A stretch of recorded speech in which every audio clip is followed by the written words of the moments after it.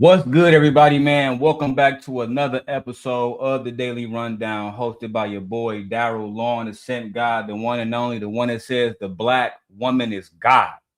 All right, the ones that tell y'all the black woman is God every single time. First thing first, make sure you guys hit the like button, the notification bell. That way, you guys are caught up when we drop new videos. All right, that's first thing first. Shout out to everybody watching on Twitter. Shout out to my brother JB watching on Instagram. Shout out to Elizabeth watching over on TikTok. I appreciate all you guys. Like I said, we are back. Um, as far as I'm concerned, I'm the king of YouTube. That's how I feel about it. We're the only channel that speak good about black women. We're the only channel that say black women are goddesses. We love our black women. All right. So on this channel and any other channel that I operate or participate in, we're going to be speaking life into black women. We're going to be speaking life into how great black women are. Right. I have a black wife. I love my wife to death. I wouldn't trade her for no woman on the planet. It's just that simple. It's just that simple. Now, first of all, I want to make sure everybody's in here. I got 21 people watching so far, not including those on Twitter and Instagram. I appreciate everybody. 25 of y'all watching so far, 26 of y'all watching. Let's get more people watching. First thing first, we got to cover all these hot topics. All right. I'm only off for a few days, so I'm going to try to bust down all of these topics as quick as possible. All right. All right. Now, what's going on, N Mills? Shout out to N Mills in the building. Shout out to N Mills leaving the first comment.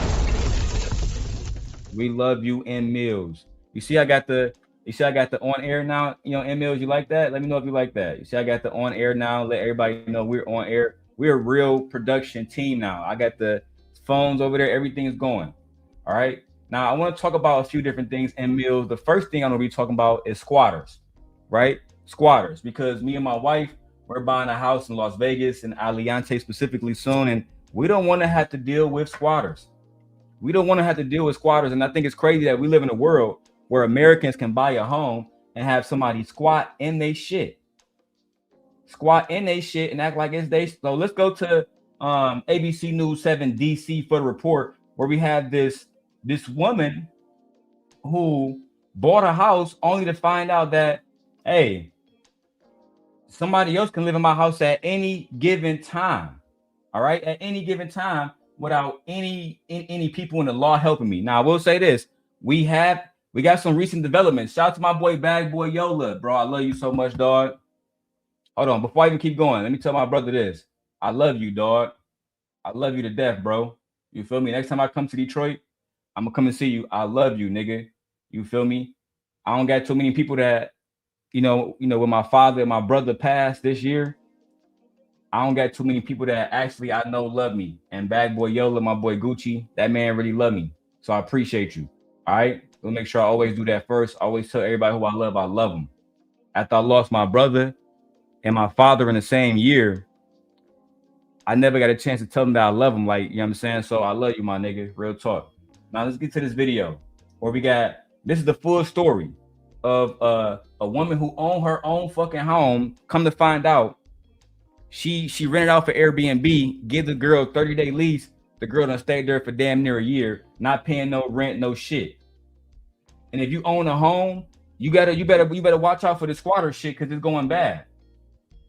Let me see what Emil said. She says, "This is why I sold my house in Knoxville because I was in some other city most of the time and I was concerned about squatters."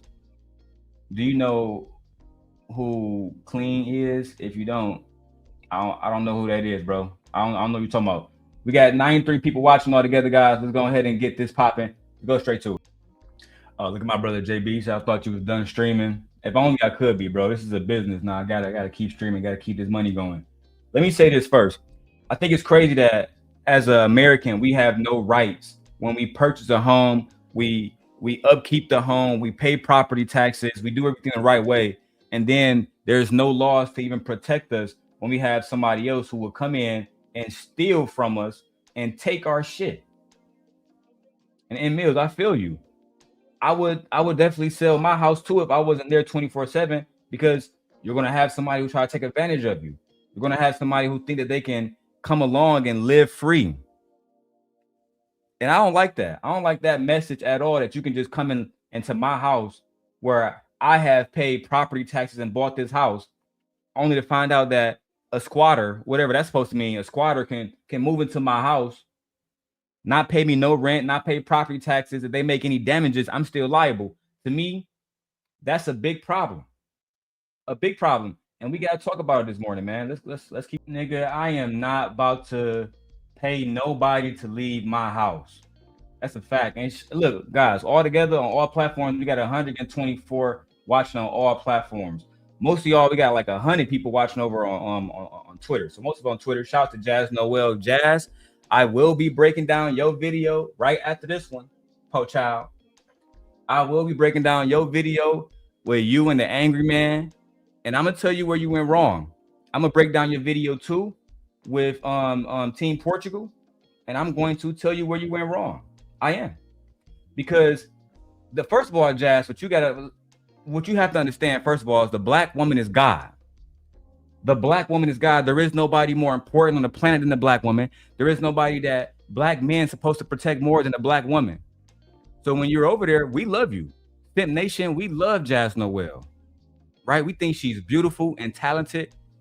And we love the fact that she keep putting herself in the lion's den. She keep putting herself in the lion's den, and she battling these men who are, to be honest, they've been doing this longer than her, so they know how to debate, et cetera, et cetera. Jas, we love you. Keep grinding. Keep working. We're going to keep supporting you. And we're going to keep doing reaction videos. That's a fact. We're going to keep doing reaction videos. That's right.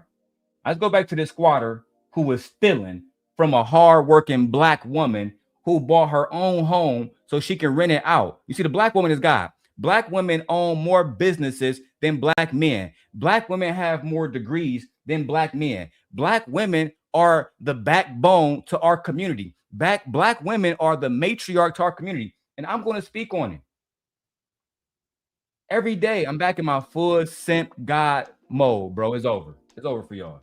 Starting with making sure black women get protected by the law when they own a property and they can't even use the property, can't make money off of it. And the system that men created is helping other people to commit crimes like squatting. Let's keep going. And to so you trying to tell me that this woman went to her home and let it be known, hey, this not for rent, blah, blah, blah. The girl covered the shit up with a sheet. Listen, guys. Listen. First of all, you got to have a good relationship with Jesus Christ, because in situations like this, even the law couldn't help this black woman, right? She had to go to the people. She had to pray. She had to fall on her knees and pray to God. And God answered her prayers, because we just got an update, right? We got an update that the woman has been kicked out of the Airbnb and kicked out of the property, right? Now, another black woman was living there. I don't want to expose her name, et cetera, et cetera. But at the end of the day, we got to stop this right now. Let me say this. Black women got to stop going against other black women. Black women need to stop going against other black women. This woman offered you $2,000 to leave her property. How about you just work out a deal with her instead of trying to rob her?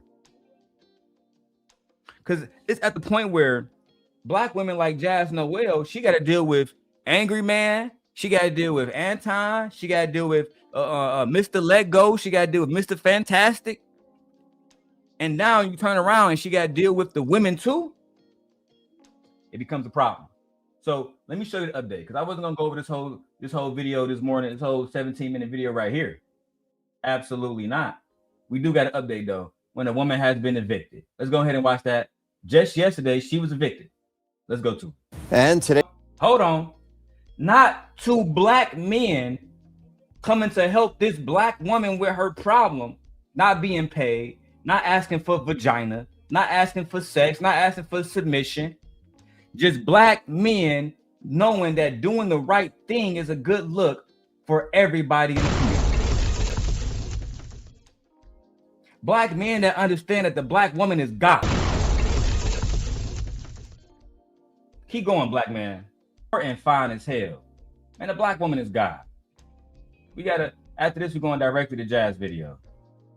I told you I ain't trying to speak to you, bitch, so please leave me alone. This is the alleged squatter. I'm not saying anything about her because she's a black woman. I don't know her situation. I don't know if she need help. I don't know anything about her situation. It's clear that she was squatting for whatever reason. So I'm glad that, you know, the woman who owned the house, that black woman, got her house back. But at the same time, I don't want this woman to be homeless, right? So what we're going to do as Simp Nation, I'm going to find an email or whatever we can to reach this woman. I'm going to post it on my community wall. Only thing I'm asking is, if you care about this black woman not living on the streets, donate $1, donate 25 cents, whatever you can. Okay, not to me, to her.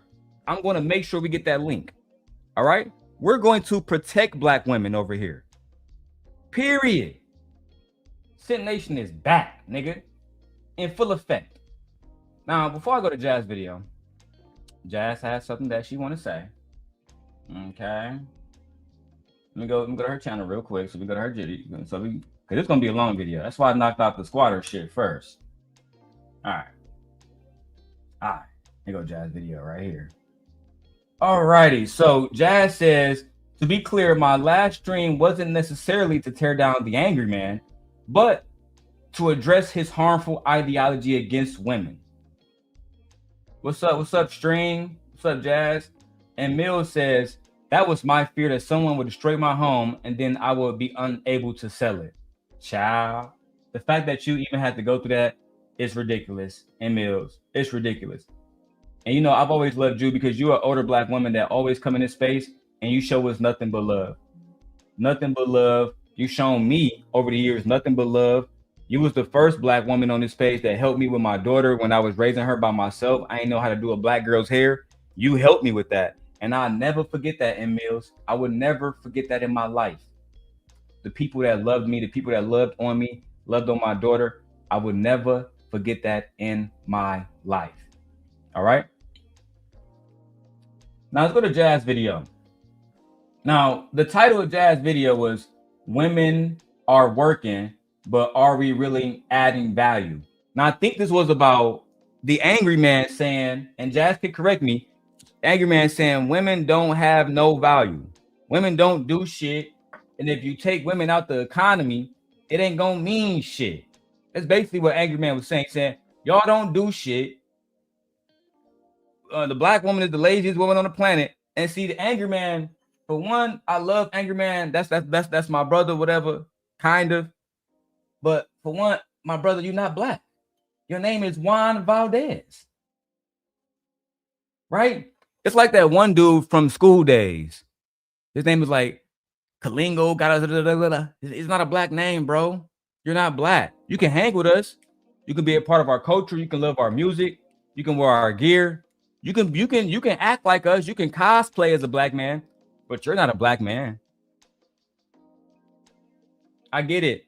Israel Mills and Izzy Bands, everybody gonna tell you you're a black man. You're not a black man. Let's start there. Secondly, you're a stepfather. I am too. No problem. But you talk shit about stepfathers. Hypocrisy. Then you married a baby mama, but you talk shit about baby mamas. Again, hypocrisy. Angry man, again, you know me enough to know I'm not dissing you. I'm only trying to speak facts. Right? See, Team Portugal and Ali, them niggas ain't gonna speak facts. Izzy Bands, he love you too much. He's not gonna speak facts to you too. It gotta be me. It gotta be me. It gotta be the one that's been ostracized. It gotta be me. The same way I told Anton, you can't really speak about having a bad bitch when you don't have a bad bitch. You can't speak about dating baddies and how it looks like to pull a baddie when you never was out here in the streets pulling no baddies. When you got with your chick, you was poor. But again, I'm here to break down the psychological bullshit that y'all put out there. And a woman like Jas shouldn't even have to be in a situation where she's told she's not bringing value. Do you know what would happen if all the women in Chicago stopped working today, nigga? The city fall apart. But again, y'all want to underestimate what women bring to the table. One of my dearest friends, Fearless Jim, right here. What's up, Fear?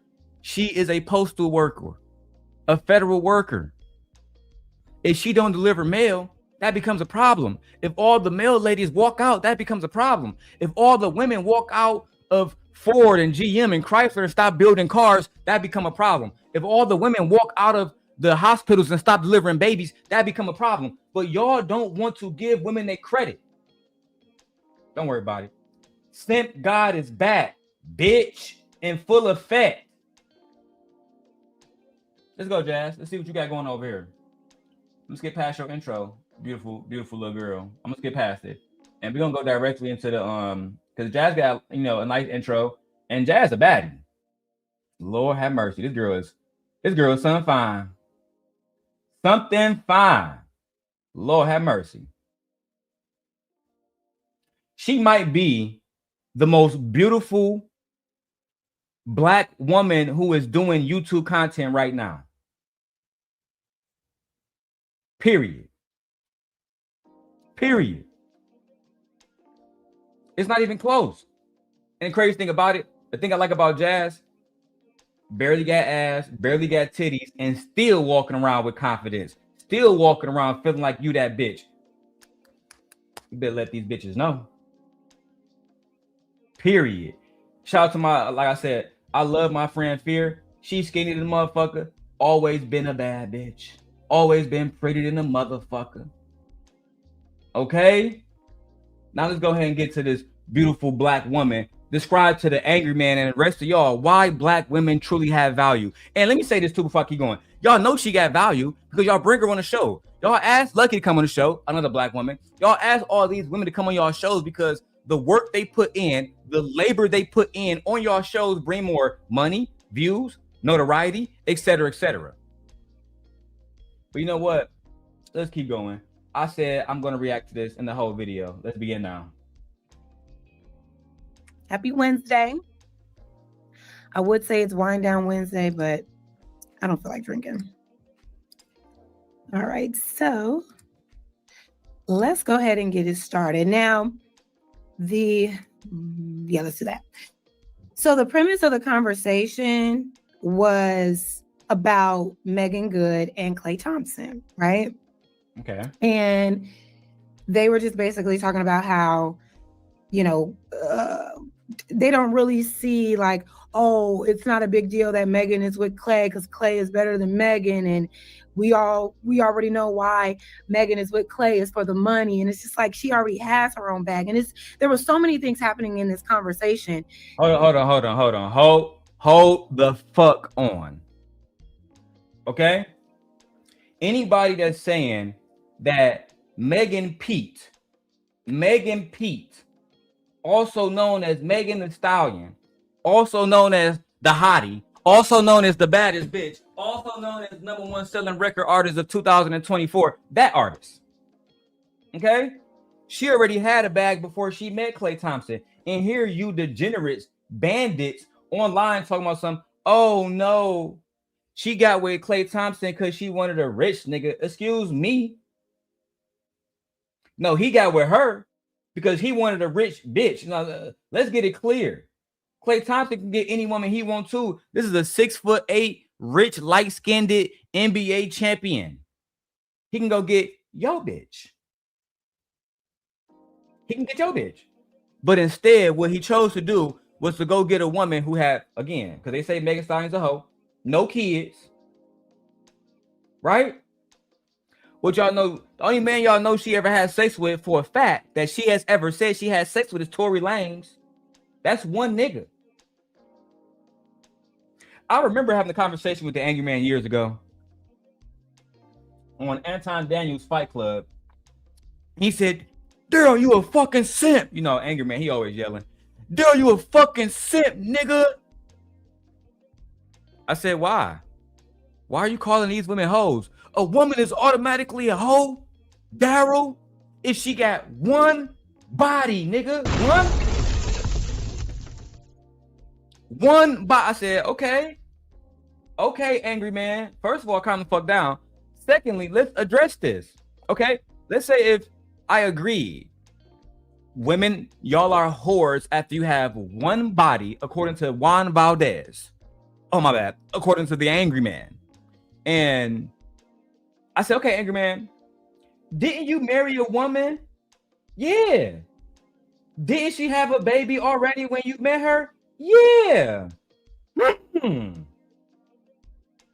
I go put my motherfucking thinking cap on. I put my thinking cap on. I said, Angry Man just told me that if a woman has one body when you meet her, she's a whore. But Angryman also just told me, thinking cap on. Remember, the thinking cap is on. And he also just said that his wife, the woman that he loved and take care and provide for, she had a body when they met each other. Lord have mercy. What's the old saying? That's like the pot calling the kettle black. Hey, Nay. How is it that Meg Thee Stallion a hoe? She ain't got no kids. Your wife not a hoe. And she had a baby. Angryman, I swear to God, I'm not taking no shots. I'm just trying to break it down. And let me help you understand. The same way I told Sherrone. When me and Sherrone did a show together, he said, Daryl, this is the last show me and Sherrone did together. He said, Daryl, I want to do a show about how Sexy Red and Meg Thee Stallion are whores. And I said, oh, is that it?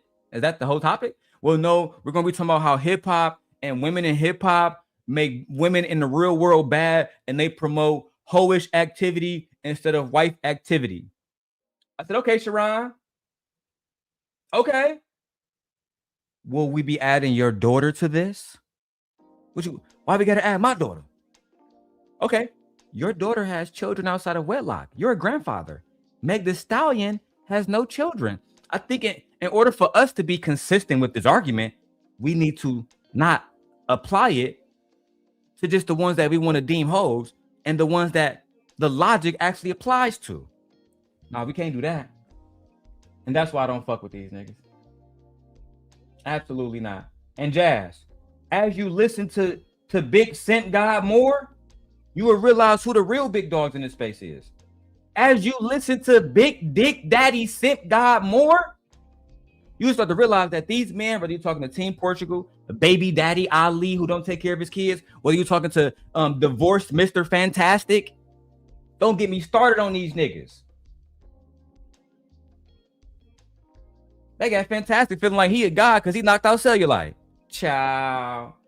Let me keep going because it's gonna be a long day, and y'all can see I'm in the zone, bitch. So let's go. That made me believe some men really do not see the value in a woman, a good woman. You know why, Jas? They don't understand the value of a good woman. Let me go and tell you why. Because they don't have a good woman. That's why. That's why they don't understand the value of a good woman. Let me tell you why. Fantastic can't understand the value of a good woman because he's divorced. His woman left him. Right? And Fantastic, before you diss me, before you say I'm a hoe ass nigga, I've always given you your credit. I've always said that Mr. Fantastic, when people was attacking my daughter, Mr. Fantastic was the very first man to speak up and say that shit is wrong. And I got it on video, right? He was the first man to say that. However, it doesn't change the fact that he get online and it make it seem like a woman has no value when you had a wife, right? Mr. Fantastic, you had a wife. What value did she bring to you before she left your ass? Because from my understanding, y'all's son is a D1 football athlete, nigga. Your son, Baby Fantastic, he is a D1 athlete, okay? Playing at the University of Alabama. From my understanding, that's one of the best colleges to play football at in the country. But instead of coming on here, Fantastic, talking about your divorce, Izzy Bands, talking about your divorce, right? Talking about marrying an average woman, right? Instead of y'all coming on here, Ali coming on here, why you ain't talking about how you was a baby daddy for 4 years? Why you ain't talking about how you got a woman pregnant and then left her after she had the baby because you didn't want to be a father? Ali, you think we don't got that video still? Do you think that I don't have that video still of you coming to us on Fight Club crying like a bitch? Oh my God. To all people, the angry man. Angry man. I know this is my first time meeting you, but my baby mama, who I've been fucking for 3 years, raw with no protection, she pregnant. And she told me, she said, Ali, if I ever get pregnant with your Turkish baby, I'm going to get rid of it so you could be a better man and I have to pay for all these kids. And then, only thing I asked Ali is, what kind of mentality did she have when she got pregnant?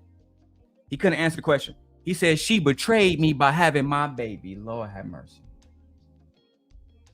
And these are niggas that's giving Jas Noelle and Lucky Marie advice. Child. Let me keep going with the video because I'm gonna hurt some of you niggas' feelings today with this one. Period. And even though Klay Thompson and Megan Thee Stallion's relationship appears to be very healthy, they seem to be very in love. They seem to be very genuine. They are in love. They are in love, Jazz. They bought a house together. It's rumored that they're already married, right? I gotta say allegedly because, you know, I don't want to get sued like Milagro. But at the end of the day, it's alleged that they're already happily married. They bought a home together in Texas, right? Why is it that when men see another man happy, they start attacking him because he's happy with a black woman that they think she's unworthy? Why is that? Why is it that Meg Thee Stallion can't just be happy? How she said in his, I just want to fuck my nigga in peace. Bitch. I just want to fuck my nigga in peace. Why can't I do that?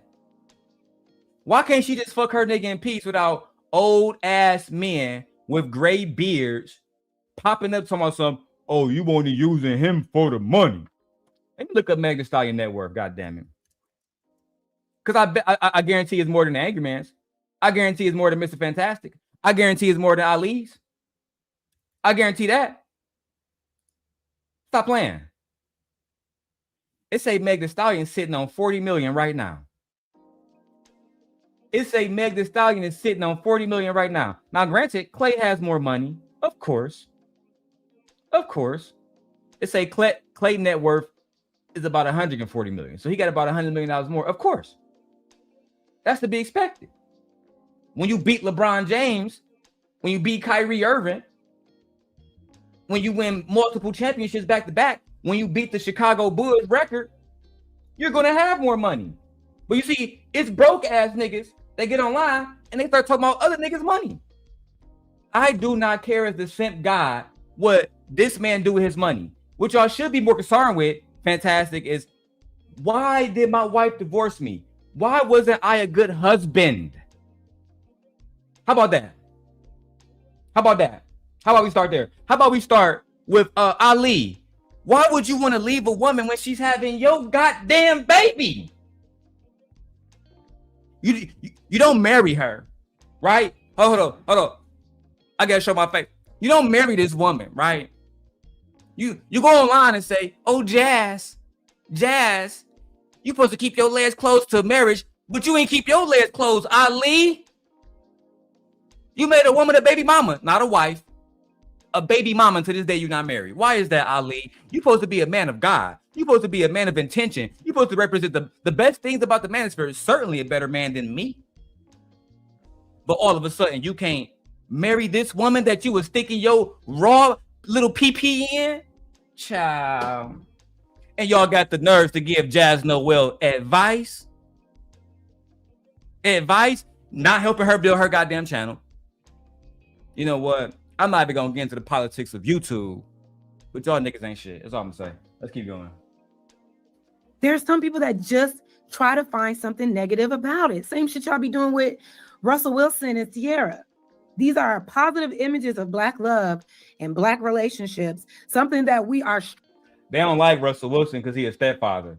But if somebody marry fantastic baby, if somebody marries fantastic ex-wife, because I want to give him his credit, they're going to be raising a step kid.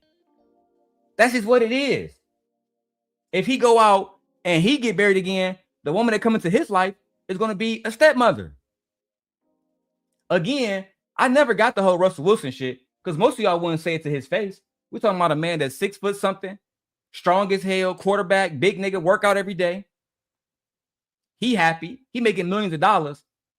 And it's not the white man that's shaming him every day. It's black man that's divorced. Black men that baby daddies. Black men like Team Portugal that don't have no woman, no children, no nothing. At least if Anton running his mouth, he could say, go look at my average chick, because he called his girl his chick. right? So I can say that about him. I don't gotta address her as a wife because he don't always do that. He said that's my chick, that's my thing, whatever little pronoun he got. So Anton can say, look at my little chick over here. I've been married to my little chick for 20,000 years. 20,000 years. At least he can say that. You niggas can't say nothing. Baby daddies, liars, ex-husbands, mad because your woman left you. And look, fantastic. I've had women leave me before, but not my wife. Child. Striving for something that we're constantly talking about, and yet it's always something negative. So I won't be speaking too much. I'm gonna try to keep my commentary limited. We'll see how that goes. But let's go ahead and get into the video.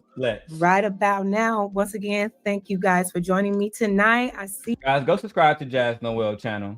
Okay, exactly. And Mills, this is the bitter men club. This is the bitter boys club. Okay, you know what they really mad about? They mad they can't get in between Jas Noelle legs. They mad they can't hit that little pussy. That's what they mad about. That's what y'all really mad about.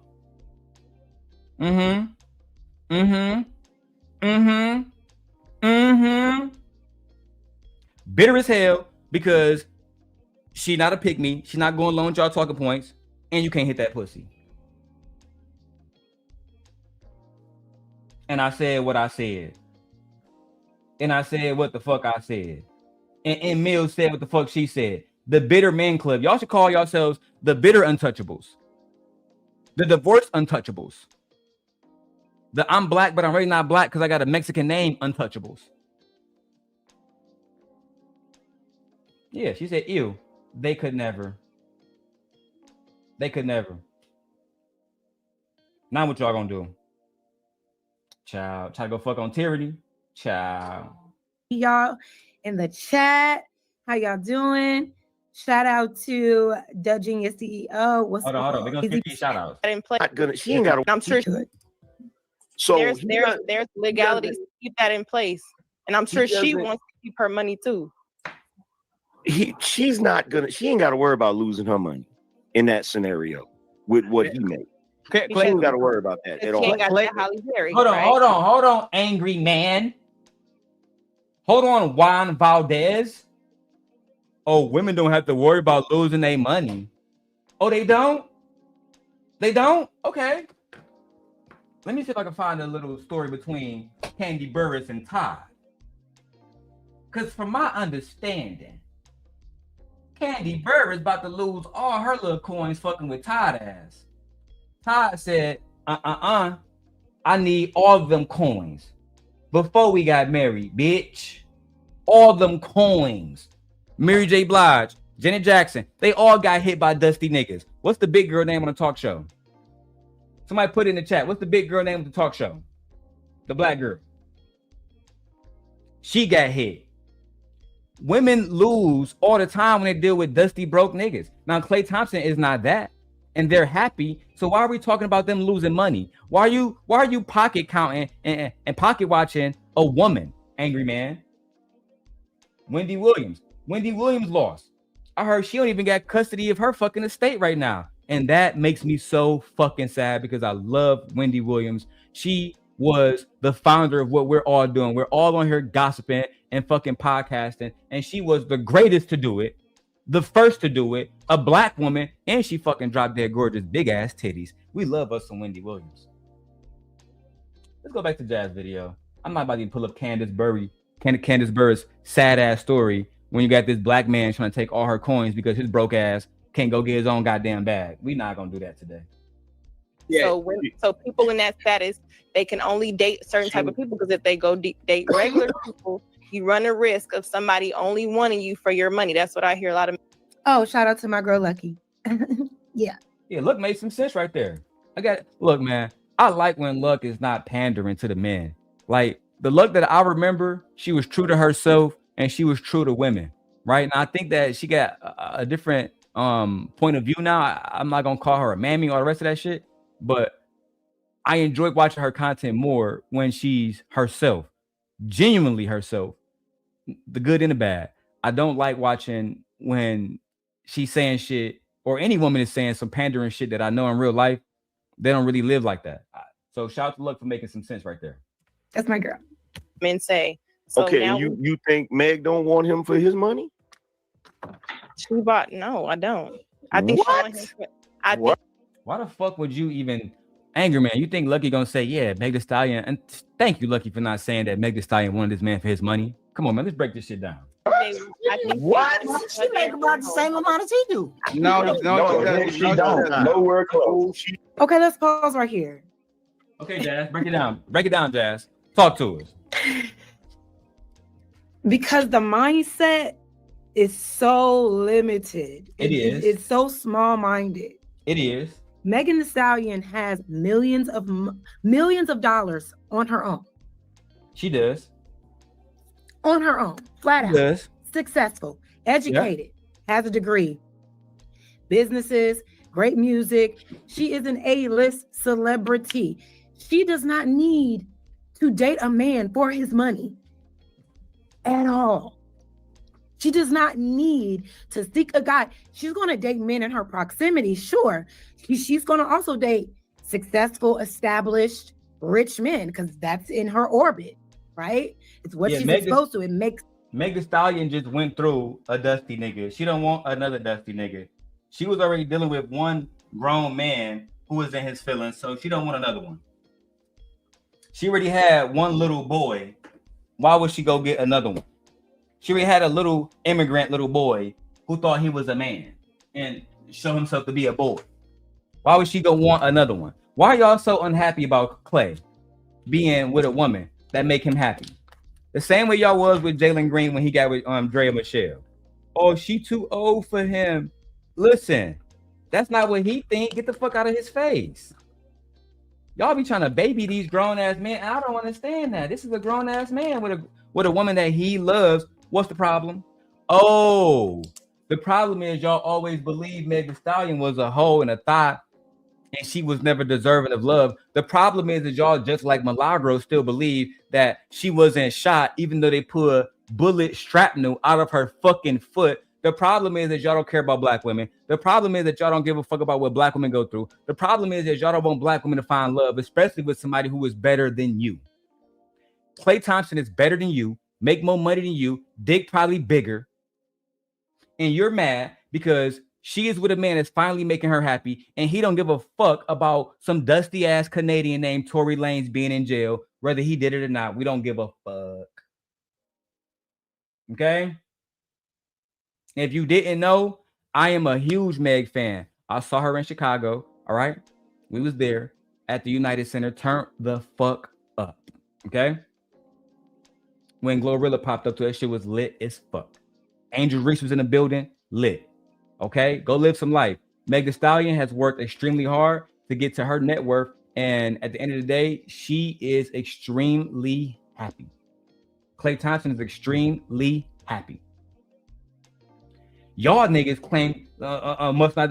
Y'all niggas are the ones that's unhappy. Y'all niggas are the ones that's on here mad that Meg Thee Stallion is finally popping that pussy for a man that genuinely loves her and appreciates her. What's the problem? I'm gonna read all comments.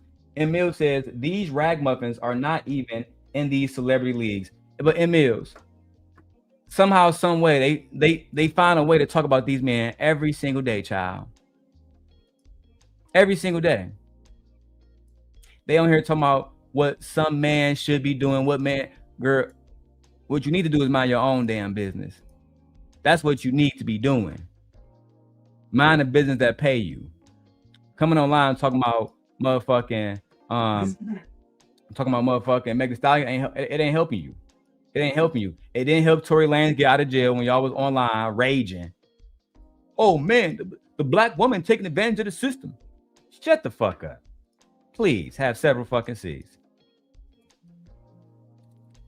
Sorry, y'all. I'm over here moderating Queen Sheba chat too, because that's what I do. I'm a big YouTuber. Okay, that's what I do. Let's go back to Jazz video and see what's over here. Sense, but to say you don't think she's with him for his money, no.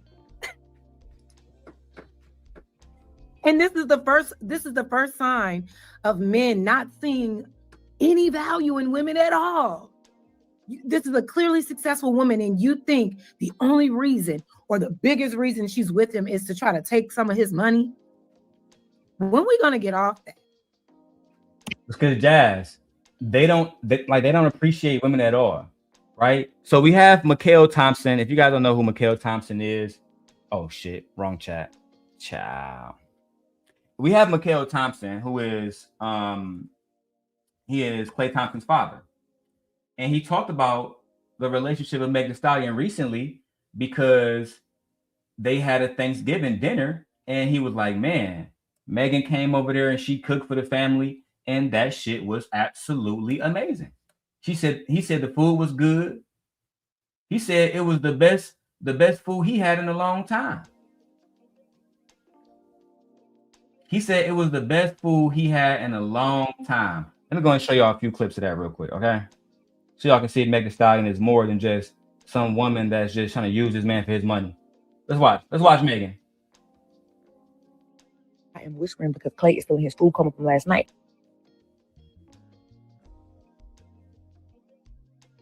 But let me tell y'all about cooking for my man and his family for Thanksgiving. Right here, this is me getting my dressing ready. I do. Come on now.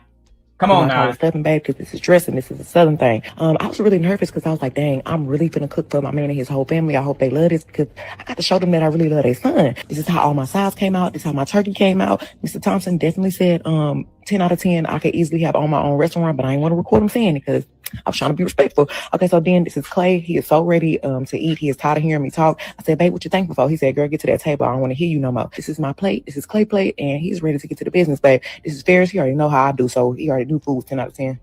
Very cool, baby. This one, the itis kicked in. 10 out of 10. Damn, as you can see, it was good. I am whispering because Klay is still in his food coma from last night. But let me tell y'all about cooking for my man and his family. Hold on, Meg. Hold on, girl. Not these niggas done ate the chicken off the goddamn bone. They done ate all the goddamn meat off the goddamn bone. Y'all talking so, oh, Meg Thee Stallion, she ain't cooking. That man and his entire family is benefiting not from her making money, but from her hard work and being intentional in the kitchen because she understands that this is a part of her family now. This isn't some random nigga she fucking. This is her man. This is her family. That's probably going to be her father-in-law. Right? McKnight Thompson. If you guys don't know who McKnight Thompson is, legendary basketball player, played in the 70s. Great basketball player as well. Okay? Played for the Lakers for a long time. Let's keep going and watch the beautiful Jas cook. Okay? She does not.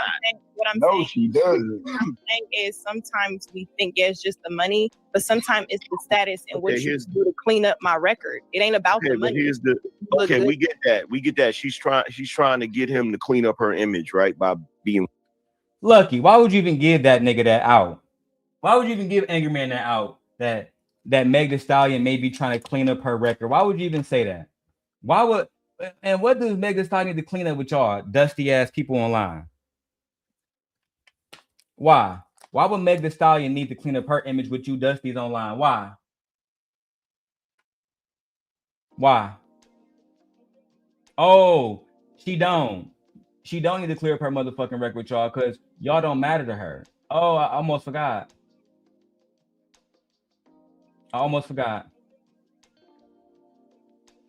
That y'all opinions of her don't mean shit.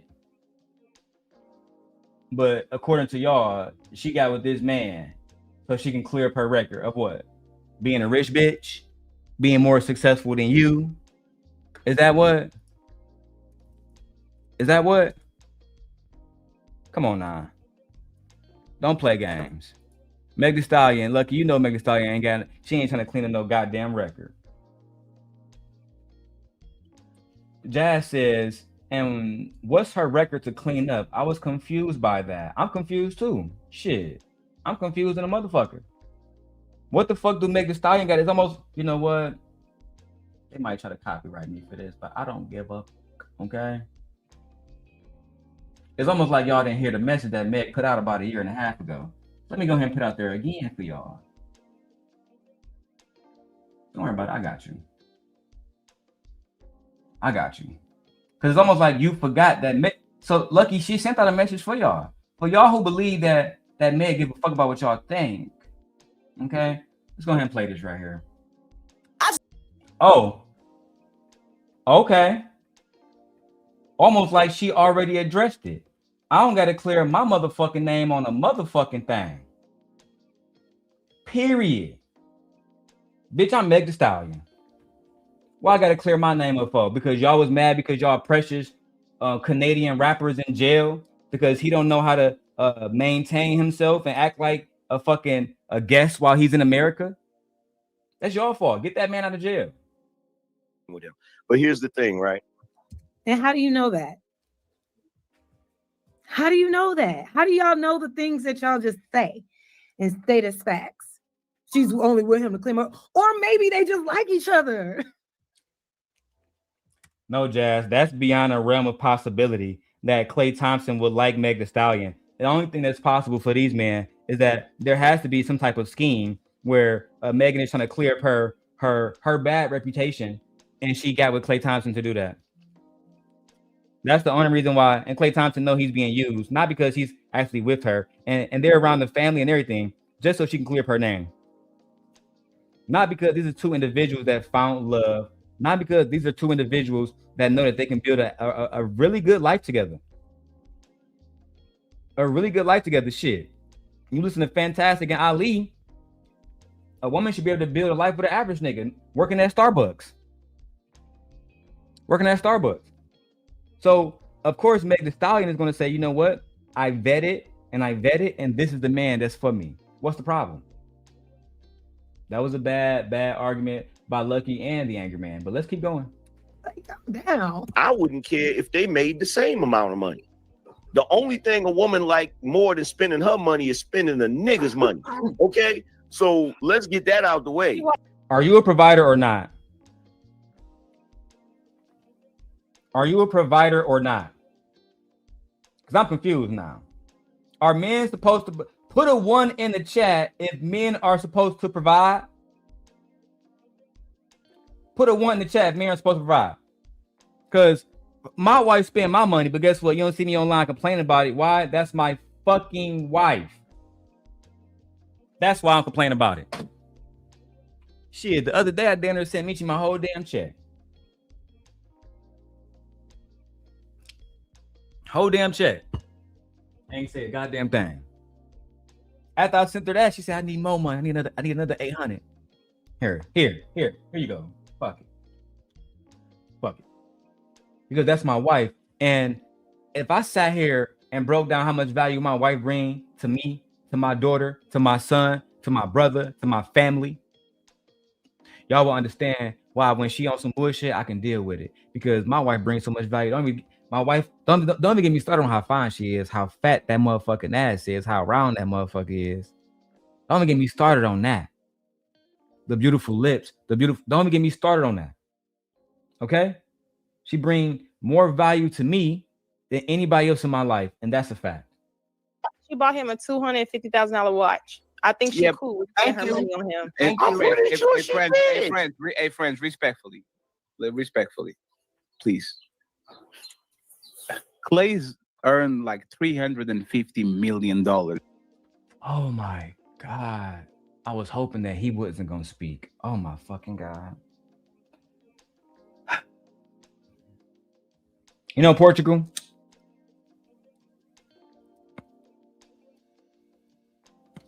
No, we've had our rivals back in the day. You know what I mean? When you said you wanted to sleep with a young girl and all the rest of that bullshit you was on. I'm not even on that no more. We're not even going to bring that shit up. All right? We're not even going to talk about it. All right? We're going to leave it in the past. But Klay earning $350 million don't mean nothing because he chose the woman that he wants. So why is it that every time a man makes some money and he get a woman that makes some money too, the men automatically start saying, wash your back, wash your back. Y'all did the same thing with Travis Hunter, bro. Y'all did the same thing with Travis Hunter. Y'all said, Travis Hunter, you need to wash your back. Travis Hunter happy than a motherfucker. Happy than a motherfucker with the woman that he wants. I heard bro got married, had a baby, all kind of shit, bro. And for 2 years, like when he was going through that shit, when he won the Heisman, people weren't even talking about how good he is. And I don't even like football no more. But I will say this, watching Travis Hunter play make me want to watch football. He's just that good. Travis Hunter is just that good. But again, instead of y'all giving him his credit for being a young man who can make choices on his own, a young man who is in love, a young man who is intentional and started a family. Nope, that's not good enough for y'all. That's not good enough for y'all. All because she was out here having fun as a college student, going to college parties and dancing like college students do. Lord have mercy. Y'all niggas are some haters, bro. And let's keep going, B. Shout out to everybody watching over there on Instagram. Shout everybody watching over on TikTok. I see y'all. Y'all see I got the phones up here. I see y'all. And I love y'all. Send me a galaxy or something, all right? Yeah. Let's go. Without sponsors, no net. This is a completely different type of money. Klay Thompson, other than Stephen Curry, is the king of one of the biggest states in the United States that could be one of the biggest economies if it was a country. This man. What does the California's economy has to do with Meg Thee Stallion and Klay Thompson? Let me tell you, Jas, right? Jas, hear me. And hear me well. This is where you as an American, you got to check this nigga. Klay Thompson doesn't live in California anymore, Team Portugal. Can somebody in the chat let me know where Klay Thompson lives and where he has lived since, I think, 2023?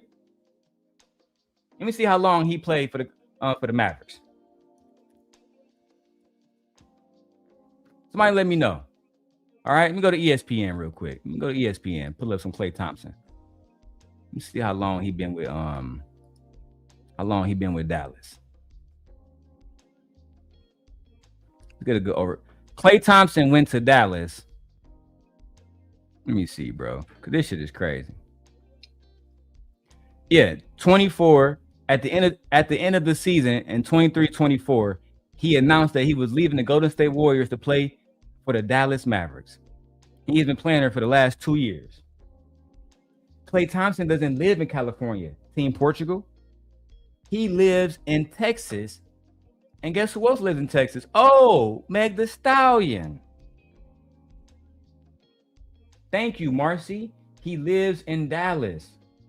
Let me drop the link. Anybody's allowed to come up that I like. If I don't like you, don't even waste your time. Don't waste your time because I'm going to let you stay in the back chat. That's right. If you're a part of a team that I don't like, you're a part of the manosphere, unless you're the angry man, you can't come up here. Can't come up here. Not today. Not today. The ladies can come up here. Jas can come up. Marcy can come up. They can come up. Fear can come up. My wife can come up, but you can't come up. Bandits. Absolutely not. Let's go. Is 0.10,001% of the population. He is a winner. He's a winner. And how come she's not a winner? And what does that matter? When it comes to money, when it comes to status, when it comes to family, he's the son of an NBA player. He comes from money too. Like he comes from a good family. She's gonna clean up everything. Oh my God, bro. What does Mikal Thompson have to do with who Klay Thompson chose to love? Right? Aisha Curry don't come from a basketball family like Steph Curry, because I see you mentioned Steph Curry again. You gotta check these niggas, Jas. He don't know what he's talking about. Aisha Curry don't come from a basketball family like Steph Curry. Steph Curry's father, Dale Curry, played for the Charlotte Hornets for years. He participated in the NBA three-pointer contest, okay? But still, Steph Curry found love with Aisha Curry, and they've been in love since. They've been in love ever since. What's the problem? Oh, has she been embarrassing him online? According to who? Because when Steph Curry talk about his wife, it's only good things. I only hear she embarrassed Steph Curry when I listen to y'all bum ass podcasts.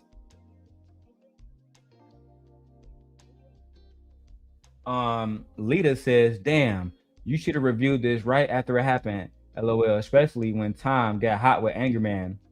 You talking about tomfoolery?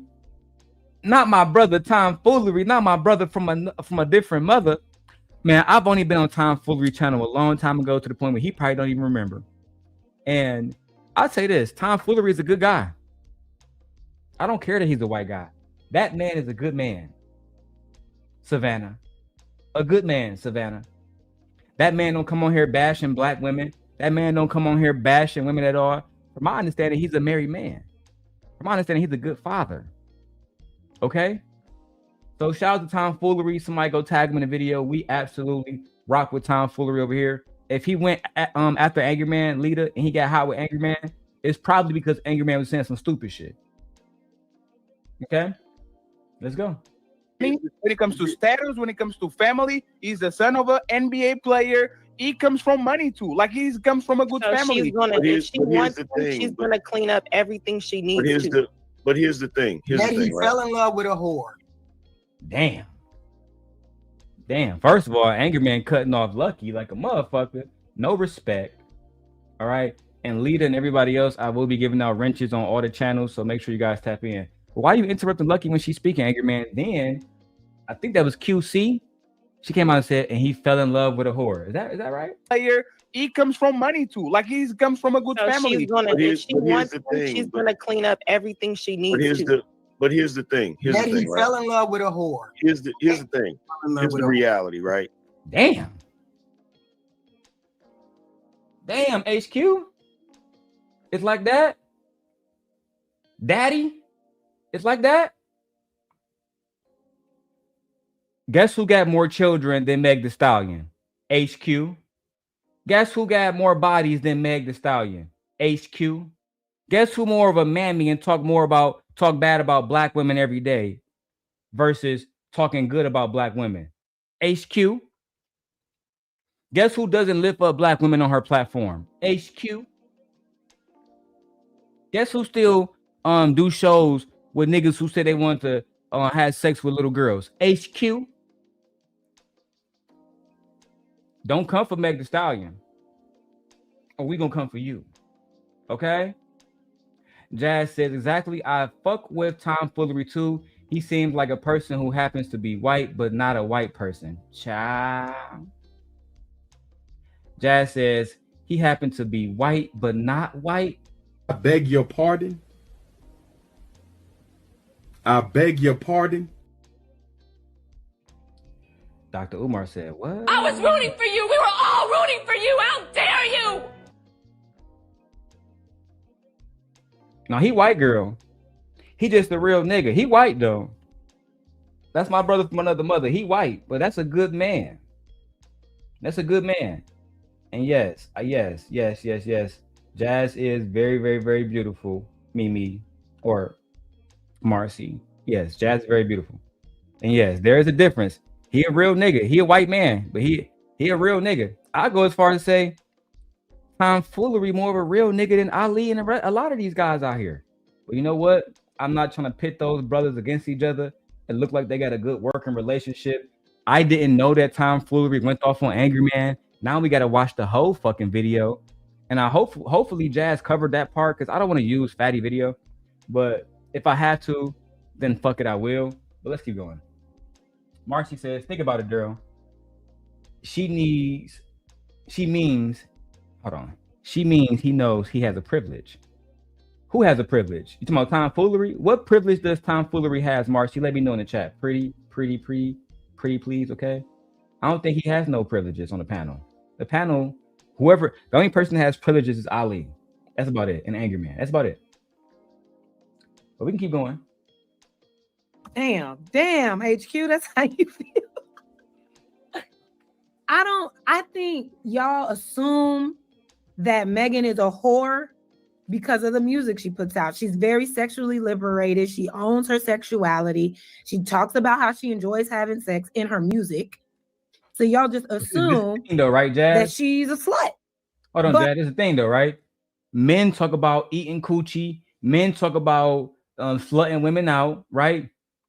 Where Future got a song called I Don't Give a Damn If They Real Sisters, right? That's Future. But you don't hear HQ saying, oh, men are whores for making songs about sex. They never say that. They never ever say that. And I have a problem with that. A major problem, actually. A major problem, right? Be consistent. If the women are whores because they saying they want to shake their ass and have a nigga give them some good dick, then the men have to be equally whores when they say they want a woman with a big booty. When we see Nelly saying, I need a tip drill, I need a tip drill. Come on, it must be your ass because it ain't your face. I need a tip drill, I need a tip drill. Don't give me a credit card. Don't give me a credit card so I can slide down a big booty bitch. Don't do that. You got Ludacris making what's that song? Pussy popping on a handstand. Don't get me started on the sexual liberation that men have in their music. It ain't no fun. Less the homie can't have none. Guess who's back in the motherfucking house with a fat dick for your motherfucking mouths? Hoes recognize and bitches do too. I grew up on that music. What you gonna do? You really don't know. So why I advise you not to trust that hoe? As the sun rotates and the grass get bigger, how many bitches want to fuck this nigga named Snoop? Doggy, I'm all of the above. I'm too swift on my toes to get caught up with these hoes. Tupac Shakur. All respect to those who break their neck to keep their hoes in check. Cause old Vase sweater brother majorly, and I don't know why your girl keep paging me. She told me that she needs me, cries when she leaves me, and every time she sees me, she squeeze me. Lady, take it easy. Hate to sound sleazy, but tease me. I don't want it if it's that easy. All right? I can keep going about twerk music that men put out.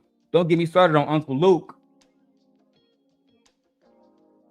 Don't get me started on Too Short. What's my favorite word? Bitch. Why you guys say it like short? Bitch. Men sexualize women and then get mad when the women feel sexually liberated. Don't get me started on Puff Daddy. Child, let's keep going. Let's keep going. Lita says this. So Lita says, you don't have to use Fatty Video. You can use Tom's. I watched it on his channel. Oh, Lita, I got to make you a moderator. Let me go ahead and do this real quick. Are you on a daily rundown? Let me go check. That way I can make you a moderator and then you can just put that link in the chat for me. Yay. Okay. Are you over here, Lita? I see Mark seen him on this one. Let me check the other one. Hold on. So I give Lita her wrench. Okay.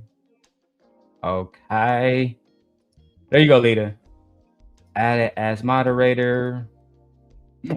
Okay. So Lita says, I don't got to use that video. She said it happened, I think, at the 45-minute mark, and HQ wasn't bashing. She called her a hoe. How she not bashing Meghan? She called her a hoe. She said Klay Thompson fell in love with a hoe. Girl, what you talking about? Jazz says they will never concede to that because they feel men are entitled to objectify women, and that's a problem. That's a major fucking problem. Oh yeah, I got hoes and different area codes. That was Ludacris song. I got hoes. I got hoes in different area code. Area. Niggas soulful and everything singing that shit. Bobby Brown talking about some, it's my prerogative to have all the bitches I want. Jazz says men can do all of these things and we have to accept it because they are men. That's what they say, Jazz. Child. Every man too, Jazz. Don't matter if he a bum ass nigga or a good one. Marcy says, Jazz, I call them hoes every chance I get. Yep. Marcy sure do. She sure do. Let's go back to the video while Lita get that link for me. But outside of that whole weird ass debacle with Tory Lanez, she was with that other guy, the basketball player, right? No, Jazz. His name is Partisan Fontaine. Right? She dated another man named Tory for a small set. You talking about Tory Craig from the Chicago Bulls, but she was in a relationship. So these are Meghan relationships. Meghan was with Moneybag Yo, and then she was with I just said this man's name, Partisan Fontaine. Okay. And then she was with Tory Lanez, or I think she was with Tory Lanez and then Partisan Fontaine, who was a rapper. And now she's with Klay Thompson. The Tory Craig thing seemed like it was a fling. They just hook out, they linked up a few times, and he hasn't spoken bad about her or said anything bad about her at all. So Shout out to Tori Craig as well for holding her down. Alita says, lucky and that Rose woman was calling Meg Thee Stallion a hoe. Is that true? Was Lucky the one calling Meg Thee Stallion a hoe? I'm not gonna say anything about about Lady Luck because I don't want to reignite that beef or whatever because I don't have no beef for her. But I think that if she was calling Meg Thee Stallion a hoe, then it's inappropriate. It's very inappropriate, and I think she needs to not do that again because and again I'm gonna take this off of Lucky, right? But when you're a woman and you're eating coochie, thank you, Lita. I got the clip. I'm gonna play it soon. When you're a woman and you're eating coochie and you're having sex with men and you're going back and eating coochie again, I mean, I think that you're just not in a particular place to tell women what they should, what they can do with their bodies and how that defines them when you're out here putting your face in between another woman's legs, eating coochie. You know what I mean? I just don't think that that's the right thing. Okay. Thank you, Jazz. Jazz says Lucky never called her a hoe. HQ definitely did. I heard that out of my mouth. What did Lucky say? What Lucky did say is Meg is trying to clean up her rep. Yeah, she did say that. And we disagree. We don't have to attack her over that point. We disagree. That's all. And Roses was just being mean for no reason. Who is Roses? Is this white girl? Smell the roses? Who? I don't know who that is. I don't know who that is. I got her blocked on her because I'm up here. She's irrelevant. That one guy, wasn't he a basketball player? Tori Craig. Craig. Like Iman Shumpert a little bit, but not Iman Shumpert. But she was with that tall, dark-skinned guy. They was together. They was in a serious relationship. Damn near. That's Partisan Fontaine. He was in love with Meg, and I still think he's in love with Meg. He was the only person that after Meg and him broke up, he dropped a song that people thought it was a diss. But if you go back and listen to Partisan Fontaine song about Meg Thee Stallion, he basically begged her to be be Megan Pete, not Meg Thee Stallion. Meg Thee Stallion is a personification. He was in love with Megan Pete, who she really was. But that's all in the past because she has a new man now, so it don't matter. They're living with each other. Outside of these 3 men, how can we say she's a hoe, y'all? Y'all don't be playing fair. Here's the reality. The reality is her buying him a $250,000, $250,000 watch is like a regular chick buying a regular dude a freaking Seiko. That's not a. What the fuck are you talking about, Angry Man? So a black woman spends $250,000. Man, that's like a regular chick buying me a Happy Meal or something. You niggas don't appreciate shit. Y'all don't appreciate shit. You got a black woman on here and she buying her fucking husband a $250,000 watch, bro, 250 bands. And the only thing you can say is that's like a regular woman buying me a Happy Meal. That don't really mean shit. Just like Jazz said, y'all don't appreciate women. Y'all don't find value. She cooking, she cleaning. She made meals for the whole family. We saw the receipts. We saw Mikhail Thompson say, nigga, I love this fool. She can come back next motherfucking Thanksgiving and every other fucking Thanksgiving.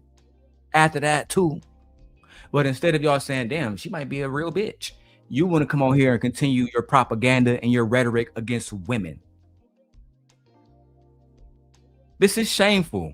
And this is why black women don't trust black men. This is why black women think that black men are disgusting. This is why I think a lot of y'all are pieces of shit. Y'all follow men like Andrew Tate, Anton Daniels, and other niggas like Kevin Samuels who had no results.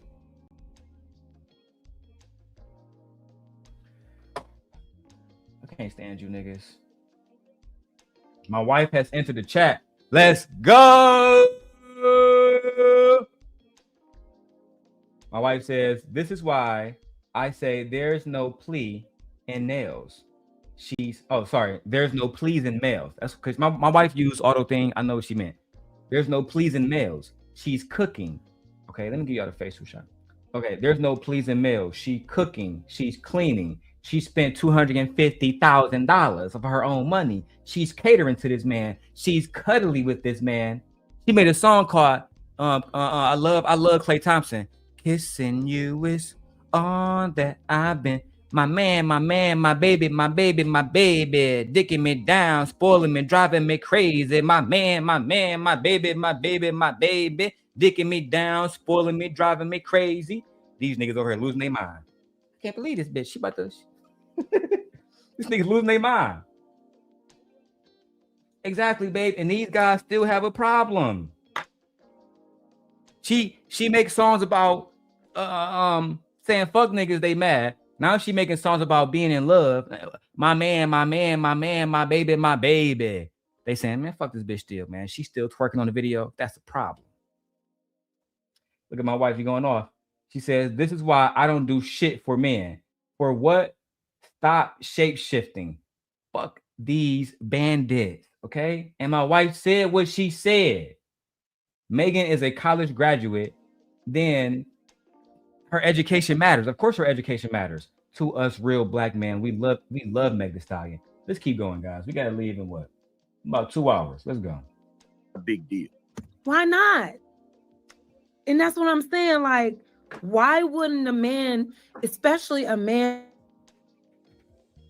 of Klay Thompson's caliber, why wouldn't a man appreciate and find value in a woman that went out of her way to buy him a $250,000 watch, knowing she don't make, like y'all say, she don't make as much money as him, but she still did that as a gesture of appreciation for his brother. She wanted to give him something nice because she could afford it. Why are you trying to like bring that down? How can you say something negative about that? It's because they have no love in their lives. They have no love in their hearts. See, I can understand the value that Klay Thompson is getting from his wife. Sorry if I spoiled the beans there. I can understand everything that Klay Thompson is going through because he has a good woman finally. See, I have a great woman. She in the chat right now. She is an amazing wife. She is an amazing mother. She is an amazing lover all around. And before she was my wife, she was an amazing friend. Right? That's part of the reason why I'm not as hateful as I used to be on here. She's part of the reason why I'm not as evil as I used to be while I was on here, saying the things that I said and attacking people the way I attack people, because I have no reason to do that. I am so happy that there's no reason for me to come around and attack nobody. For what? For what? We can't have that. Absolutely not. And for me, I think that these men need to go back and love on their wives. Take a vacation, go be with the woman that you love, and do something, because you are lacking love to the point where you can't even understand the value that a woman brings, and you have a fucking wife. It'd be different if I was talking to Fantastic, the divorce manager niggas. You got it. Y'all niggas bitter. Y'all jaded. I get it, right? But please do not project your fucking insecurities and your jadedness and your bitterness onto other men and onto other women, because you failed as a husband. You failed to appreciate the value that this woman brought to your life, and that's part of the reason why y'all don't have no good women in your lives. Y'all, listen, if you cannot distinguish the value, and ladies, hear me clearly. Ladies, I got 2 daughters. Hear me clearly. If a man cannot distinguish the value that you bring in his life, then you need to remove yourself, bitch, now. Today. So he can finally understand what he's going to be missing.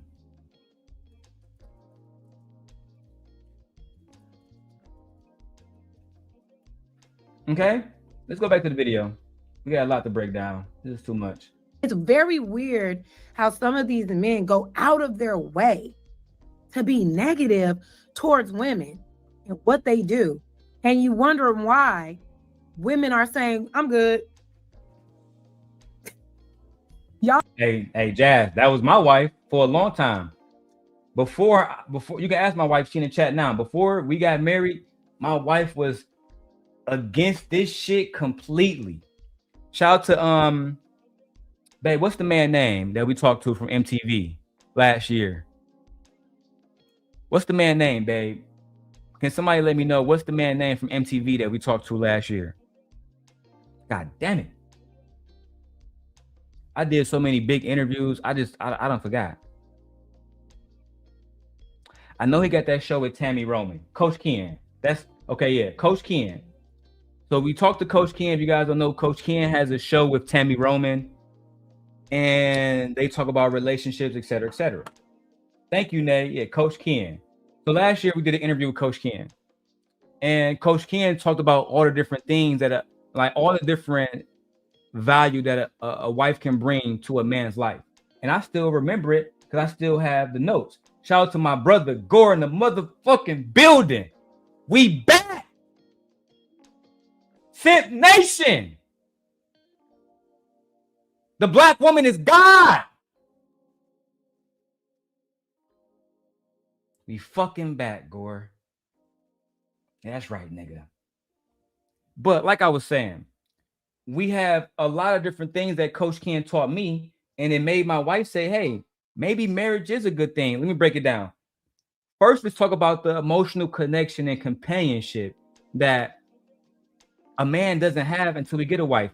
Having a life partner who knows you deeply, who shares all your struggles and all your joys, all the good and the bad, and they provide emotional intimacy that's different from a friendship. I got friends like Nay, I got friends like Fear, I got friends like Gore, but they don't provide the emotional intimacy that my wife does. Someone that I can come home to, that I can share experiences with, that I can build memories with. That's different. Yeah, Gore, life had me in a chokehold too, man. You know, we love you, my brother. We love you. You feel me? We love you, my brother. There's always gonna be love. You feel me? The next thing that wives bring, according to my brother Coach Ken, if you guys want to go watch Coach Ken on MTV, go watch him with Tammy Roman. I forgot who she was married to, but I think she was a basketball wife to somebody. But nevertheless, him and Tammy Roman, they said the next thing is practical partnership, right?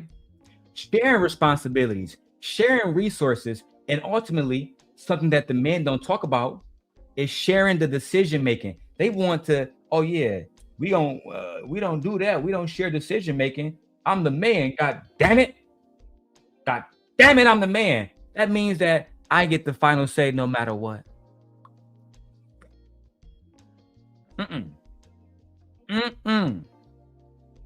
A practical partnership is when two people are working together to often accomplish more than what one person will have to accomplish alone, whether that's building a home, managing finances, raising children, or supporting each other's dreams and careers. This is why they have the term super couple, super marriage, right? Jay-Z and Beyonce. Jay-Z and Beyonce. Super couple. Okay. Next thing you have is personal growth. A good marriage challenges you to be better. A good marriage makes you want to compromise. A good marriage challenges you to communicate effectively with the other sex. A good marriage will allow you to see perspectives beyond your own. And when you have a wife that you genuinely love, wives often help their husbands develop emotional intelligence, emotional security, and maintain social connections with friends. And they help Black men take care of their health. They say that when men get married, they live longer. They live longer, right? Women also support during difficult times. When my father and my brother passed in the last 12 months, I lost my father and I lost my brother. My brother was the oldest. I wasn't even supposed to be the heir to my father's estate. But due to his untimely demise, I was left with the responsibility of all my father's businesses, of all my father's homes to maintain or sell, et cetera, managing his accounts.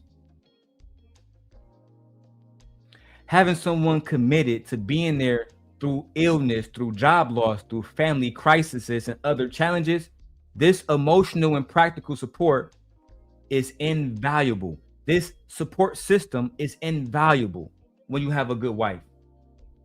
And ultimately, for many people, being committed and the commitment of marriage and building a life together, that provides a deep fulfillment in a sense of purpose that you really can't get in a lot of different relationships. Like your relationship with your boss, sometimes that might not give you the deepest fulfillment. Me and Gordon know that we making money, but like he said, life be having niggas in the chokehold.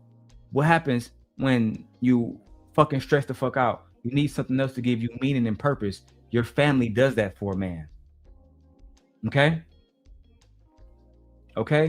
In our modern marriages, we want people to work together as equal partners. And that way men can understand the value that women contribute to and the value that we benefit from in these relationships. Okay? Now that I got that off my chest, let's just keep going. Are not nice to women. Like, what the fuck? They're at a different level. They're at a different level financially. Why do you always have to undermine what women do? Like everything that comes out because of you're trying to undermine men. Undermine what women do. Like everything. They're at a different level financially. Why do you always have to undermine what women do? Like everything that comes out because you're trying to undermine men. Oh, you good, AM? All that screaming shit not good for your lungs. I know you smoking cigars on streaming shit. Why you gotta be yelling like that, bro? The fuck is that about? Because you're trying to undermine men. God damn it. Bro, you good? Come to Chicago, come smoke with the Scent God. You don't even got to come up to Lake County where I live at. I'll meet you down in Cook County. You good. You good. We'll go get you some Heralds. And if you too fancy, we go down to motherfucking Chinatown, I'll take you to the Chubby Cattle. What you want? You want to go to Cooper Hawk? You need to get out the studio for a second. The fuck are you doing all that streaming for? You bugging, bro. You bugging, my nigga. Straight up. Why are you yelling at this angelic white woman like this? Let's keep going. Okay. So, angry man lives up to his name. Okay. Oh, Dad, that you is have no angry. Idea. You don't even know. See, angry man has calmed down. This is the angry man that's super calm now. Child, if you can only see the angry man from Fight Club, this nigga was a demon. Y'all see me my broccoli? Yeah. Make sure you eat your broccoli. That's why a lot of women don't want to give y'all head and do the afterward part because your shit is nasty. And Marcy, yes, it's crazy at the time. This is calm for angry man. This is calm for angry man. And Gore, I see you in the chat. Gore said, man, dog, a good woman can elevate your life 10 times. That's a fact. But Gore, they gotta allow the woman to actually bring the value to their lives. If they don't allow the woman to bring the value to their lives, we're gonna be wasting time. You're never gonna be able to get the value that somebody like Anton got from Rita, because these niggas don't want to allow the woman to see no value. Let's keep going, dog. Shit crazy. Man, and I don't even know if he ever, I don't know how long he's. Oh, let me show y'all something real quick too. I'm gonna keep pausing. But for this morning, you know, my wife be gone in the morning. I mean, in fact, I got me some broccoli, pork chops, rice. Broccoli, pork chops, and rice, man. Eat good every day, man. Eat good every day. Shout out to Factor. This is a non-sponsored video. Shout out to Factor. You see my forearms? Nigga, I'm getting strong. Let's keep going, dog. Had this name, and I don't know if he was always angry like this. I know there's a story about he had a friend that gave him this name or what have you, and I wonder why that friend gave him that name. But anyway, because the nigga be angry. That's why, Jazz. Why would they call this nigga the angry man for any other reason? The name says itself. He's the angry man. The angry man. That's what he do. He get angry. You about to see? The more you be over there with them niggas, you gonna see. I wonder if he knows the spell that he constantly puts on himself by calling himself the angry man. He don't give a fuck. And truthfully, I don't give a fuck about what you think either, because you're a woman. How dare you question the angry man about the name that his fellow men gave him? Black woman?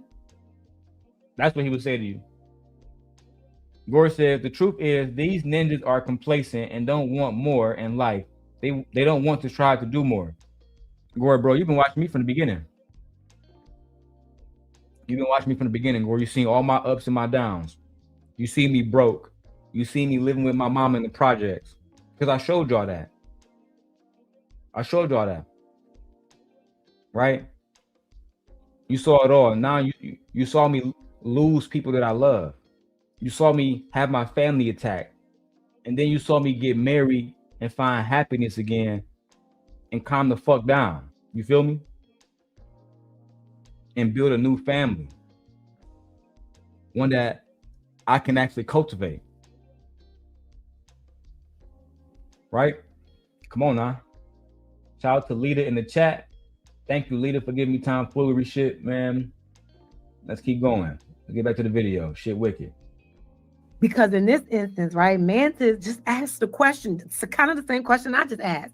And I put Mantis in the thumbnail too, because in this video, we're going to unpack and react to their heated exchange as well. Because it was chef's kiss. But she just asked, like, why do you have to put her efforts down? Like, why is it that you are going out your way to put her down? And he yells, because you're putting men down. Where in this conversation that I started on this topic of the gift of the watch, where did anybody say that we are putting men down, that Meghan is putting a man down? Where did you get that from, Angry Man? He didn't get that from anywhere, Jazz. He made that shit up in his own fucking mind, because when the ladies were saying that, well, end of the day, we don't think that he's doing this for any other reason except he's in love. We don't believe that she's doing this for any other reason except the fact that she's in love. How is that putting men down? Oh, it wasn't. He's projecting his bullshit rhetoric into the conversation like a lot of these men do. Oh, is that the GOAT himself? Oh shit. You fucking bandits are in trouble now. Like I said, Tom, I don't know if you remember Tom, but I was on your show a long time ago, man. Shout out to you, Tom. Let me make sure I give Tom a wrench. Fuck this shit. Got Tom motherfucking foolery over here in the motherfucking building. As far as I'm concerned, like I said, he more black than y'all niggas. And I said what I said, and it is what it is. Tom is not on here every day but bashing women at all. Right? I watched Tom for a long time. Back when I was working with Angela Knight, and so was he. Gore says, who is Tom? Tom Foolery is a content creator who has repeatedly stood up against the manosphere. Repeatedly. Over and over and over. And from my understanding, I made Tom a moderator. From my understanding, he got into it with Angryman just the other day. Now, thanks to my girl Lita, I was able to get the clip over from Tom's channel. It's titled "Liberal Woman Makes Red Pill Loser Crash Out with Facts and Logic." Let's take a quick break from Jazz video and let's go check out Tom's video. Just for a moment, because it seems like the red pill loser that Tom may have been talking about in this clip was the Angryman. Let's go ahead and check that out right now, guys, because I'm pretty sure Tom says the same video that she's watching. Yeah, Tom, but she didn't get to that exact point. She's reviewing other stuff. So with your permission, of course, if you don't want this to happen, then I won't review it. But just for a moment, we're going to check it out. Hey, Lucky is more black pill than all of us together, man. She's like, hey, man. By the way, Lucky, I knew what that. I be seeing hoes get married very quick. It be the women that be out here like, I'm about to stay abstinent and really do the work. They stay single longer. That's crazy. Just like the men who want to not have sex so quick and say, hey, I just want to like you. They meet more women that want to fuck them quicker. That's what I was trying to say earlier. Guys do the same thing. They end up dating the toxic bad girls or whatever and overlook the average girls that aren't as hot. It's literally all I was saying earlier. By the way. Oh shit. Let me turn down the motherfucking settings over here, man.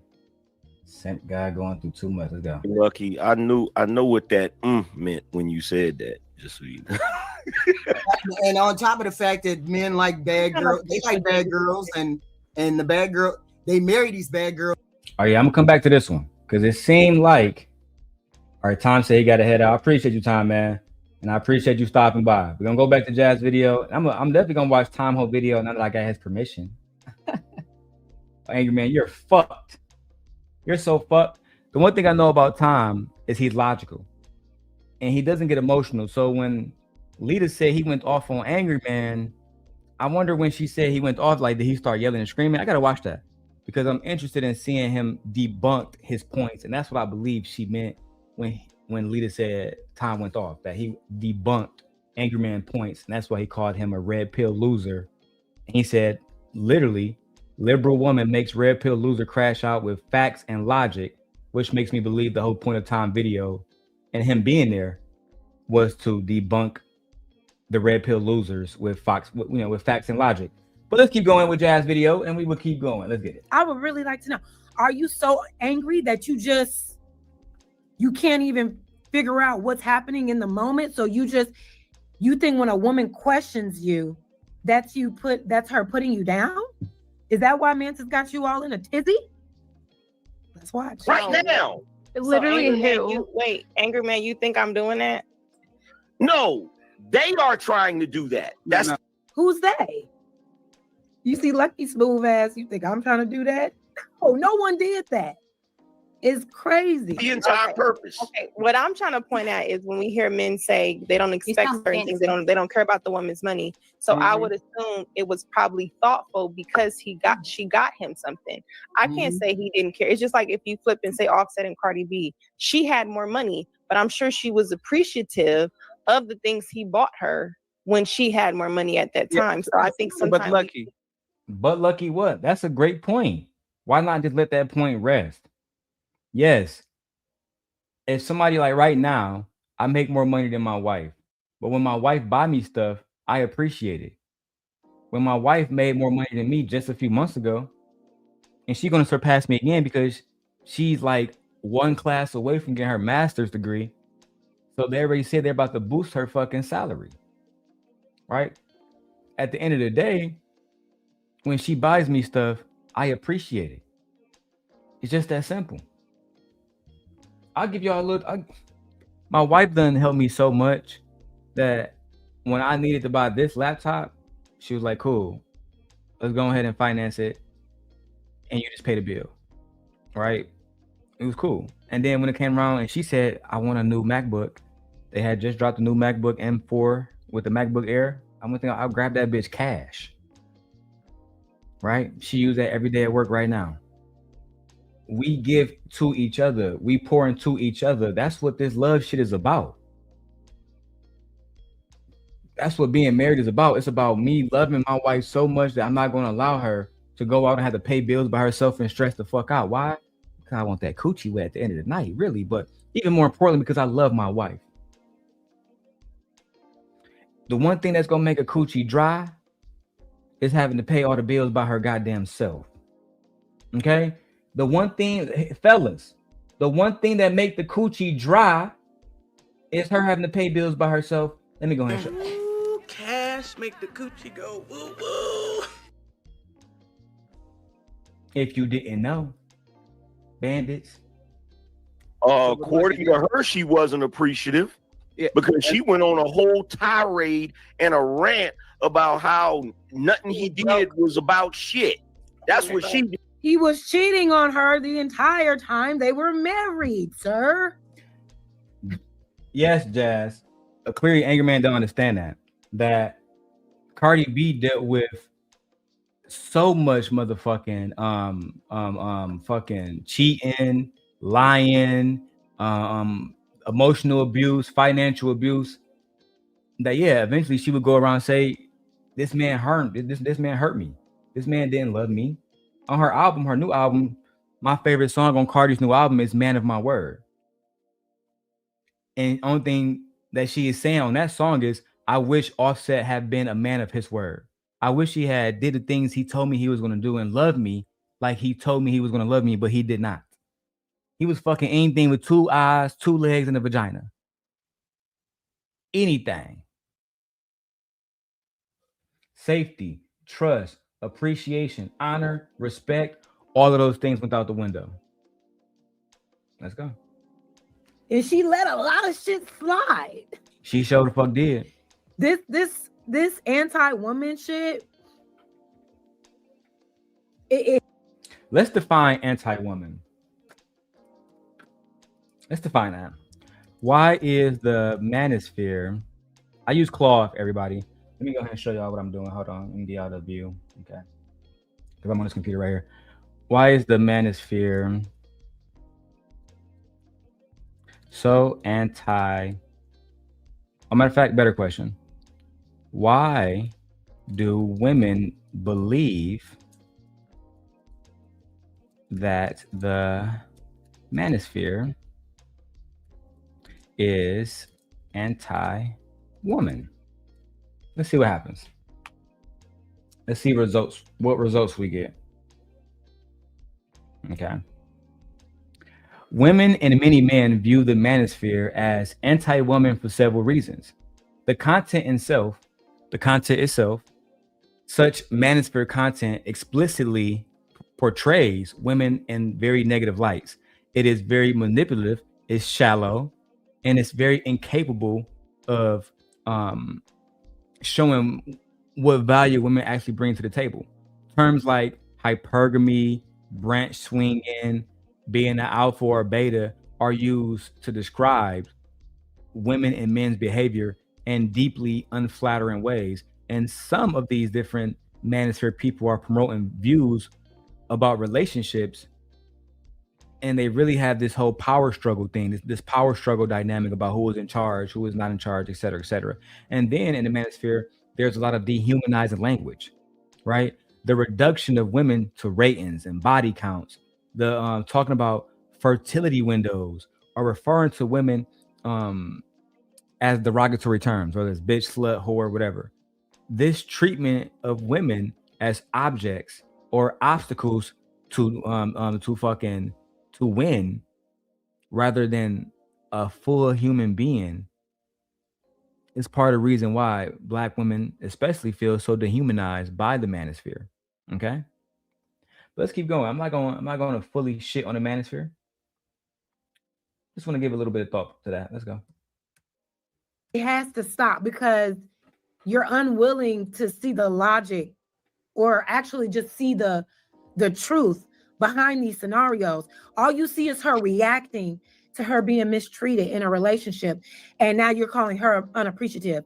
But nobody got smoked for Offset for cheating on Cardi B like a dog. Because Jazz, I don't know how long you've been here, or I know you just started content creation, but maybe you was watching before. But they don't believe that high value men can cheat.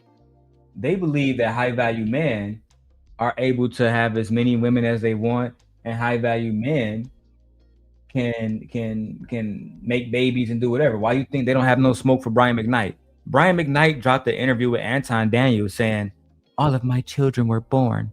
None of them was born out of love. I never loved none of them, or my wife, none of them." And none of the men said a motherfucking thing. They allowed that shit to happen like it was cool. Because they agree. Their children also wasn't born in love. Deep down inside, they don't want to say it. He said what a lot of men wish they could say. That's why they don't hold these niggas accountable.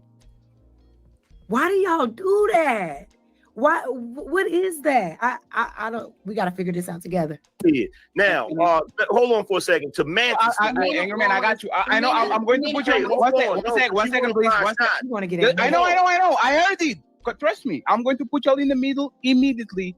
Angryman and Mattis have a chance to go one-on-one. Remember exactly what y'all said because I heard it. I'm getting ready for the feminine emotions. Don't worry. No, it's totally fine, and you can throw shots. But one second, please. 1 second. It's totally. Hey, friends. Damn. That nigga AM be going off. She called that nigga feminine, and he went off on fatty bitch ass.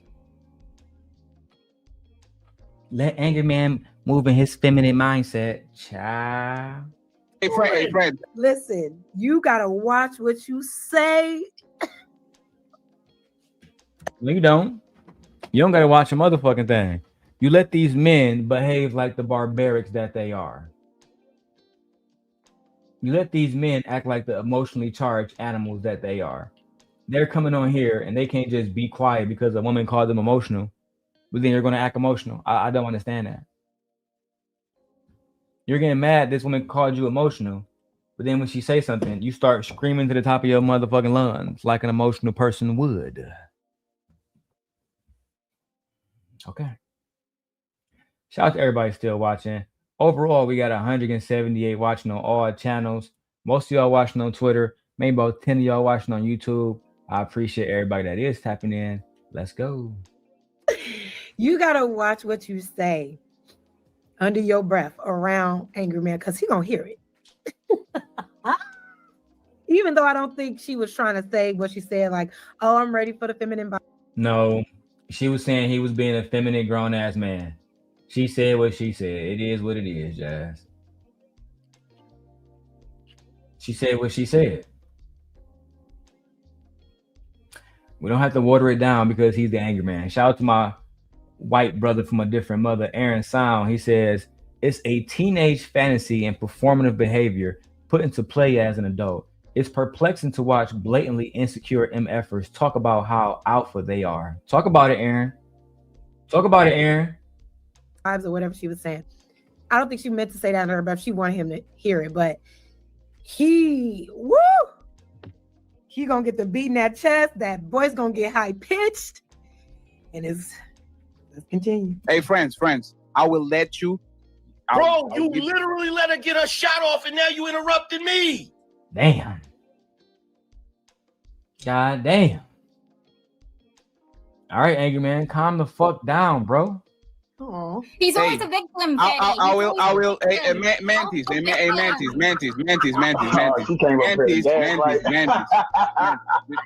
You know what? I'm going to do what I haven't did last week, okay? And ladies, I apologize. This is the ladies first. I tried my best. You guys saw it. We're going to go to the same place we go over and over again, not because Angry Man wanted, but because Mantis tried to get a moment. So please go ahead. Respect your ass. You have 5 minutes to deal what you have to deal, and then we go back to the show. After the 5 minutes, don't say I didn't give you no time. Please go ahead. Y'all got it. Ladies first. Angry man, go ahead. Wait. Ha! Not ladies first. Angry man, go ahead. Child. The disrespect is intolerable. It's unfathomable. Yeah, man. What's good, Aaron? It's good to see you back on too, bro. I'm glad to see you back over here, man. I got mad love for you. Yeah, and Mantis is going to fuck off. Shout out to Mantis, our white sister from another mother. We love her. Let's go. He said, ladies first, angry man. Go ahead, bitch. Ciao. 5 minutes to deal what you have to deal, and then we go back to the show. After the 5 minutes, don't say I didn't give you no time. Please go ahead. Y'all got it. Ladies first. Angry man, go ahead. Wait. Thanks. I didn't even hear it. I watched this panel a while ago, y'all. So we're reacting in real time. Like I'm getting refreshed. I did not realize. Apparently, the white woman did check Angry Man, bro. We got to watch this shit. Hey, I'm rooting for Mantis. Mantis. Man. Let's go, Mantis. They was not having it with Angry Man. They knew what to say to get him upset. I just want to say real quick, y'all better not ever. Was that supposed to be funny? It was. It was. Was that supposed to be funny? It was. It was, gang. I'm sorry. Not sorry. Not sorry that I'm not sorry, but I'm sorry to say that was funny. It was. Was that supposed to be funny? Was that supposed to be funny? Aside from the fact that Ghosty, you obviously are probably a drug addict as well. That's why you hang out with drug addicts. Damn. Damn. Damn. That nigga Angryman said, you're a drug addict. You're a drug addict. Period. Damn. Lord have mercy. Angryman, why are you calling this woman a drug addict? And what they got to do with the conversation, big dog? You on some emotional shit. I hate when Angryman get into his emotional bag and he start doing this emotional shit, bro. Are you fucking drug addict white woman? Are you triggered, Valdez? You seem triggered, bro. You seem real triggered, bro. And I don't like when you get triggered like this. Let's go back to the reaction. I'm trying to win against the map and the fucking Cavaliers. Shit's wicked over here.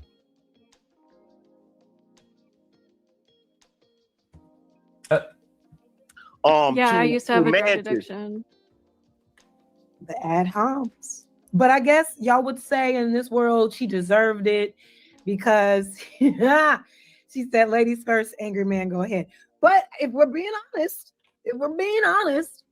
he has been the only one to raise his voice in a high-pitched way to argue with women. I mean, that's a good point, Jazz. And Jazz said what the fuck she said.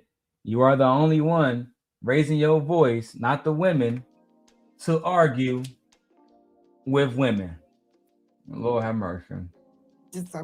I'm not saying, I'm just saying. To Mantis, I'm not downplaying anything women do. The problem is y'all try to overinflate. Y'all try to overinflate everything you do. You try to overinflate everything you do when actually at the end of the day, you don't do shit.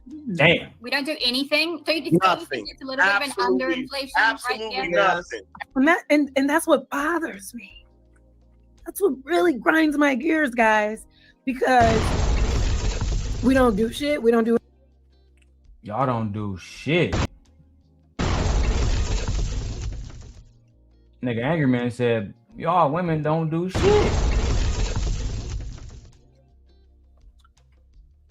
Birthing kids, that ain't shit. Raising kids, that ain't shit. Making sure the kids is okay and fed while the man at work, that ain't shit.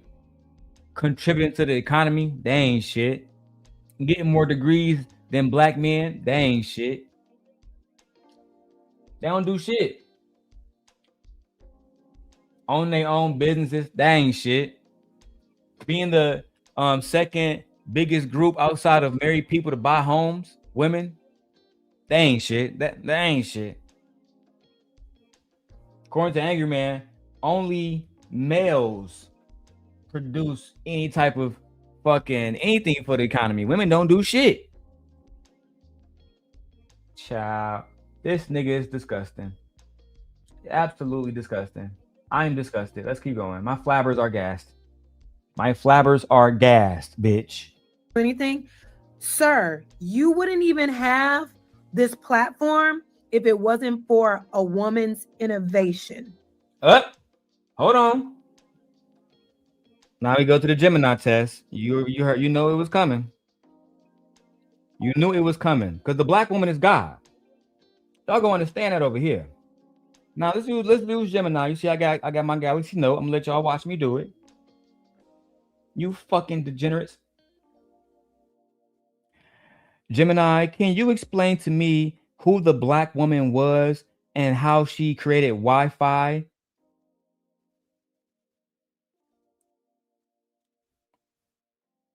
The key figure, often credited with pioneering the technology that forms the basis for Wi-Fi, GPS, and Bluetooth, is the Austrian-American actress and inventor Hedy Lamarr. While she was not a black woman, her invention of a frequency hopping system during World War II with composer George Antheil is considered a foundational concept for spread spectrum communication, which is essential to modern wireless technology. Wi-Fi itself was developed much later by a team of engineers, most notably by the CSIRO, Commonwealth Scientific and Industrial Research Organization in Australia, with lead inventor Dr. John O'Sullivan, who created a core technology that made wireless LAN fast and reliable. Oh, so this woman named Hedy Lamarr created Wi-Fi. That's why your bitch ass can get on here and start talking crazy about women now. Okay? You see, I got my notes right here from Gemini. Okay? On my Galaxy Note. Shout out to Samsung. Get you one of these little folding phones. Okay? And do some fucking research. Lord have mercy. Let's go to the clip. Did we do know that a woman revolutionized Wi-Fi, right? You know, created the bandwidth for you to connect with people over the internet. That was a woman's contribution. And we're going to fact check. But to sit up here on the internet using Wi-Fi that was created by a woman, come on now, you already lying. Already violating. You on Beyonce's internet that was created by a woman, already violating. How dare you? Juan, how dare you? Oh, I got you, Marcy. I got you. As soon as we start getting donations on the show, listen, man. The simp guy, we got to buy Marcy some new work shoes for Christmas. So hit the Cash App, $DLong316, even if it's just $1. All right. We need y'all to send a motherfucking Cash App. Where is Sherrone Bracy when we need him? Where is he at? Here we go. For clout. That is the solution to this. The solution, Ed, is for you to send a goddamn 99-cent super sticker. So this way I don't have to go to Brokeback Mountain. That shit crazy. The problem is that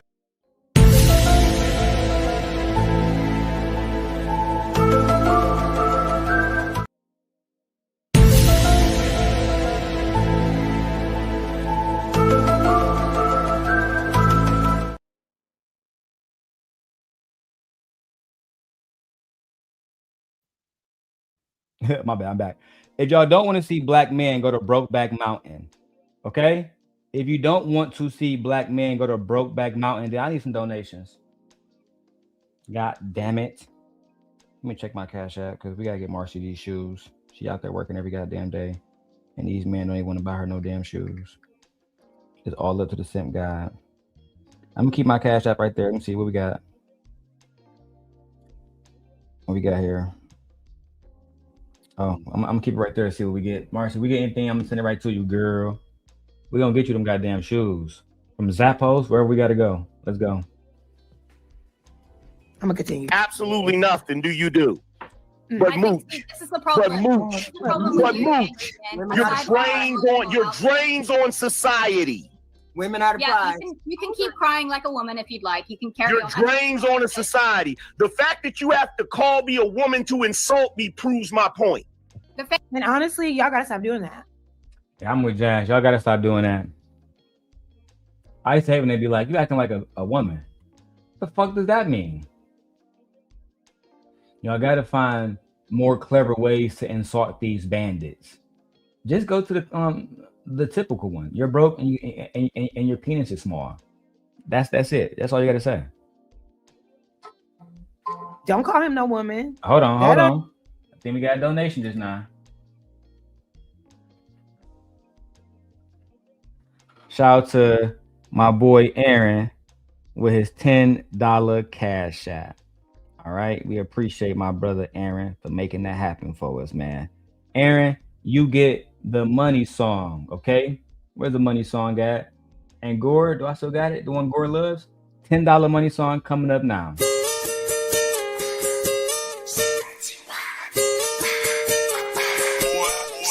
It's time for circulating. It's time for circulating. I'ma shake my money game. I'ma shake my money game. It's time for circulating. It's time for circulating. I don't know how to dance but can lean, and maybe get a bitch put their hands on their knees. I don't know how to dance but can lean. I don't know how to dance but can lean. I don't know how to dance but can lean, and maybe get a bitch put their hands on their knees. All right. Shout out to my brother Aaron.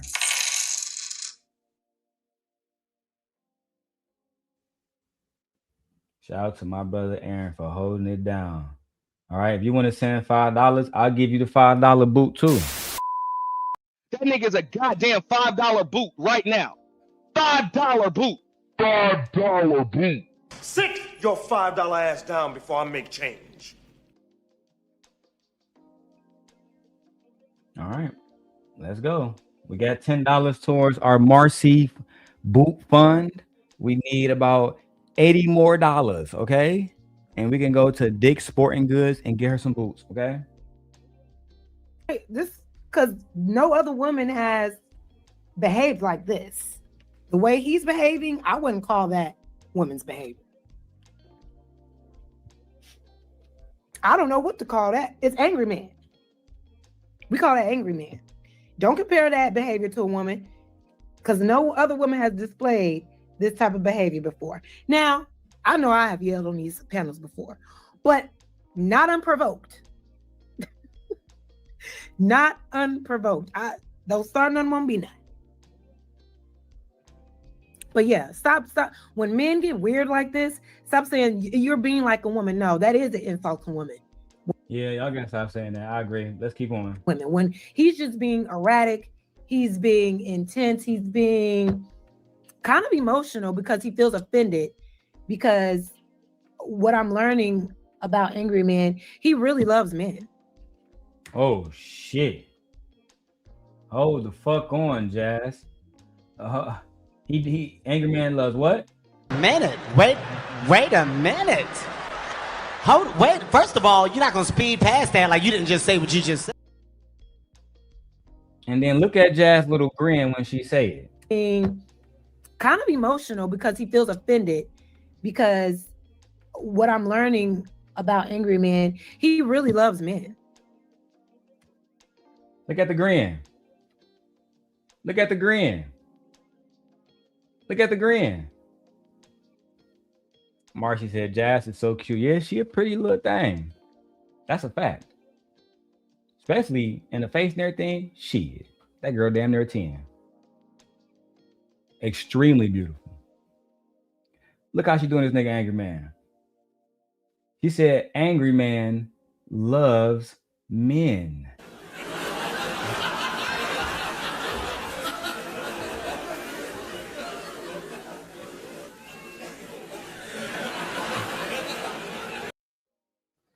Angry Man loves.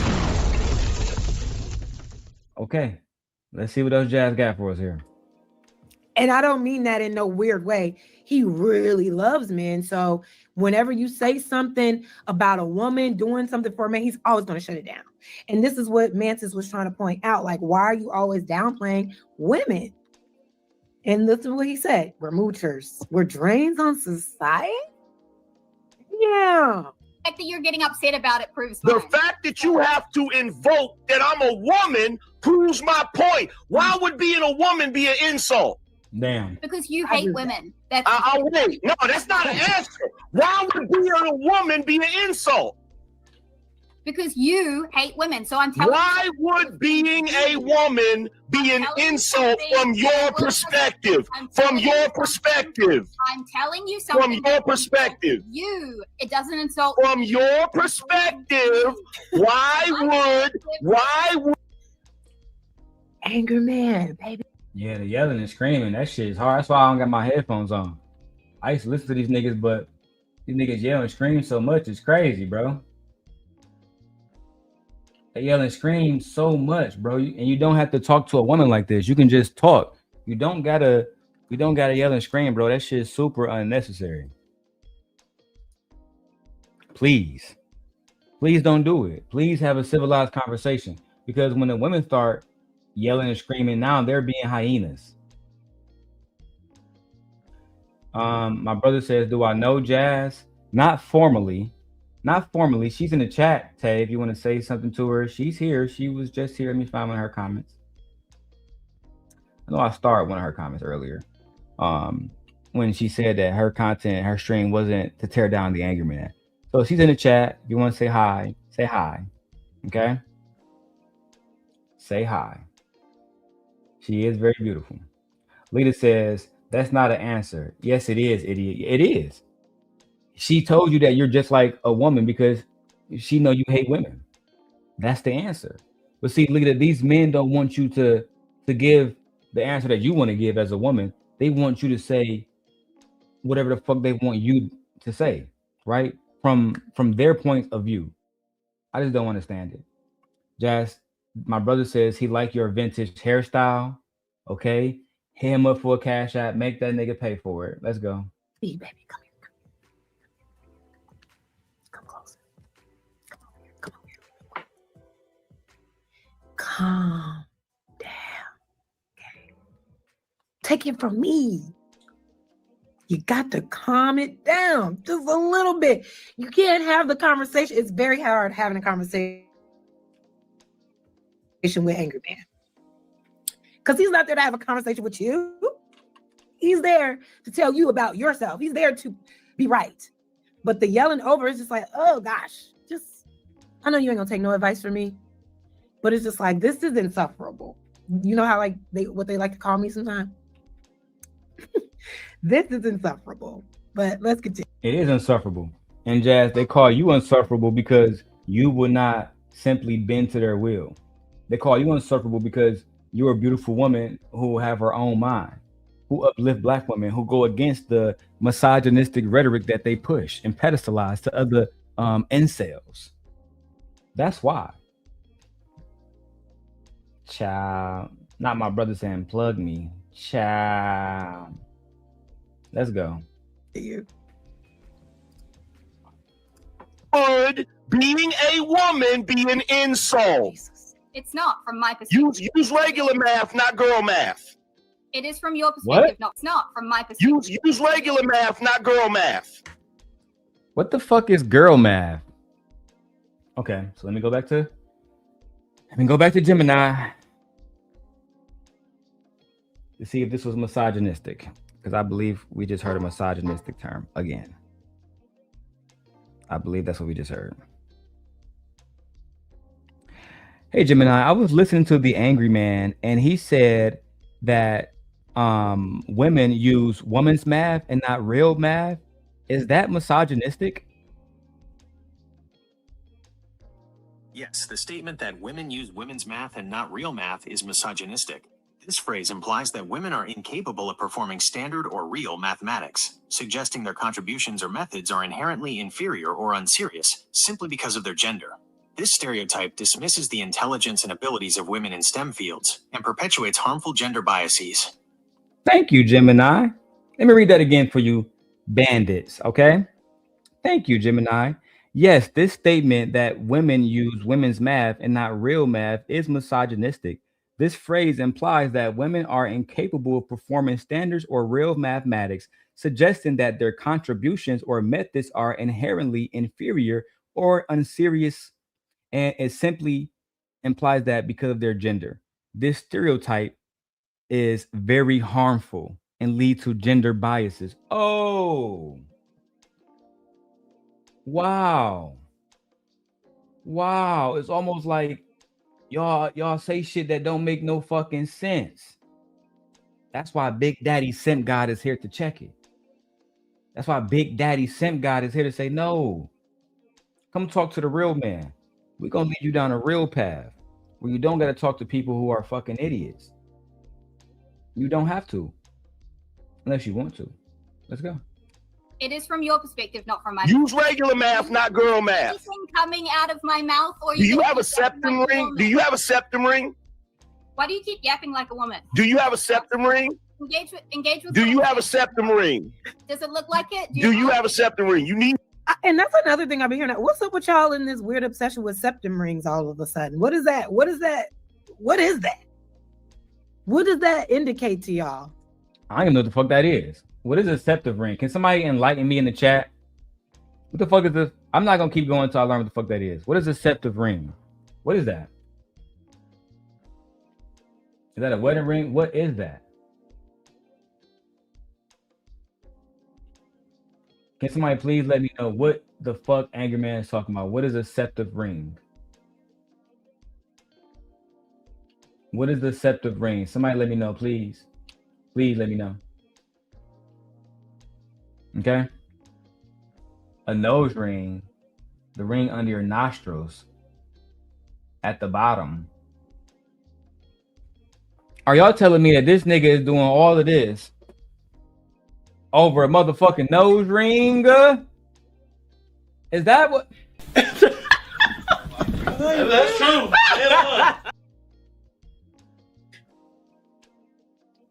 Angryman. You wanna argue? I can't argue with you. You mad? I can't argue with you. No. Look at you. Look at you. You mad? Look at you. You big mad. I'm happy. Leave me alone. I'm happy. Sway. Leave me alone. Why you over there making the conversation all unhappy and shit? Talking about nose rings and shit. Tupac had a nose ring. What the fuck y'all gonna say to him? Nothing. It's a piercing, just like an ear piercing, an eyebrow piercing, a nose piercing, a lip piercing. It's a piercing. What's drop it in the chat. Let me know what I missed about septum rings. I get it. It is a little like, oh, you know, it's surprising. You pierce your face. Ooh, I used to have my eyebrow pierced, my tongue pierced. So I get it. It is not the norm, but like, why does it trigger people so much? Like, what? One. Does it look like it? You need one. What? Can we get to the point? You now? need one. No, we can't get to nothing I don't feel like getting to, woman. Okay, are you gonna throw a tantrum? It's just not engaged. No, I'm gonna keep doing what I'm doing. I'm gonna keep doing what I'm doing. Because your shaming tactics don't work. They don't work. How was she shaming you and you brought up the nose ring? I don't understand that, bro. You brought up the nose ring, but she's shaming you. Where did the nose ring come into the conversation? Why do you know about these nose rings? Why are you bothered by these nose rings and these piercings? And shout out to Lita and Fear and Black Dahlia in the chat for letting me know, because I don't know about all of this shit. You looking real feminine today, angry man. You looking like the sassy man. Child. They don't work. They don't work. So my issue with you. They don't work. They don't work. They don't work. Your shaming tactics don't work. You came up here trying to have a moment, and now here's your moment. Here's your moment. Here comes the woman. I gotta prove to the big bad man that I have a voice. And white woman, hear me roar. The fuck is that about? I gotta prove to the man that I got a voice. Big bad white woman, hear me roar. I hate when people interject race into shit. Like, bro, she's a woman. She has a right to speak. She's an American. She has a right to speak. She was invited to the panel by the fucking host. She has a right to speak. That's all it is, bro. My brother, it's not rocket science, bro. She has a right to speak because she was invited to the panel to speak literally. For no other reason. She has a right to speak. We gotta stop. We gotta stop it, bro. Lita says, and my problem with Angryman is that he always doesn't know what words mean. And that's people leader. Yeah, he's one of the core members of the Manosphere, the core founding fathers of the Manosphere. Ciao. Let's go. That right there, that mocking, I gotta be like this. I'm a woman with a voice. What is it about a woman's voice? Excuse me, I'm drinking ginger ale. Excuse me. What is it about a woman's voice that makes you feel like you need to mock as if it is unimportant? Hear me roar. Do you know why women have to say, I am woman, hear me roar? Because men for a very long time didn't look at women as human beings. Men still don't look at women as human beings. Why do you think that Meg Thee Stallion got so much pushback after a jury convicted Tory Lanez of shooting Meg Thee Stallion, she still got pushback from men because they didn't give a fuck about her truth, and they don't give a fuck about what women go through. It's just that simple. That's just the facts, bro. They just don't give a fuck. They don't care. Let's keep going. They literally have to fight their way to be looked at as, you know, actual humans in society that deserve, you know, access to things. So it's just like, this is another way, and it makes me a little upset because it's like, I'm not sure how old Angryman is. Based on the gray in his beard, I'm pretty sure he's a little bit up there. And there are young men watching him. And watching him and unfortunately looking up to him, and will listen to this and listen to his behavior and see how he's interacting with a woman he doesn't know and think this is how men are supposed to behave. And that's sad, because why are these men okay with seeing Angryman yell at a woman and think, instead of thinking, this is a bad behavior, I don't want to replicate this, I don't want to allow this toxicity in my life. No, instead, they're going to try to do what? They're going to try to do the same thing he's doing, which goes to show you that these men are not leaders in their own lifestyle. These men follow other men. They don't care about doing the right thing. They want to just follow what the other men do. They're not leaders. They don't have their own minds. They are puppets.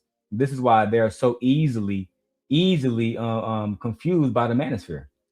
That's why it's so easy for the manosphere to come along and sell them books about treating women badly, all kind of shit, because they're going to buy into it immediately.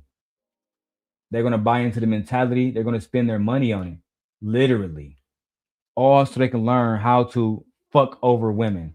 Welcome back, Vixen. Let me make sure I don't know what channel Vixen at right now, but let me go see if she's over on Daily Rundown. Because I'll make sure Vixen get her wrenches no matter where we are. No matter where we are, Vixen always get a wrench. She always hold the show down, okay?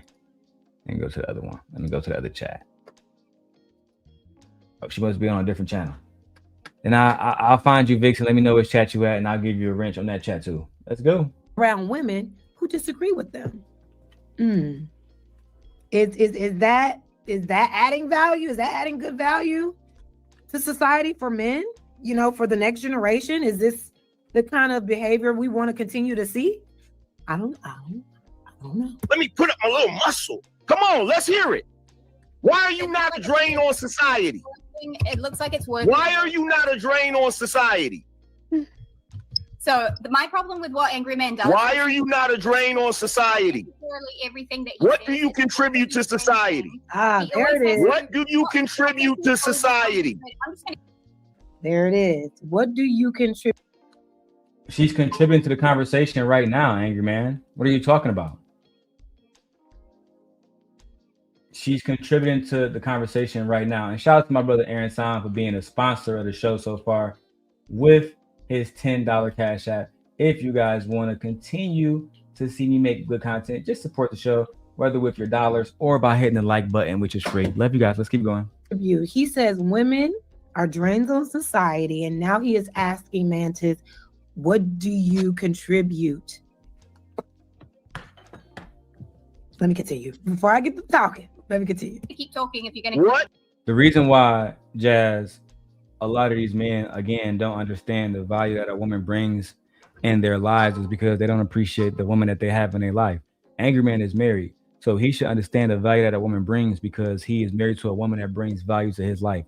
Angryman understands that women like Anton's wife bring value to his life because Anton has spoke about that value. So in this conversation, they're being disingenuous because they simply want to shame women. They simply want to dehumanize women. This all the conversation comes down to every single time that I review one of these videos. Is no deeper than that. We don't need to go below the surface level. This is how they think. This is what they're doing. That's just the facts. All right. Let's keep going. If you guys, again, are enjoying the show, if you guys like my dope setups, help me keep going, man. We're going to build bigger studios. We're going to make better content. I'm getting back into my editing process. All right. But it takes you guys supporting the channel. Okay. With that being said, let's go back to the video. do you contribute to society? What do you contribute to society? What do you contribute to society? You don't contribute anything to society. What you're gonna do is Okay, so let's go ahead and you know what? I was gonna do it on Claude, but let's do it on Gemini. Let's do our Gemini test again. Gemini, I was listening to the Angry Man, and he said that women do not contribute anything to society. Can you first tell me if that is a misogynistic statement, and then can you list all the great things that women have done to society or for society? That statement is misogynistic because it expresses prejudice and hostility toward women. Great contributions of women to society. Women have made immense and lasting contributions across every field imaginable. Science and medicine, pioneering work in fields like nuclear physics, Marie Curie, genetics, Rosalind Franklin, and space travel, Katherine Johnson. They have developed life-saving treatments, vaccines, and advanced medical understanding. Arts and literature, creating foundational works that shape culture, thought, and emotion, from Jane Austen and Toni Morrison to Frida Kahlo and Maya Angelou. Politics and activism, leading movements for equality, justice, and human rights, including the abolition of slavery, the right to vote, suffragettes, and civil rights, Rosa Parks.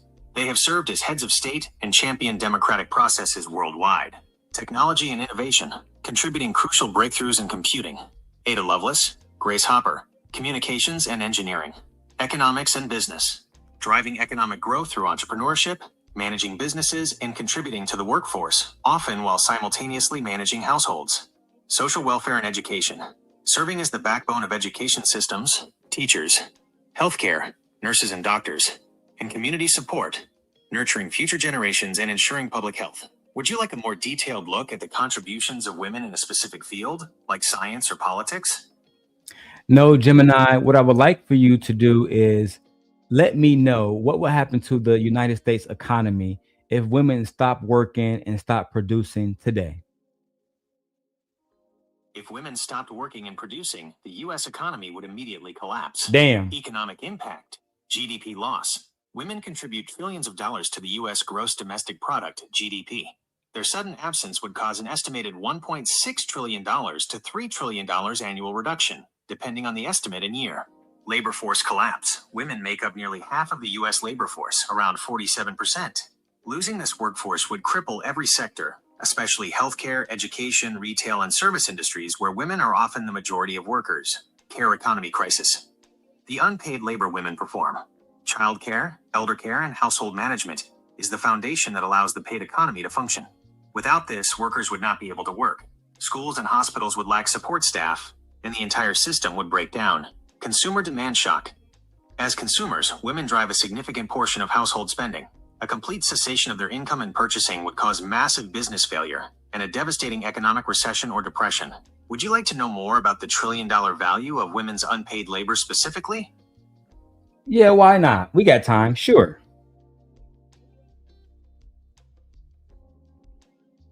The value of women's unpaid care work, childcare, housekeeping, and elder care in the U.S. is estimated to be over $1.5 trillion annually, and some analyses suggest IT surpasses $2.5 trillion. This invisible labor is the essential, full-time work that allows the rest of the economy, jobs, business, and production to function. Damn. So women's unpaid, labor, such as taking care of the children, taking care of the household, taking care of their husbands, all of this adds up to 1 trillion and maybe 2.5 trillion annually. But you talking about women don't bring no value. Gemini just said that if women were pulled away from the United States economy, the United States economy will automatically fall and fail. It will automatically drop. It'll be destroyed. It will collapse. But instead of y'all believing Gemini, what do y'all do? Be the bandits that y'all always have been. Let's keep going, man. Put a 1 in the chat if you guys are over there still listening. And shout out to everybody watching on YouTube. I love you guys. Let's go. The exact same thing Megan Thee Stallion is going to do.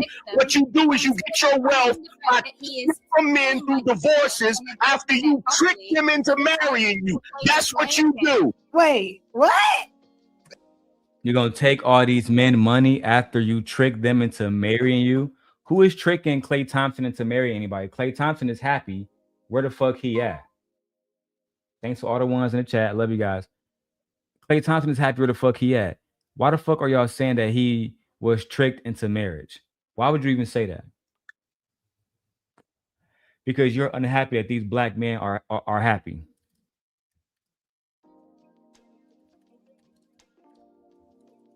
Let's keep going. This is ridiculous. Who? What? Oh my God. He said you go do exactly what Megan Thee Stallion gonna do.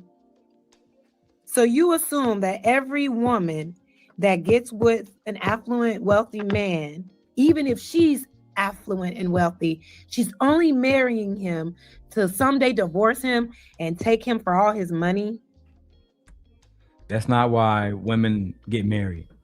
Women are not getting married just so they can get everything off of a man. Most of y'all bandits, when y'all get married, y'all don't even have no money. Most of y'all don't even have no money. Y'all just be on here talking just to talk. Y'all don't have nothing that a woman would want to take. Y'all don't own no homes. You don't have a business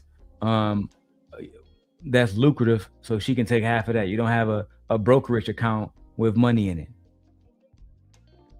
You don't have that. So why are y'all acting like, hey, oh yeah, man, these women are getting married just to take all of our money? That's crazy, bro. Let's keep going.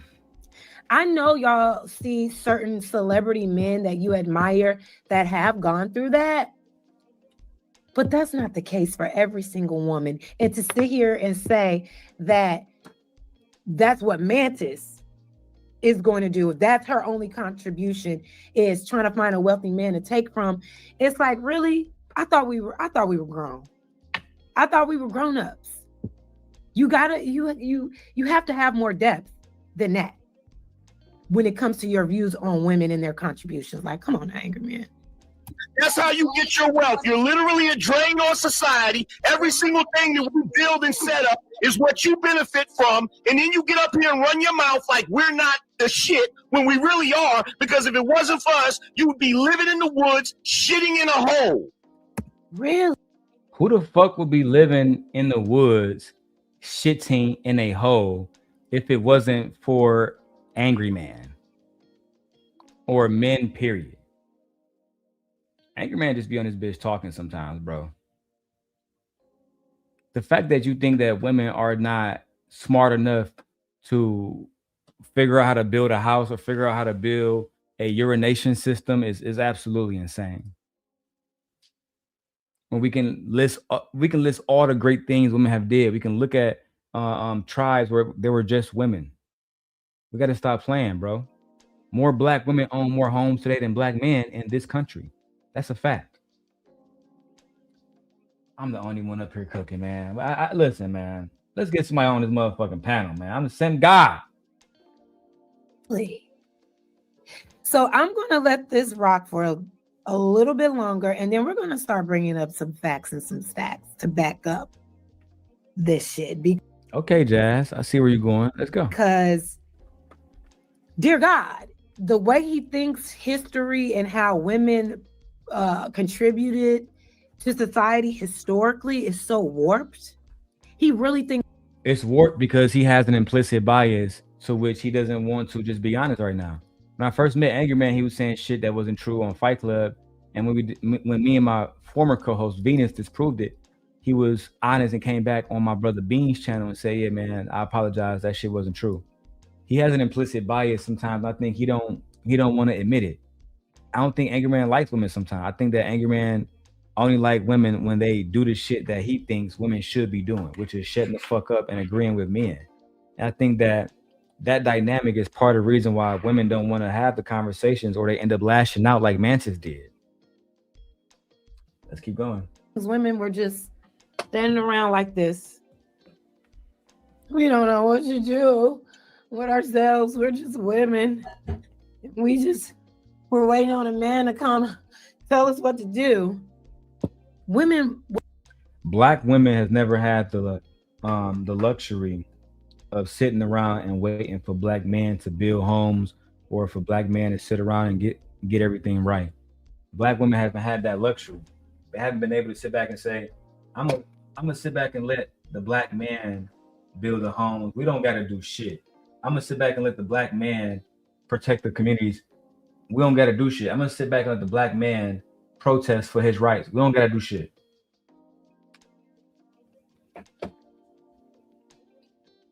Black women, since they were brought to this country, has always had to fight for themselves and build for themselves.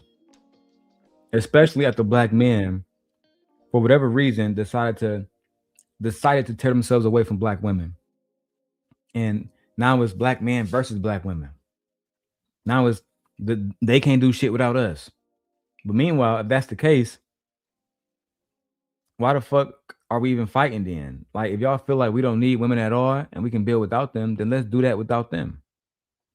Let's just build. Let's build better financial institutions for black men.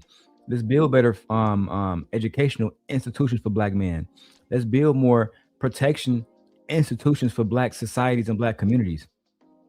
Let's do that without having to get women to submit. But for some reason or another, y'all keep having conversations with women and y'all tell these women, I don't need you, bitch. So why are they here? Why are you having conversations with them? I don't understand this. Yeah, Angela Knight did get him too. I was there when that shit happened. I was there. Let's go. Or holding babies on their backs with spears, hunting wild boars.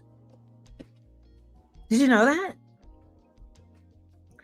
You don't want to know that because you don't want to honor the value of women. You don't want to acknowledge it, even though there is irrefutable historical proof that women were just not these docile, weak creatures that could not live on their own.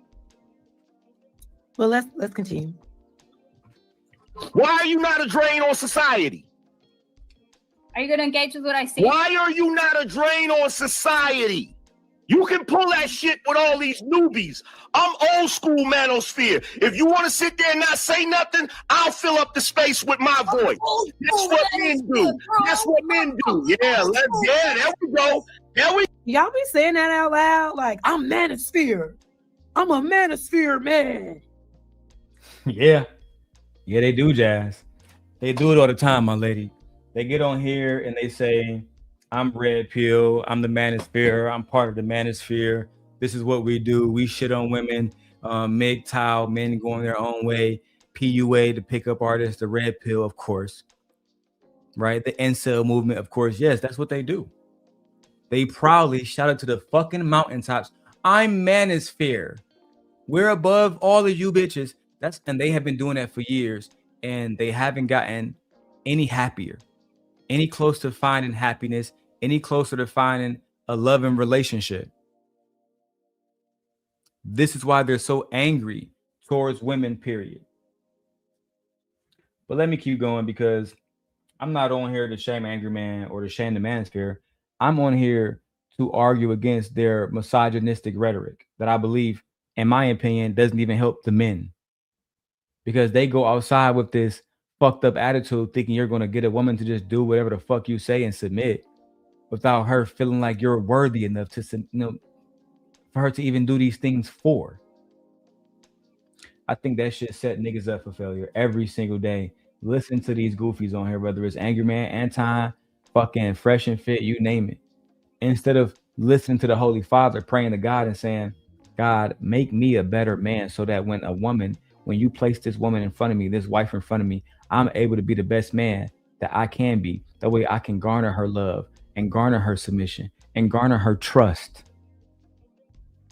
If these things don't matter to you, you're probably not going to find the woman that you love, and you're probably not going to get the most out of the woman in that relationship because she doesn't trust you.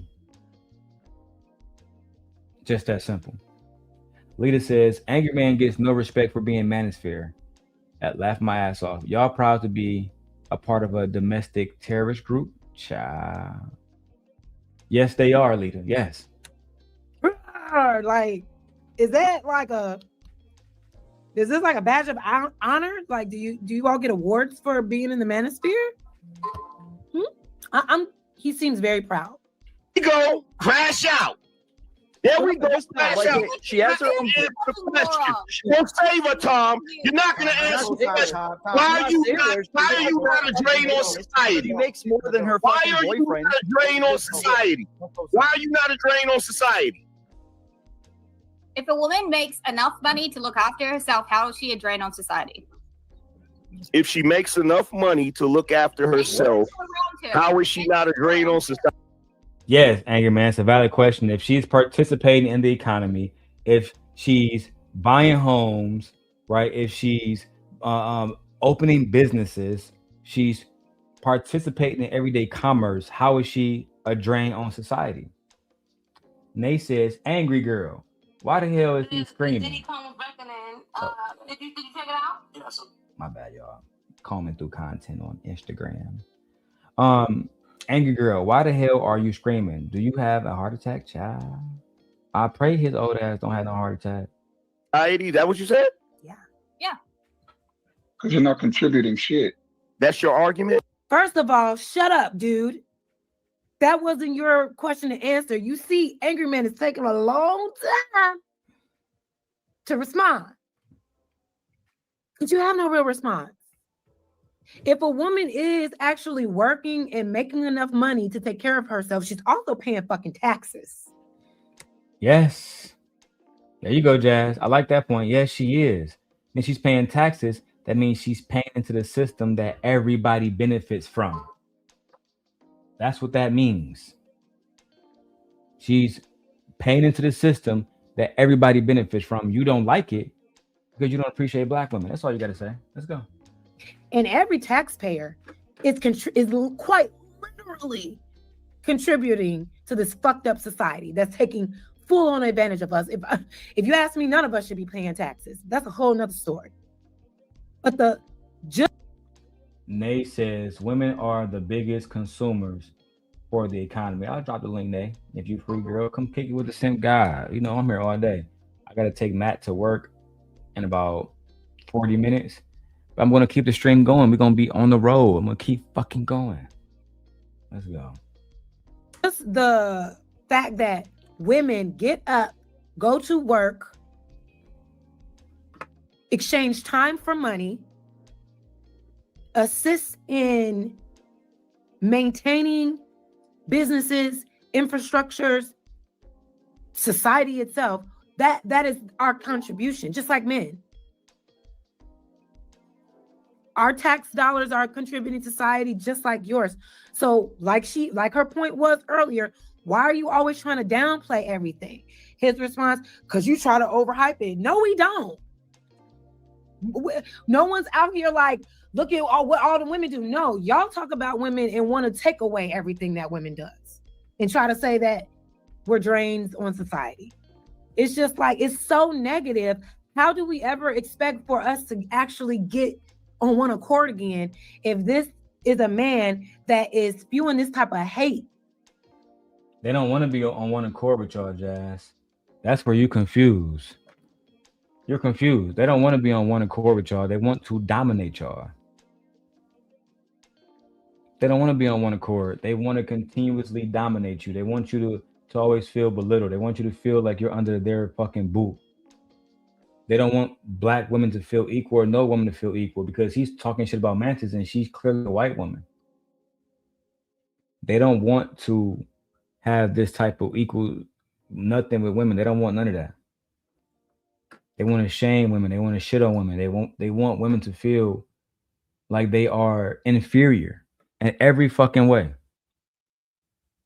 And it takes women like you or my mentor, Queen Sheba, to let these niggas know, nigga, I can go out here and get this money too. You got me fucked up. Period. Okay? Yeah, man, we're going to be breaking down the Epstein files. I'm going to try to stay on here as long as I can, y'all. As long as I can because, shit, I only got a few off days. I was over here moderating Queen Sheba chat too because I love her so fucking much. Okay? Listen, let's stay busy. Let's keep working. Let's get it, man. And nonsense about the opposite sex that he also wants his own gender to have access to. Like when y'all sit amongst each other as men and say stuff like this, you think a woman, a quality woman, a woman that you think you would want would listen to this and be like, you know what? He said women are drains on society. That's the man for me. Yeah. Women don't contribute shit to society. I want him. I want him. The one that doesn't see my back. God damn it. Jazz, she's being sarcastic, but she's making a valid point. Why would, let me stretch my legs a little bit. You know what I'm saying? You know, my camera moved. Come on now, follow the set guide. God damn it. Shit, stop moving. All right, let me drop the link from there. But she's right. Jazz is right. You don't get a woman by saying, "Hey, nigga, women, you don't have no value. You don't bring shit to the world. You don't bring shit to society. You're a fucking plague to society." Why would a woman want you after that? Why would she think that you're trying to have a genuine conversation after that? And you're clearly not trying to have a genuine conversation. Welcome to the stage, Nay. What's up, Nay? You on mute, Nay. You on mute.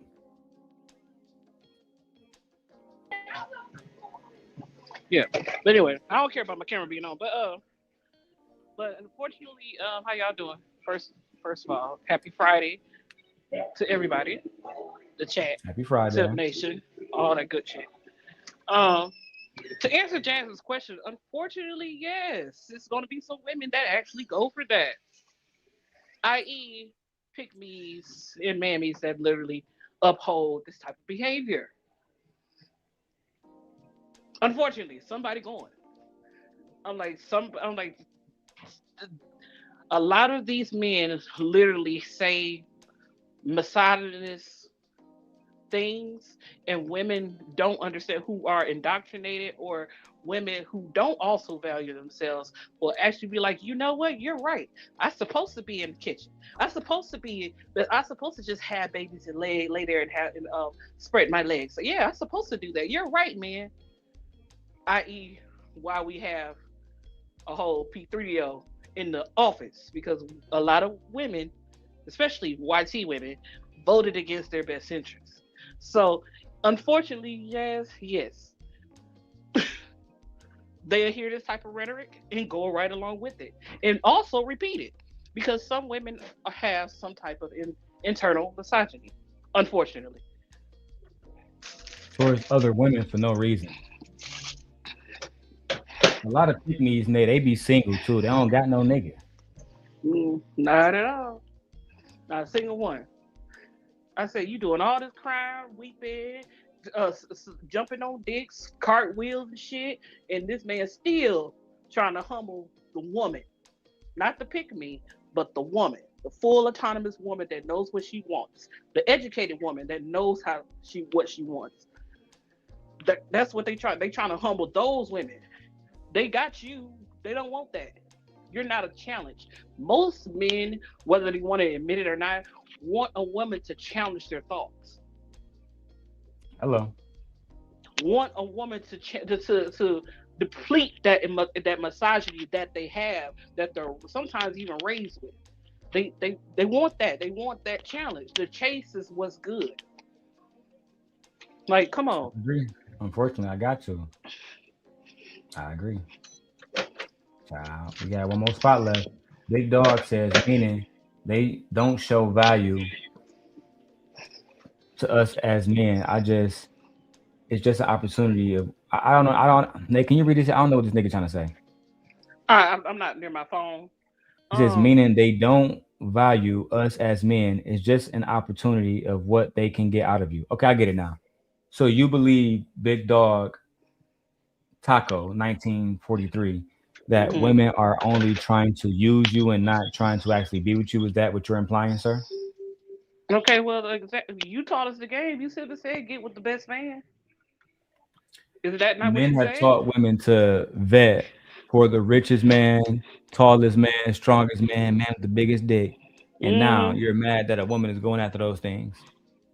I don't get it. I say you taught us the game. You can't get mad because we good at it. That's what you told us to do. We had no rights, sir. So you embedded into our system that you go after this man, or we were sold to this man.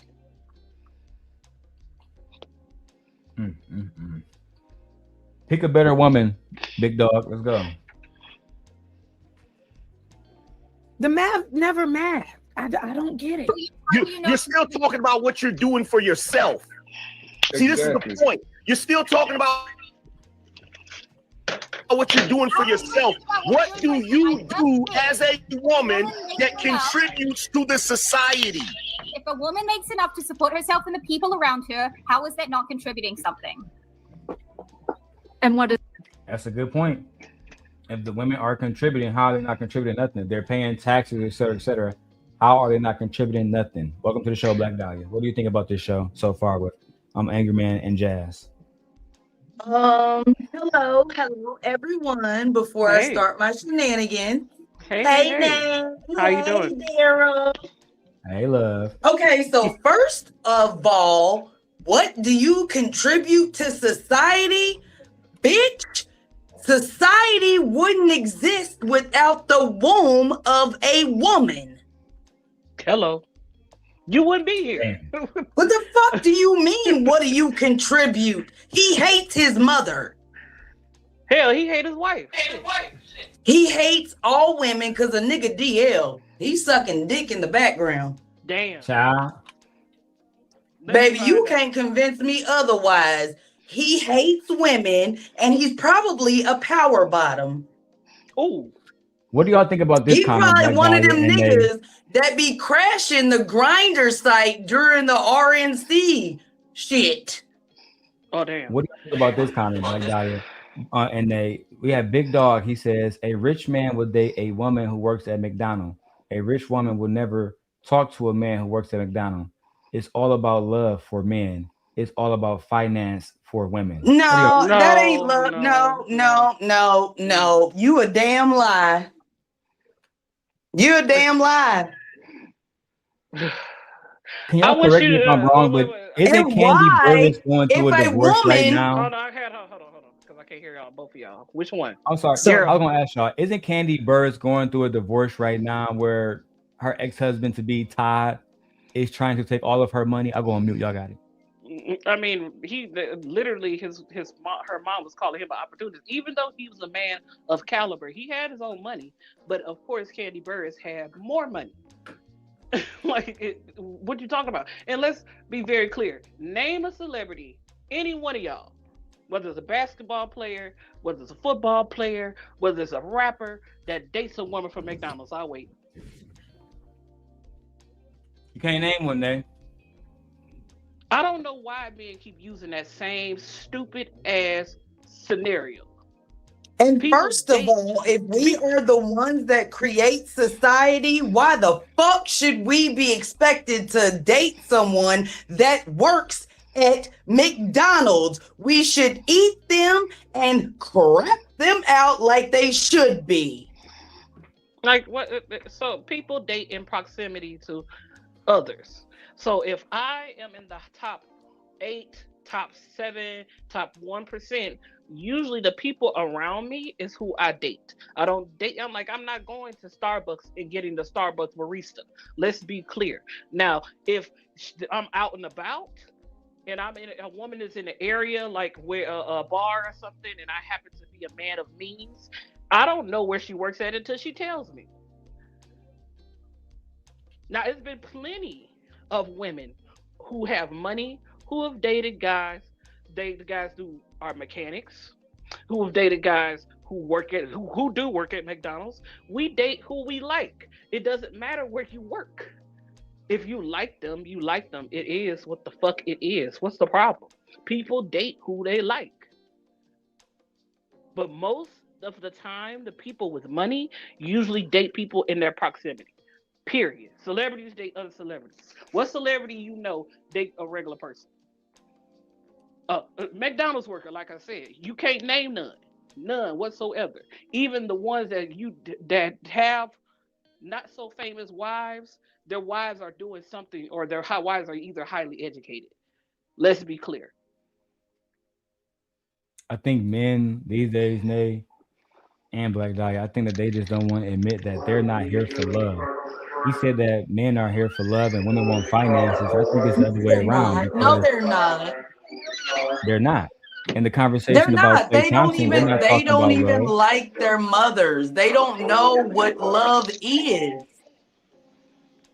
I agree. Because what are you talking? Like, I don't even understand how this world got into a system of patriarchy. Because first of all, ain't no way in hell that my creation that had to come out of my womb could ever control me. I'm sorry. Nope. I'll leave you unattended in the bathtub as a toddler. Child. Okay, let's go. Marcy, I dropped the link. Is that draining at the same time? Yeah. Look at him. Silence. No one has an answer because it is dumb. She put it so perfectly. If a woman is working, making enough money to provide for herself and others, right? In any way, shape, or form, how is that not a contribution to society? And how does it drain it? You see, you can do nothing but laugh.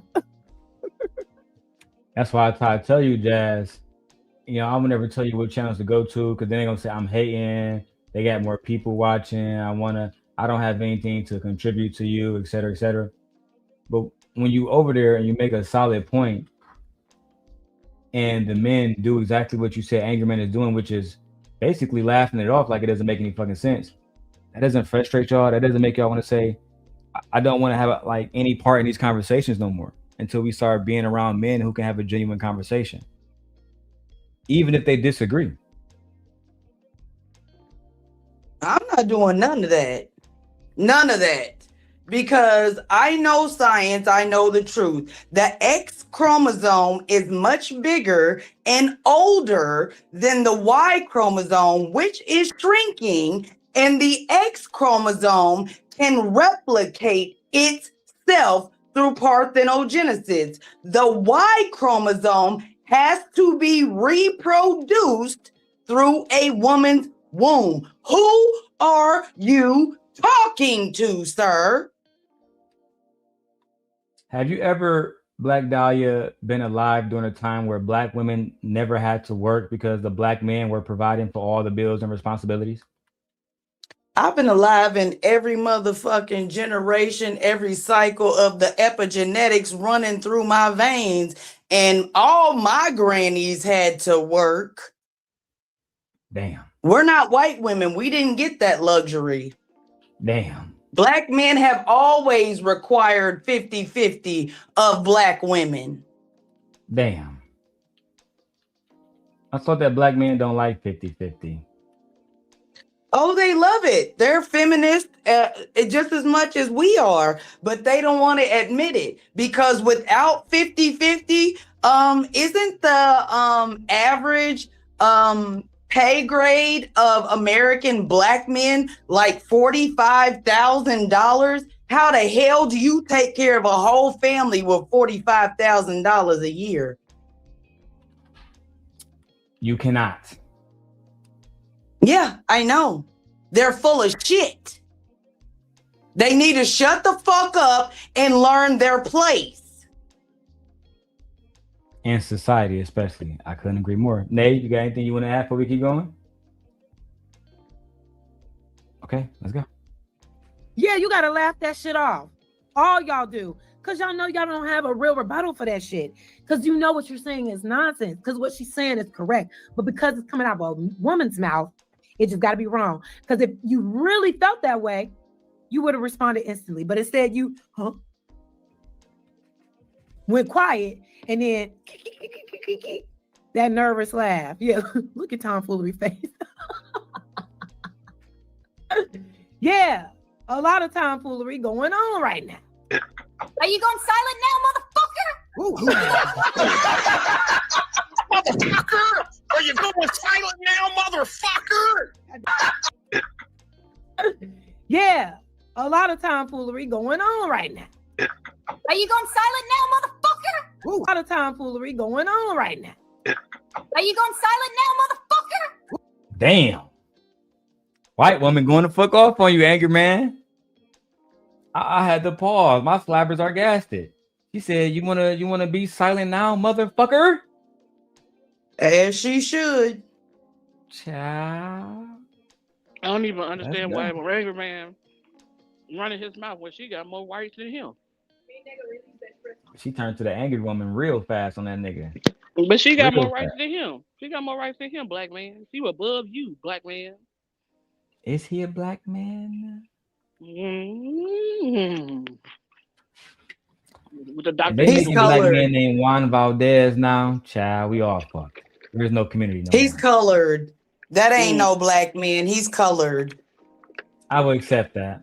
Oh, he hued. Oh, okay. But let's be clear. I will accept If we- persons of color. I will accept that. But let's be clear. Okay, if women don't contribute nothing of value to society, this is her. Nay, I did a whole Gemini test earlier. They said that if women pulled out from the U.S. economy, the U.S. economy will literally collapse. So it's clear that women are needed in the economy, no matter what these niggas say. Anyway, let's go. Motherfucker! Are you going silent now, motherfucker? God damn.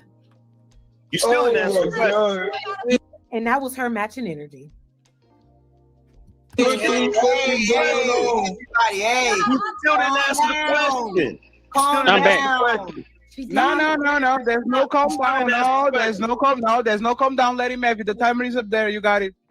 You didn't. You still didn't answer the question. What? She quite literally answered the question 3 fucking. She answered the question over and over and over again, angry man. This shit is low-key getting exhausting. I'm about to roll another fucking blunt up. Like, how many times can she say it? Women pay taxes. Women pay their own bills. Women participate in the economy. So why do you keep asking her to explain what do women do in the economy? Nay is a fucking she run her own fucking business. She paid taxes, which means that the taxes that she used help, I don't know, men's shelters in Atlanta. You can start there. But also, if women don't contribute to society, don't we help you contribute to society even in the home? Don't we make sure It's not even in the home, Nay. It's in the womb. And a Y cannot replicate itself the same as an X. It has to be reproduced. You cannot enter into this realm without the womb of the X chromosome. It's impossible. Well, besides scientifically speaking, I'm talking These about. niggas don't speak science. Y'all know I that. said besides scientifically speaking. So if we are at home cooking and cleaning, making your life easier so you can come home, you can rest, so you can go back out into society and quote unquote build nothing because you haven't built anything in a very long time. Don't that also contribute to the value of society? Because I make sure that you're good, right? Okay, then. So Can I ask I you a don't understand. question? The military money, like the taxes that go to the military, is it only paid by males who pay taxes? That's all I want to know.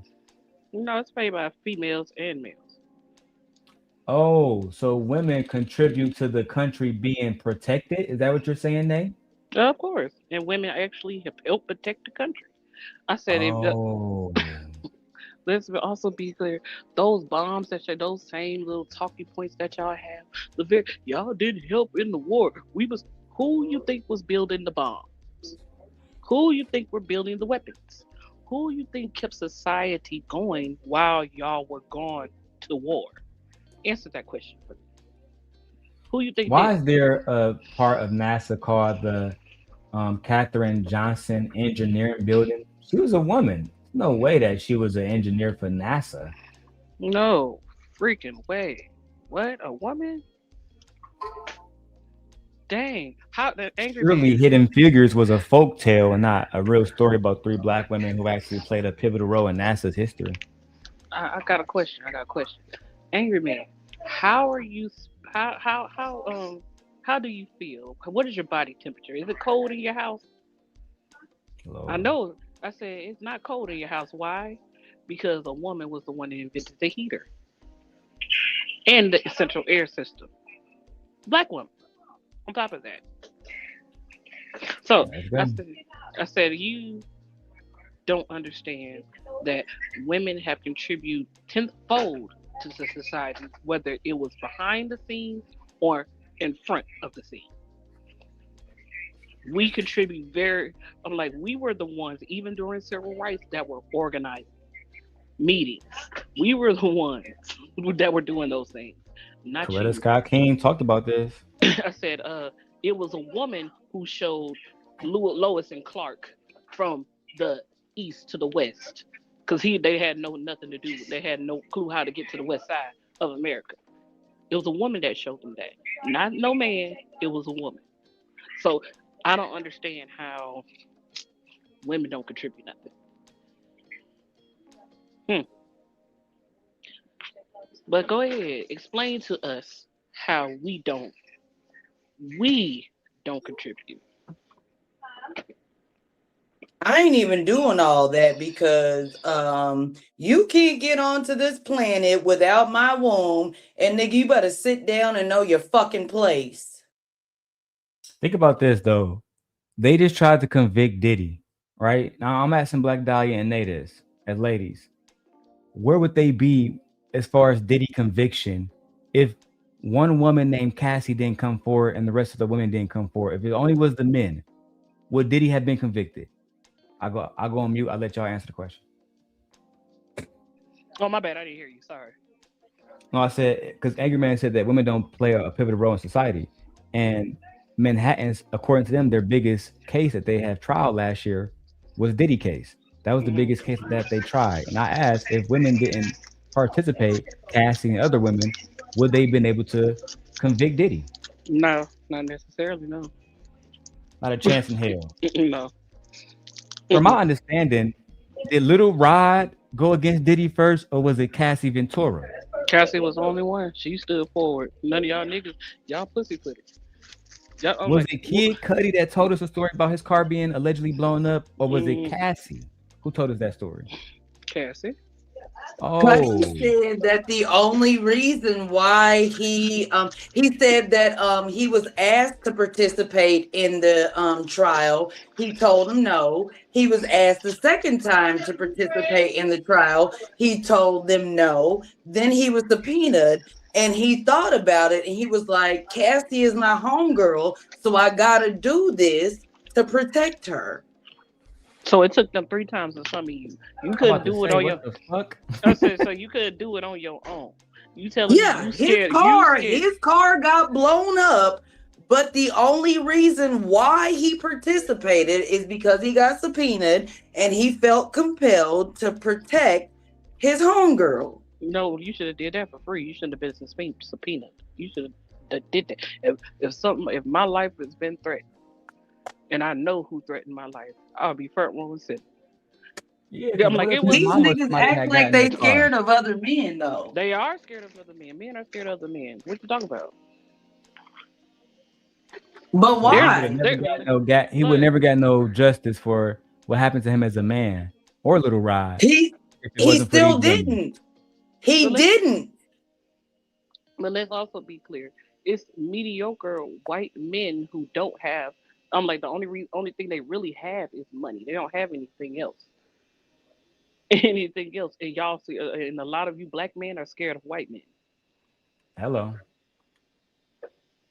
They Y'all still niggas call was afraid you of boy. Diddy. It took women to speak out against Diddy. We being honest.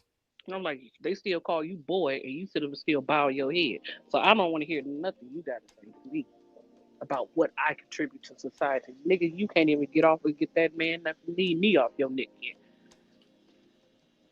Worry about yourself. Leave me alone. Please worry about yourself, sir. Anyway, let's keep going. Shout out to Jazz. Times, Angryman, you have yet to answer why it's not a contribution.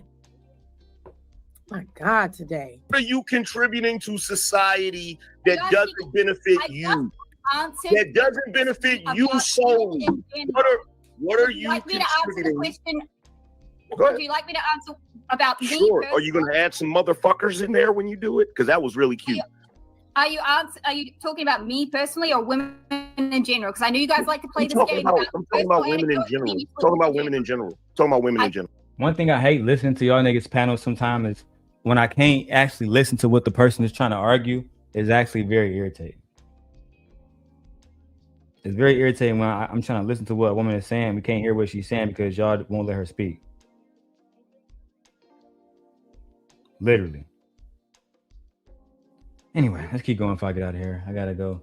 But I'm gonna keep the live stream going, but I gotta take Matt to work soon. Let's go. A woman works, makes enough money to provide for herself and her people around her, her family, and pays taxes and shit. She's already contributing to society. So What women else do you want? provide. To make Women provide for.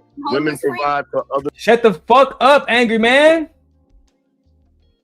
You won't have to ask all these dumbass questions if you allow somebody to finish their point and fully articulate it. Jesus Christ. People other than their children.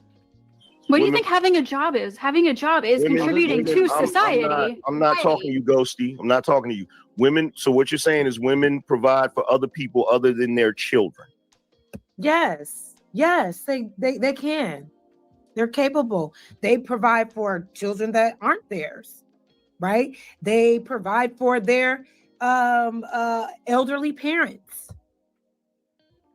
They provide. They contribute to society in the same ways that men do on a daily basis. All I That's gotta the say short is all I gotta say is who are your teachers, your babysitters, your nurses, your hospitality.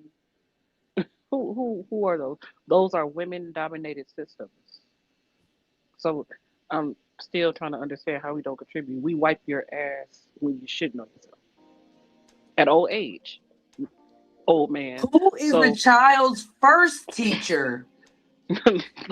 I'm confused. Who's the child's first teacher? No, They teach you how to speak. Mother. They pass on the culture, all kinds of shit. Who is a child's first teacher? I don't know. No. Thank you. No, it ain't. We don't contribute nothing. No, we don't do that. It's the sky, the wind. And we gonna go even further with this logic of protector and provider. Who is a fetus's first protector and provider? The mother in her womb, technically, yes. Thank you. You fucking degenerate bandits. Let's keep going. Hopefully my wife can make it home before I gotta go. Let's go. For their friends, their siblings, for anybody that's around them that they love. If they are able and capable of providing for them, they will do that. What? Why is that so far-fetched? Why is that so hard to believe? My wife was providing for these kids in the household before I even got a job. All last summer when I wasn't working, when I first moved to Illinois, my wife was providing for all of us. But at the end of the day, even when, I got my license back, I got my 40 card, so I can have a legal firearm here, et cetera, et cetera. She was instrumental into helping me get those things done. And now when I'm financially making way more money, I have no problem with giving my wife all of the money because she helped me so much. It's just that simple. I don't understand why y'all don't understand reciprocity. And that is love. If somebody treating somebody the way that they treat you is love. If Meg Thee Stallion is out buying gifts for Clay and he's buying gifts for her, that's reciprocity. They both feel valued. They both feel appreciated. Why do y'all have a problem with that? I don't fucking know. I don't. Let's go. Oh my God. Wait, everyone's telling me I need to turn my mic up because they want to hear me more than they want to hear you. So give me 1 second. You notice the deflections every time I ask her a question, right? So she. Angryman, you've been deflecting. She said she paid taxes, and you said so women are taking care of themselves and the kids. What the fuck? Let me stay in frame because I don't want to attack this nigga today. I'm like, who do you trust more with your children, women or men? but he just know it's not true because he support people like Pearl, who also is a businesswoman. Who do you trust more with your children, women or men? Are you gonna ask a man woman, or a of course, woman to listen? They don't even want males in the mortuaries because they will poke on the goddamn cadavers. Y'all think I would leave Aegon? Why the fuck would I trust a male with my child more than a woman when these niggas will have relations with a cadaver? That's a good point. On top of that, one of my main problems with Angryman is, again, you're deflecting throughout this entire conversation. This could have been a great conversation if you just had been honest and say women do bring a lot of value to society, and as men, we should respect that. As a matter of fact, the men who bring more, the men who implement their wives more into the program, those are the men who actually, in my opinion, they're winning more than anybody else. I would say Angryman is not winning like Anton because Anton incorporates Rita into his business. That's just what it is. That's my opinion. Let's keep going. Acts like she wants to have the conversation, but then when I actually have the conversation, then she deflects and pretends like she didn't hear what I said. Typical woman shit. Let's make sure that we understand that both of us contribute equally to this society. Your part is not or more important than a woman's part, and a woman's part is not more. Yeah, women are contributing to society by being professional chair sitters. Absolutely. Yeah, none of us have literally. Women are contributing to society by being professional chair sitters. Dude, angry The girl. fuck are you talking about? Angry girl, shut the fuck up. Every time I see you, you sitting your fat ass in a chair. In a chair. In a chair. Shit, I sit down and work. I don't care. It is what it is. You act like it's so. There's no such thing as traveling nurses. There's no such. You said people work at McDonald's. They stand up all day. There's people that work in factories. They stand up all day. How are we professional chair sitters? Some women wish they could sit their ass down and relax. Hey, Literally, dog. This is a very disgraceful argument, Angryman. You look, I'm reviewing this video because it's starting to drain me. Okay, gotta get high again. When the last time you contributed to society? I haven't heard you speak of a charity yet that you was contributing money to. I haven't seen you. I haven't seen a family photo of you. Nay, you want to tell you a story real quick? A true story? I'm listening.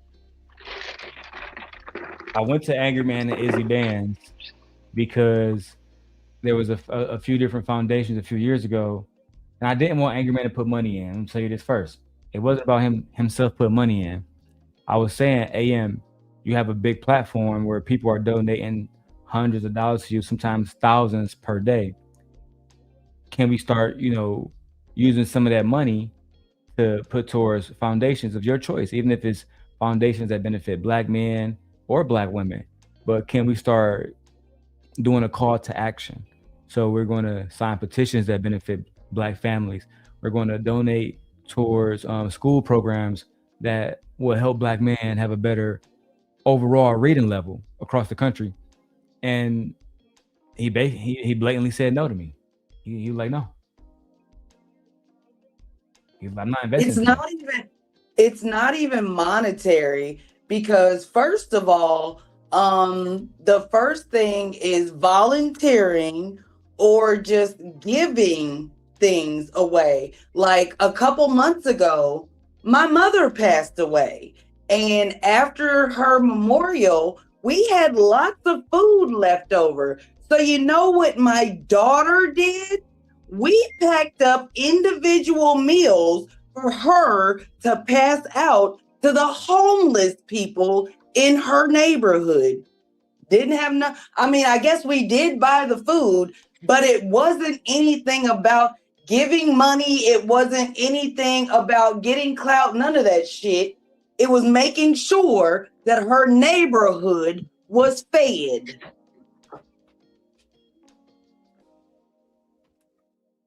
Black Dahlia, did you hear about Big Meech and Terry and how they gave away all of those book bags. They said they gave away like $1 million worth of book bags and pencils and school supplies in Atlanta. Have you heard about that? No, I didn't hear about that, but that's another thing. Like when my daughter was in elementary school, whenever there was like a like an outing for the school, or sorry, even at the beginning of the school year, I would always buy extra school supplies for the children whose parents couldn't afford to do that. And nobody had to ask me to do it or say, or a kid say, I don't have this. The teacher say this kid doesn't have that. It was just automatic. When they went on field trips that cost money, I would always send extra money with my daughter for the children that parents couldn't afford it. That's just what we do around here. We already know that women are communal. Women are very communal. That's something that's built into us. We can't help but help the next person. We are literally taught to be selfless. Yes, like even when I live in low income neighborhoods, if I would barbecue, make food where everybody could smell it, I would automatically make food, hot dogs, hamburgers, have individual bags of potato chips, have the bottled water, because I'm not finna cook something around kids that I know are hungry, let them smell that shit, and then not give a fuck because they hungry. So any of them babies in any neighborhoods I lived in, they knew all you had to do was come ask me for a plate. And my only request was, please don't litter. When you get done with your food, make sure your plate, your bag of chips, your bottled water goes in the trash. Because if I catch you littering, I ain't gonna feed you again. And then once again, I'm sorry for your loss, Black Dahlia. I said, you know. Oh no, baby, it wasn't my loss; it was hers. But thank you for the sentiment. It was not my loss, honey. It was hers. No, I know. You talked about your mom and how the past was, but you know how it is. Me and Sim God both have lost parents, including his wife, so we know what it's like to lose parents. Yes, I know. Yeah, that's why I said I understand your sentiment, but baby, for me, it was not a loss; it was hers. So I appreciate y'all. But I'm just like, what are you talking about? Like it's not even always about money. Like even something as simple as Black Dahlia. Like Black Dahlia. He's trying to get back to the video. I was going to interrupt you. You know how I be. I was going to ask you a question before we get back to the video. And Black Dahlia, you can finish your statement. Why don't? No, I was even going to say it doesn't. It's not even as complicated as doing anything like that. Like me personally, my mama always taught me as a child, do not ever walk with your back to traffic.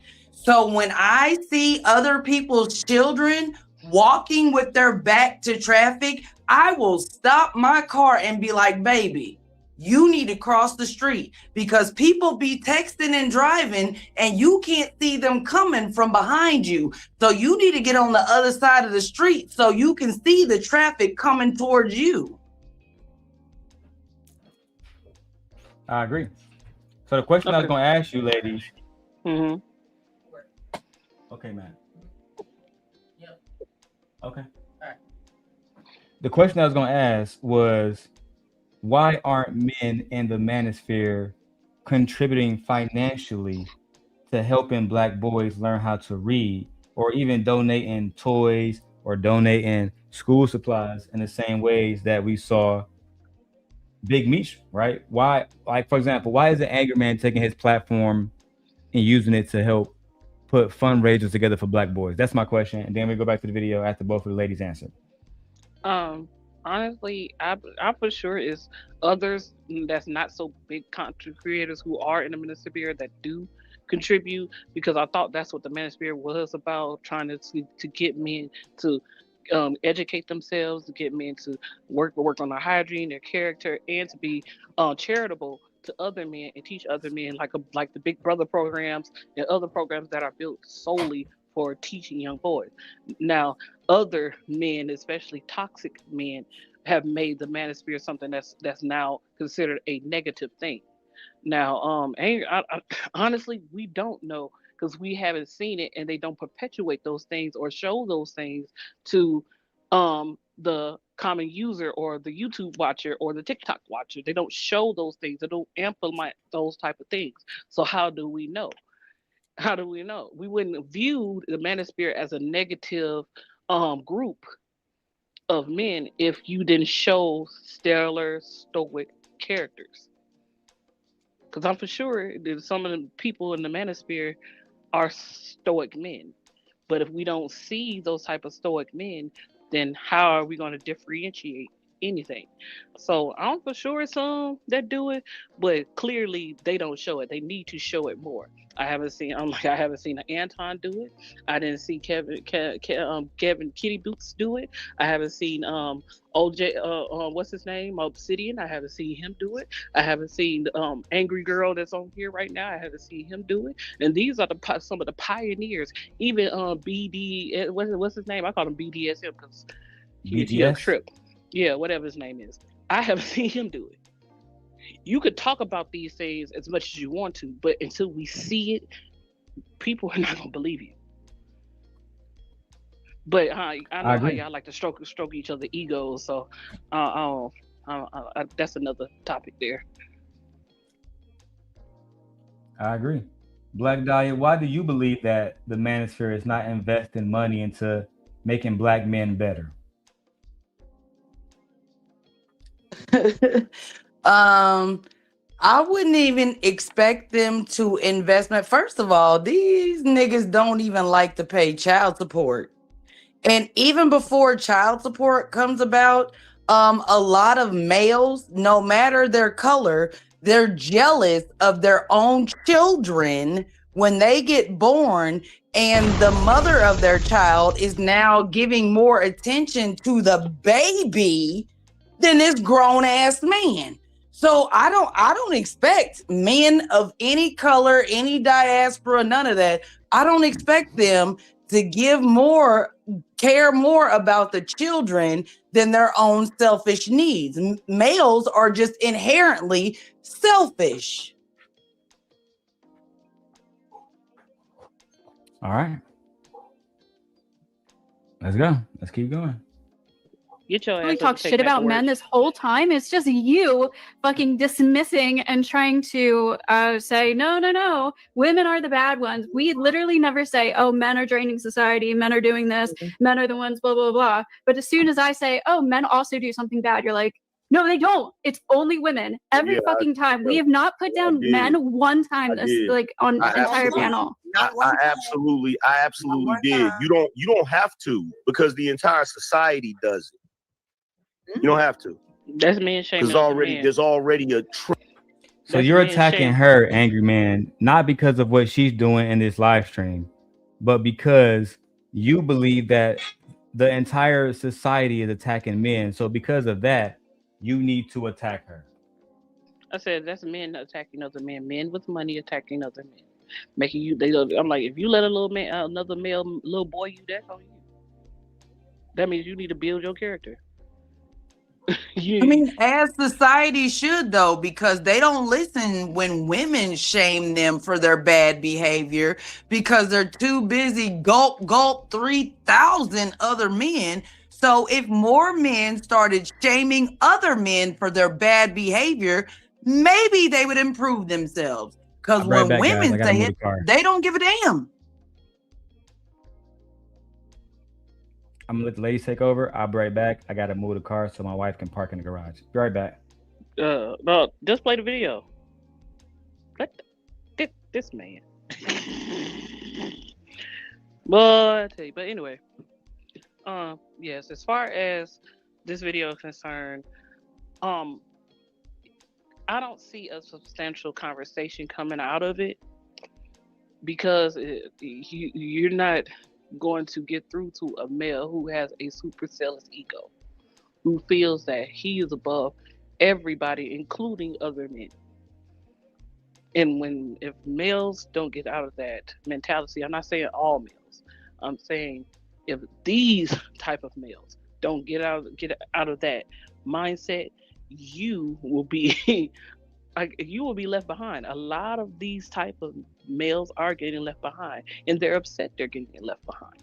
That's all it is. They're upset that they can't kick their legs and scream and throw temper tantrums, and people be like, oh, let's tend to the baby, let's coddle him. No, it's not happening anymore. The world is not coddling males anymore, and I think they're upset with it. And a lot of males are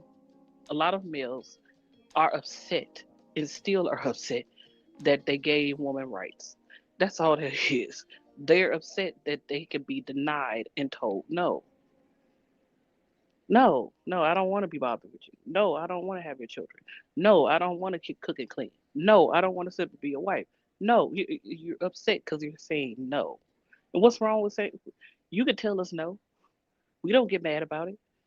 I am so glad that women are coming back to their senses, because a lot of these males shouldn't even exist on this planet.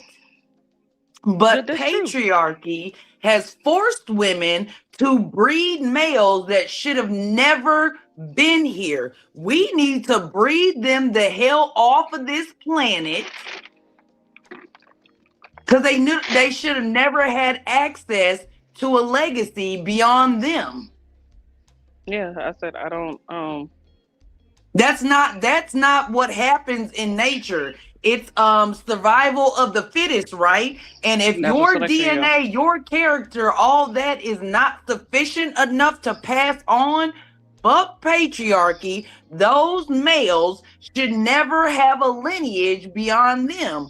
But because I don't even know how women got to the point where we allowed these beings that we created to think they have control over us and need to tell us what to do, because everything that they are capable of is only possible because of our womb.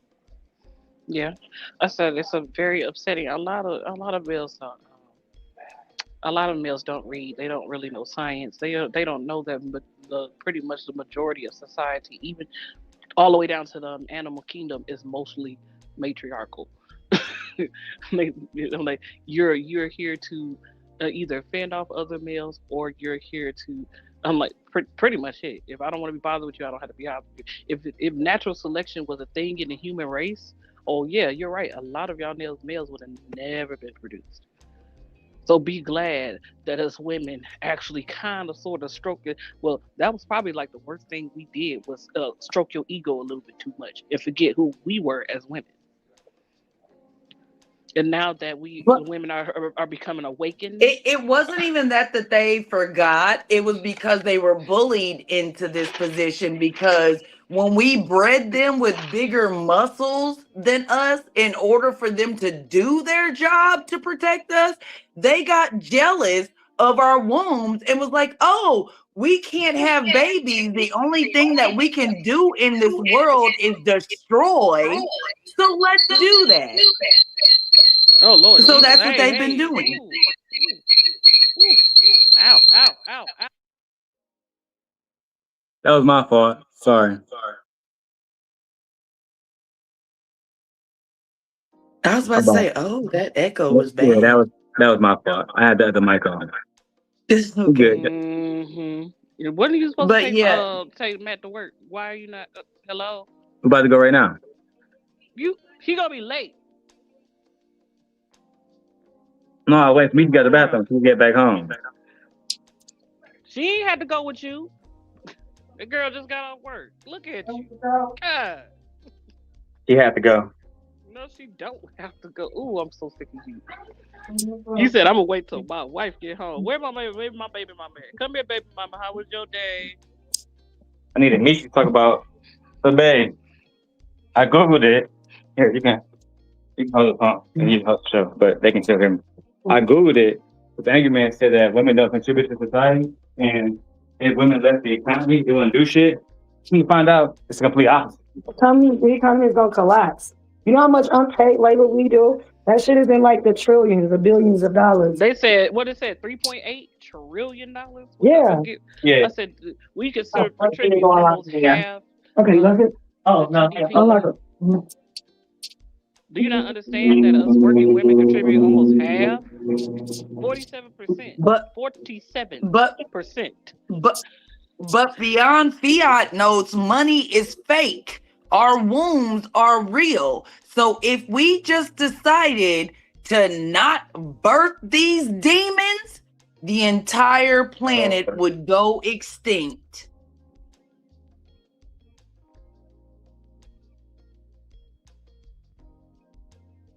What you gonna do? You gonna take it? You gonna make me have your baby?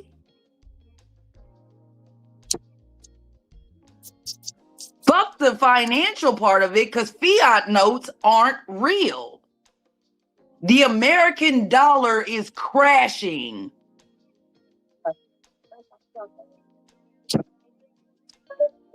And they call it inflation. It's not real. But wombs are. That's why they're trying to force women to keep having their babies, because they know they need us. To have babies. We don't need them. I think that's a good point in itself, is that women can simply just stop giving birth and society will be fucked. Women have stopped giving birth, and that's why men are in a fucking frenzy right now. They're paranoid right now. Yeah. They're creating, like how they just created this law or whatever they did with the financial aid type shit, and they said that nursing is no longer a professional job because women dominate nursing. And the only reason why they did that is because they're trying to force women back into the household and get married to these barbarians and bear their children. So what I say to that, it don't even matter if they turn women are not, we're not going back to the 1950s. Y'all need to let that go. So for me, I just look at it like once this administration is out, the next administration is going to be a Democratic administration. They're going to put everything back. We're not even going to have to worry about the way it's supposed to be. They can put it all back. So I'm not even worried about that. And you taking away women's education in 2025, or because you're not taking it away, you're just saying it's not professional grade. Women who want to go be nurses, they're going to still go be nurses. There's going to be other ways that people find funding for money. There's also people out here giving funding for school and everything. A lot of these programs are changing how much their programs cost and everything to combat some of these issues with this whole financial thing. So women, no one's having babies. It is what it is. We have 9 billion people on the planet. We don't need any more people. There's enough people on the planet. But it's not even about that we have enough people on the planet. It's that we have too many people that are greedy and take more of the resources off of the planet than they need to survive. That's males doing that shit because they live in a perpetual state of survival and they think that there's not enough. They think like that's just a male state of mind. They created this because women know that the planet, the Mother Earth is full of abundance. Whatever you need, Mother Earth will provide. Yeah, it provides. So that's why. But males don't understand that. No, that's why I'm just like in my mind. And it's a lot of women are not freaking out. Women are just like, okay, well, I don't have to go to school for these next 2 years. I can go to school 2 years when this administration is out of office. Because literally everything is going to go back to normal once this administration is out of office. The birth rate has declined also. I said, let's be clear. Let's be very, very, very clear. Women are going to always find another source to get income or another avenue. Women are becoming, they're becoming techs and everything. What are you talking about? They're going into IT. Yeah. So, okay, you take away it's nursing. over. All right, we're going to What tech else can I do? Exactly. All you're going to do is push me into a field where you are going to say it's a professional degree. So then I'm just going to go into those fields. That's all that's going to happen. You're not doing anything. That's not how you, and I hate when they keep talking about women. There's a lot of men that don't want children either. There's a lot of men who don't want to be fathers. Like get over it. It's not just a women thing. All men and all males don't want to be fathers. Like, stop it. And they shouldn't be. And they shouldn't be. Like, for what? Personally, I don't care. So many kids across this planet that are orphans. Like, so for me, we already have enough children that don't have families. We don't need more brought into the world that are not wanted. No, I'm over it. Especially so in the Black community, because when you look at the statistics of Black children in that need to be adopted, that's why all of these white folks is adopting Black children that they shouldn't be, because Black folks ain't doing it themselves. Yeah. I mean, because being a stepdaddy to a child that ain't biologically yours is simping. That's bad. Don't do that. I mean, yeah, absolutely. And it just makes I just feel like, for me, I just don't, we don't need more children on the planet. We already have enough children. We already have enough unwanted children.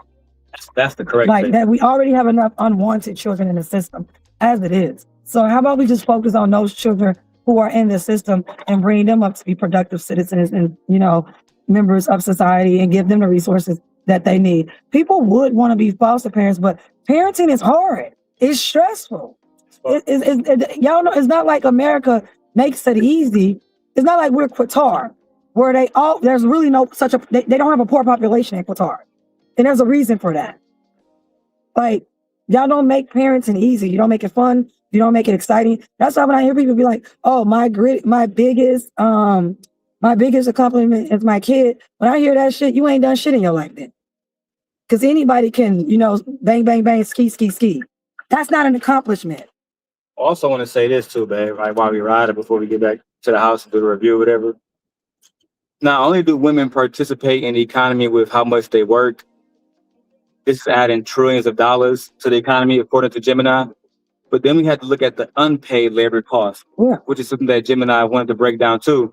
They said that it's almost $2 trillion if you look at women taking care of children, women taking care of the household, women cooking and cleaning. All of those are services that men usually would have to pay for. Exactly. That would cost millions, if not trillions of dollars. A lot of money, yeah. And that is called unpaid women labor. That's what the Bureau of Statistics and Labor is calling it. And they have a right to call it that, because women are like, you're not being paid every time you cook for me or you cook for your son. Or I'm washing clothes. Or when you washing clothes. I'm taking the kids to the doctor. I'm not being paid for any of that. But just like Gemini said, these are things. What happened if you didn't feed everybody? What happened if you didn't wash clothes, right? Kids go to school with dirty clothes, et cetera, et cetera. So I feel like a lot of times men don't want to count the stuff that women do. And Angryman saying women have no value. And then he mentioned that they're supposed to cook and clean. No, nobody is supposed to do nothing. We do what we want to do out of love, reciprocity. If you don't got that, then why the fuck would I want? Why the fuck would my wife want to spend money on me if every time I get paid, I tell her I'm saving. I can't spend. I don't got it on you right now. No, I don't have to do anything. I don't have to do anything. Like, no one has to cook and clean and everything like that. But like I said, if you want those services, then pay for them. Pay your wife to be a chef. Pay your wife to be a housekeeper. Pay your wife to do daycare duties. Like, that's a lot of money that most men can't afford. Literally. Gently, I got kicked off a panel. You won't be able to afford it. Gently, I got kicked off a panel a couple months ago because the dude was bragging about his wife being a stay-at-home mom because he encouraged her to do that. And then when he was talking about everything that she does within their household, I asked him, "Do you pay her for that?" Yeah. And he thought it was absolutely absurd to think that his wife should have a allowance, whatever they want to call it, for it. Wait a minute. You expect her to do the cleaning, the cooking, the all this? No. If you're not paying her for that, why is she doing it? Because you can't afford a chef. You can't afford a maid. You can't afford the daycare. You can't afford all these things that you expect your wife to do for free. I agree. This is one. It's crazy. There's this one couple I follow in Dubai or whatever. You know, his wife, they're Muslim or whatever like that, but they're still kind of like modernized Muslims. She had a baby. He paid her $1 million for having a baby. He wanted another child. He gave her another $1 million. He also bought her 2 homes that he put solely into her name, and he gives her an allowance every month, and he has her a chauffeur, and she has like he pays his wife because he said, I want a good wife and I want a good mother for my children. I don't want her stressed out, and she's doing all this. She's not earning anything, especially if I want her to stay home. So I have to put things in her name and give her an incentive to be with me, to want to have my kids. Imagine if I told Darrell, I can't have a kid. You have to get $20,000 up front. Oh, you need a child care? I need $3,000 a month for child care. We wouldn't have no kids. I know that. Aegon wouldn't exist. Like, that's what I'm saying. It'll be over with. So I'm just sick and tired of males, period, as a whole. In my mind, they're not lonely enough. Ladies, continue to drop that birth rate to 0.00. No, Let the birth rate plummet to hell. Let it go to hell. I do not care. I feel like I've had 5 children.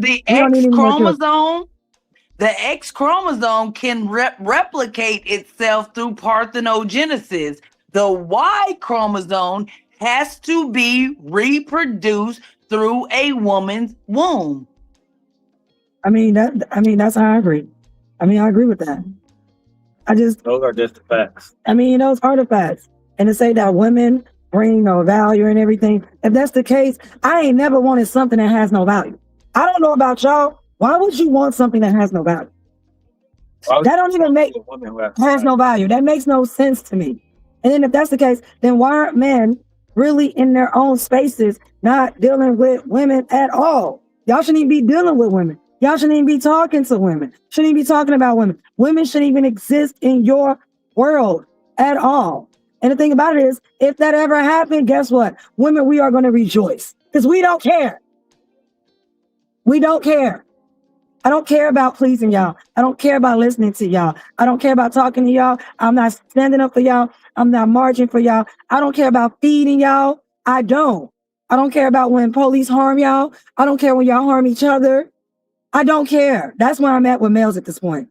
If you're not a male that I care for as a group, they can go to hell for all I care. Honestly, as a group, I wish we can wipe out half the male population. I really do. Well, technically, you can't. For the planet's sake, that's what's necessary. Let them die out. Stop letting these. Don't procreate with these men. Stop letting them have a legacy through your womb. Let them die out. That's survival of the fittest. You were never even meant to be here. I agree with you on that. A lot of them wasn't meant to be here. A lot of women were forced to have children that they didn't want.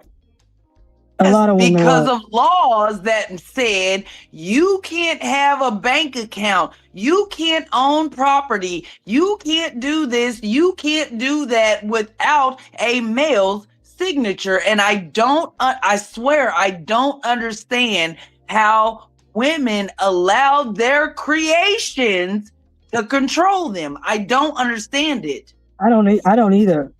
It doesn't make any sense to me. So, but if I really had to put the blame, I really have to put the blame on it. I put this on white women, white women. Y'all birthed literally monsters. And those monsters went out into the world and gave other males that type of rhetoric and believe in ideology that they were better. And since you are a male that's better, then this is what you have. I agree with you. Speaking of monsters, a quick side note, Tyler Robinson, if you guys don't know who that is, Tyler Robinson was the gunman behind Charlie Kirk's death, his trial started today. Yep, his trial began today. Tyler Robinson. But you know what, Daryl? I don't even think that little boy Tyler Robinson actually was the assassin of CK. I think he's just the scapegoat. Why you feel that way? First of all, he a little boy. He's 22. And he probably still had pissy nuts. So I don't really believe, especially knowing the history of this government and this country and the way that it goes, I don't think that he was the actual assassin of Charlie Kirk. I think that he is just the scapegoat, and that's what we're running with right now, because that's what propaganda has taught us. He's the driller. Be mad at him. No, I don't think he's the one that did it.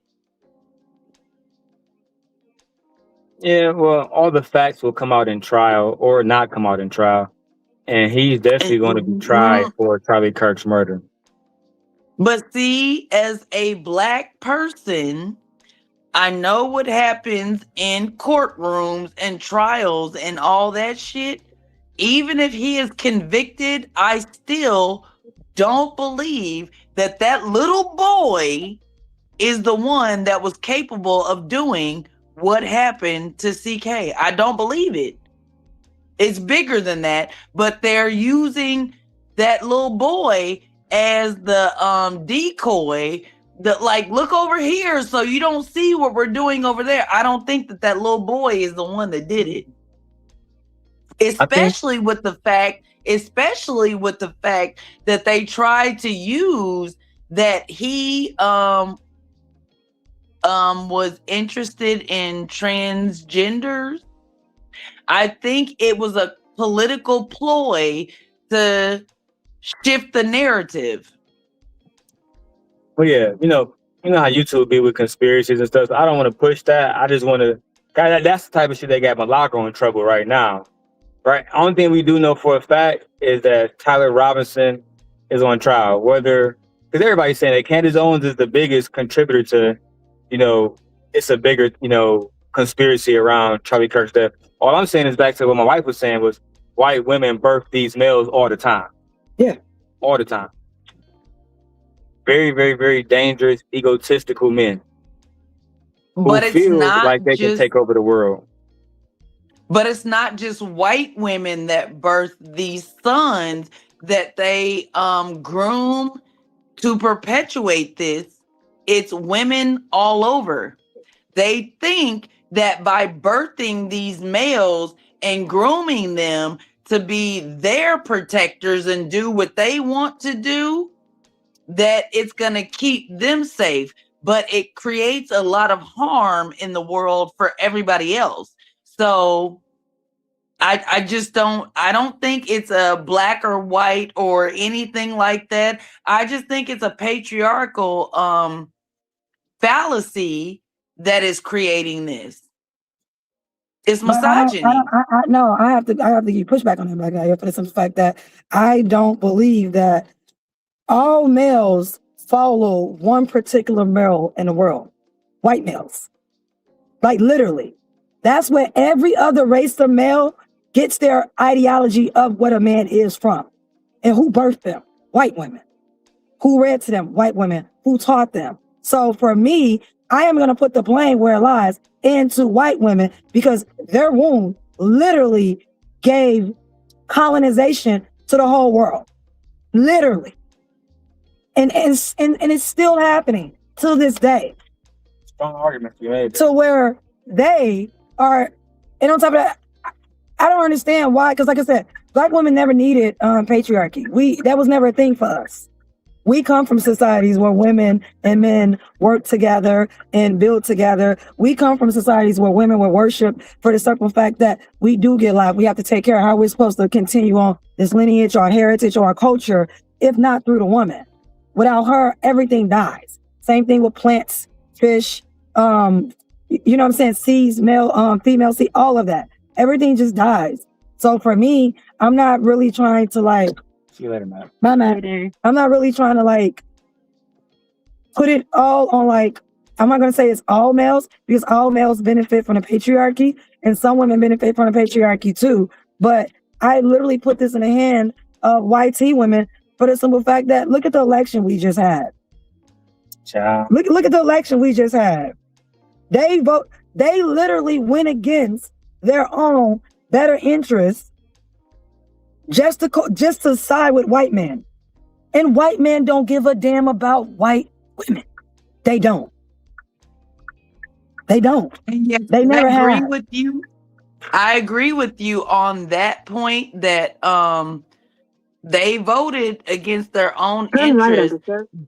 But I like the study of psychology and sociology, and it's been shown that women are like men want us to be. Women are more subservient than they give them credit for. So when you get with a man that is teaching you that type of bullshit is okay, that's what the women goes with. They roll with it.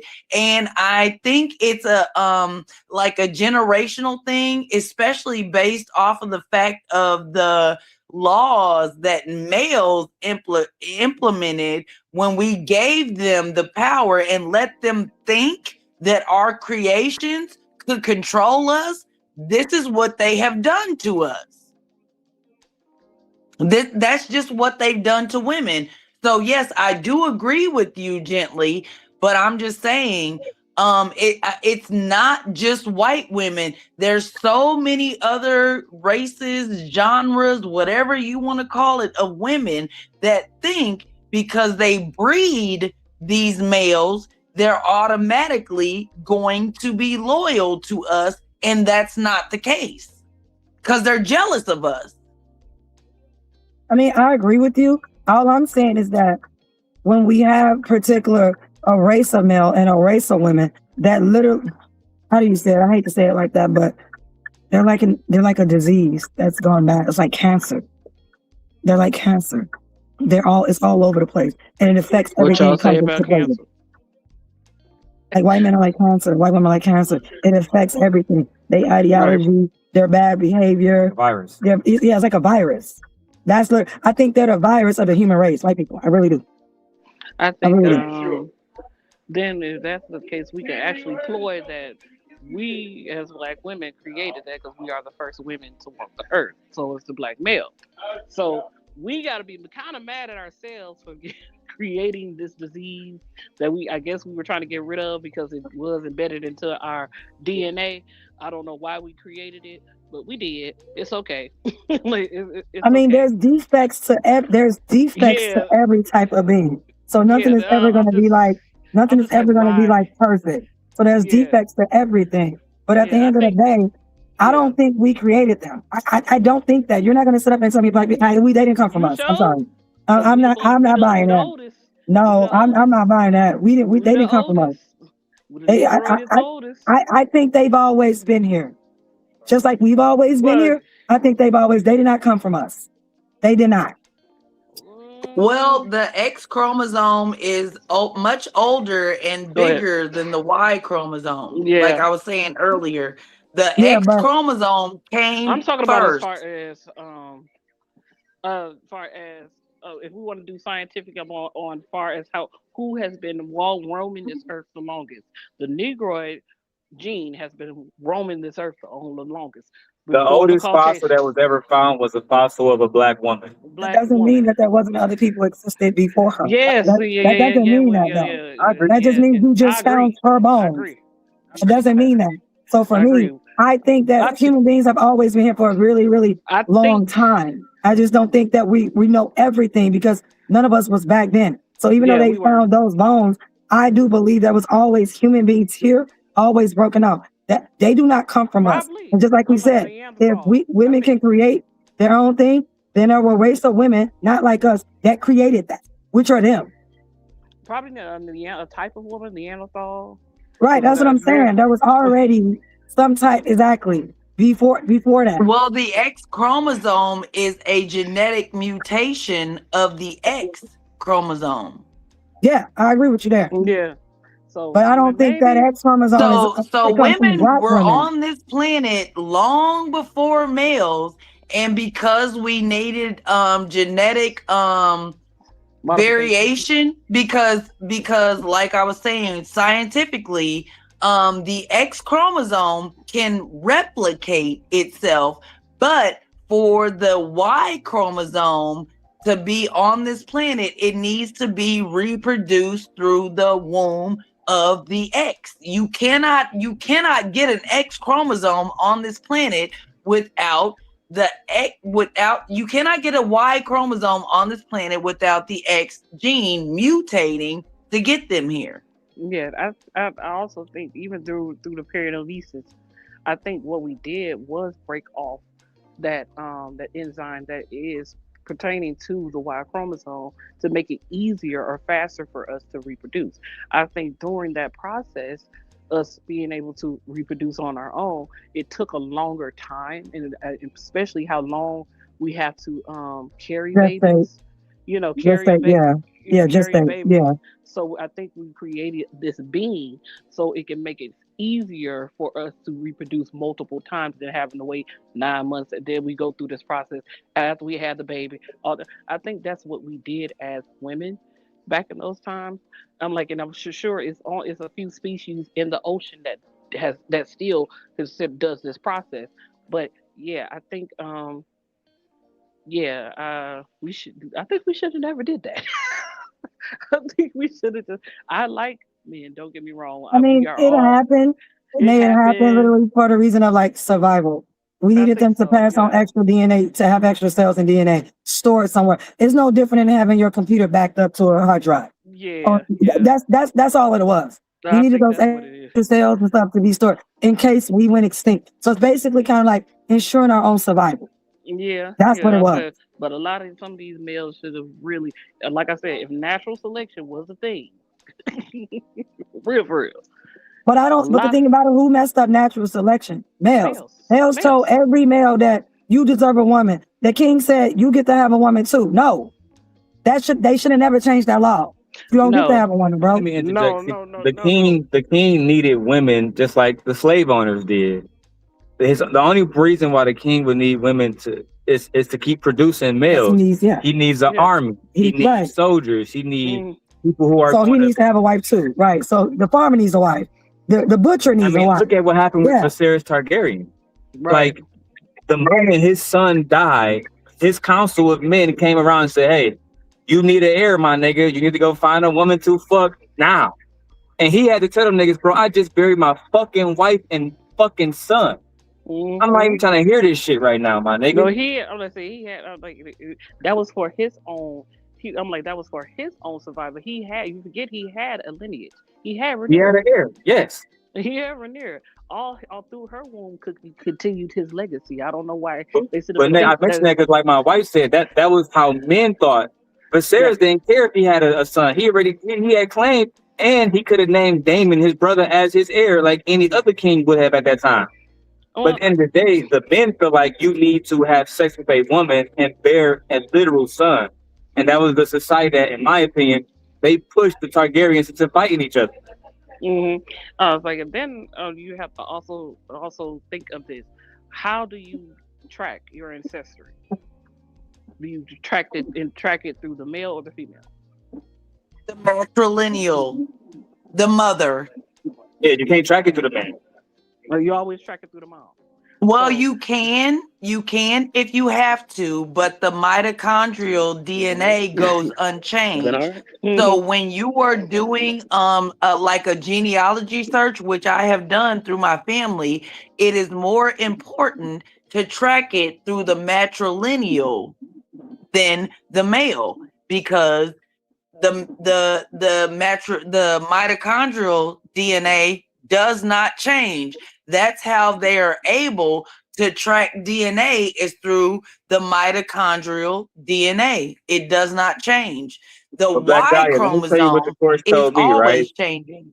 So when I had Leia, they told me that the reason why I had no rights and Christiana had all rights was because at any given time, if they need to find out where Leia came from, they know 100% fact that's Christiana's daughter. They would have to test me and whoever else to make sure. And what if they never found it? Right? Exactly. They have her doctor records from the whole time she was pregnant with that Leia. DNA. So they know for a fact. That's what I'm saying. You know what I'm saying? So I think you're completely right. But the way that it was explained to me by the doctors is that it's so much easier to go back and look for the child's mother because the records are like, I probably got my blood drawn twice for Aegon. Whereas Michi, she was consistently going to the doctor over and over and over and over and over and over. So Aegon records and Michi records are intertwined. And they're going to be 100 years from now, somebody want to find them, they'll be able to find that for sure that was Aegon's mother. You know what I'm saying? So I think that's another way that women contribute to society that men really don't give women credit for.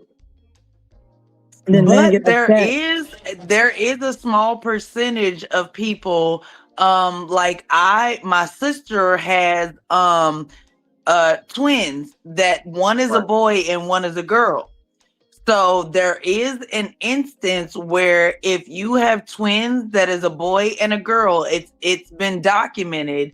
If the male like interacts with the females like chromosomes within the utero, there have been women that have been documented that the male DNA, like I can't even think of her name, but there was a couple of women that there was a woman, she had 3-4 children. When you tested her children, it said that they were not her children, but that was because she had a male twin.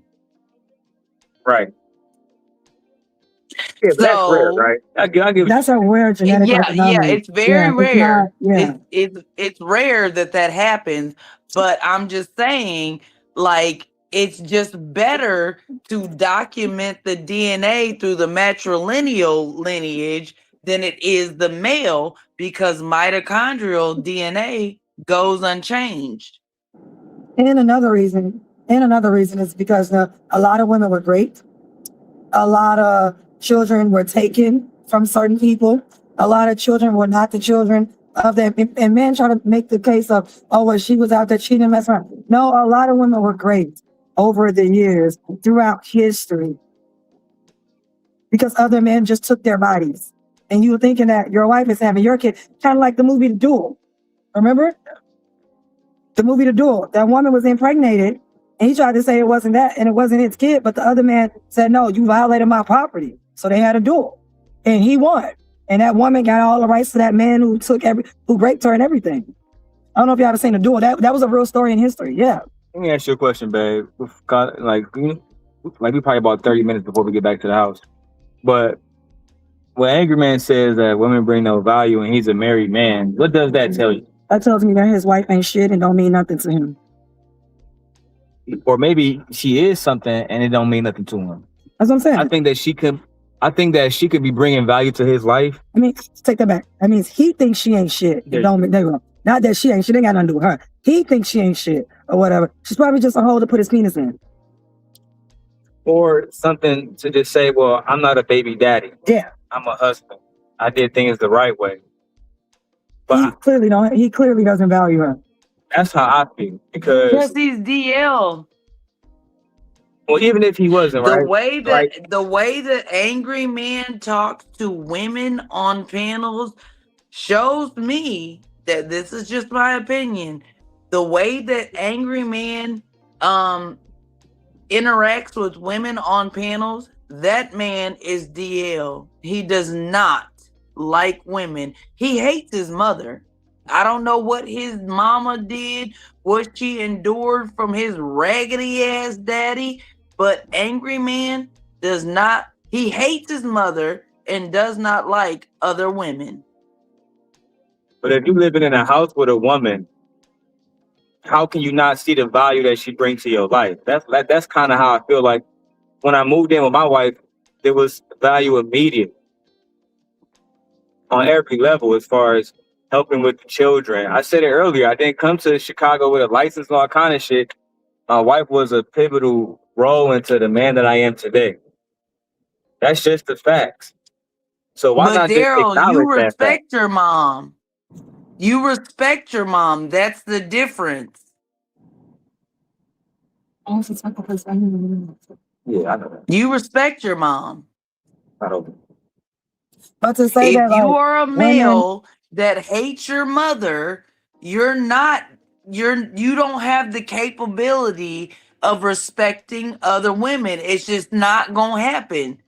Daryl, you like your mama. You love your mama. You respect your mama. You venerate her for everything that she went through for you and your sisters. That's the difference. Yeah, okay. I get what you're saying. no, I mean, but I'm just saying, like, he thinks that men are. Oh my God, I've never seen a man in love with men so much. To the point where he's so blind to the whole women are a drain on society. What are you talking about? If we literally just looked up the intrinsic value that women have just off the unpaid labor alone, not even a paid labor. Oh my God. Just off the unpaid labor alone, we're not a drain on society. According to Gemini, like, what are you talking even if about? women fill out the economy, which would collapse the economy immediately. It would affect him. He said, but according to Gemini, even if they just stop doing the unpaid labor stuff, the cooking and cleaning and taking care of the household, it would affect the economy too. Because again, now men have to do those things themselves. Now they can't focus, on things themselves. And to me, you don't want that kind of situation. You want your wife to be there, to be supportive. I thought that was the whole fucking point. Can you imagine if all the teachers of the world said, you know what? You stay here. All the teachers of the world just said, you know what? Forget about it. We're gonna leave, and we all just got on and went to a whole nother place. Leave these men with the kids, with the cooking, with the food. Leave these men with the cooking, with the kids, with the food. Like y'all have to do everything: the cooking, the cleaning, the child care, all the other jobs that keep society going. They wouldn't be able to go out. There will be no movies. You won't be able to what do you call it? You won't be able to get promotions and things of that nature, but it's the fact that you can't stay out to work. You can't take on extra projects. Why? Because you got to all go home and get your kids. A lot of you dads don't even know your kids' best friends. A lot of you dads don't even know what shots your children have. A lot of these fathers don't even know their children's birthday. A lot of these fathers can't even tell you their children's middle name. Yeah, have y'all ever seen those videos? They're floating around right now on TikTok. It's so many of them where they actually ask men, hey, Yes, I've seen it, and it's And then they got like a embarrassing. laugh track in the background. I don't find that funny. I don't find it funny that you don't know shit about your family, but yet you're in the house every day with them. That's not funny to me. Remember that girl? He was like, oh, how old is your daughter? He was like, 11. She was like, no, I'm 12. It was like, well, when did you become 12? She was like, I had a birthday yesterday, 2 days ago. Like, he had an older child next to her, and he couldn't remember it. It's like, what? And then the father, they was like, well, who's your kid's best friend? He had 4 daughters, and he was like guessing, and they was like, oh no. But then you see when they brought the mom over, the mom was like, Gabriella, her friend is this friend, her friend is this friend. The mom knew everyone. How old are your kids? She knew all their ages, when their birthday. She knew all their birthdays. She knew what the schools that they went to. The dad didn't even know what schools they went to. That's embarrassing. That you know nothing about your kids. That's weaponized incompetence. That is weaponized incompetence. And you have people laughing, like you see people in the comments laughing. And I'm just thinking to myself, as a woman, I don't find anything hilarious or funny about that. That's embarrassing. That goes to show you that men don't invest in children, but they want them. Really? No, men look at children as accessories. A way, like you said, to pass on DNA. Nothing for anything intrinsic at all. Yes, to pass on their DNA and then be like most daddies, especially in the Black community, they don't do a motherfucking thing. They only show up for like sporting events and shit like that, or to say Oh, to take a picture. my child got this award, they did this, they did that. It's for And them they to don't know the teacher live name, don't know why the child, vicariously through their why the child got the children. award, nothing. Why did the child get the award? They show up to take the picture. They don't care. They don't care why They the don't care. child got the award. All they care about is that they can tell everybody else, my DNA, my child got this, so that makes me this. Yeah, they honestly, they don't care.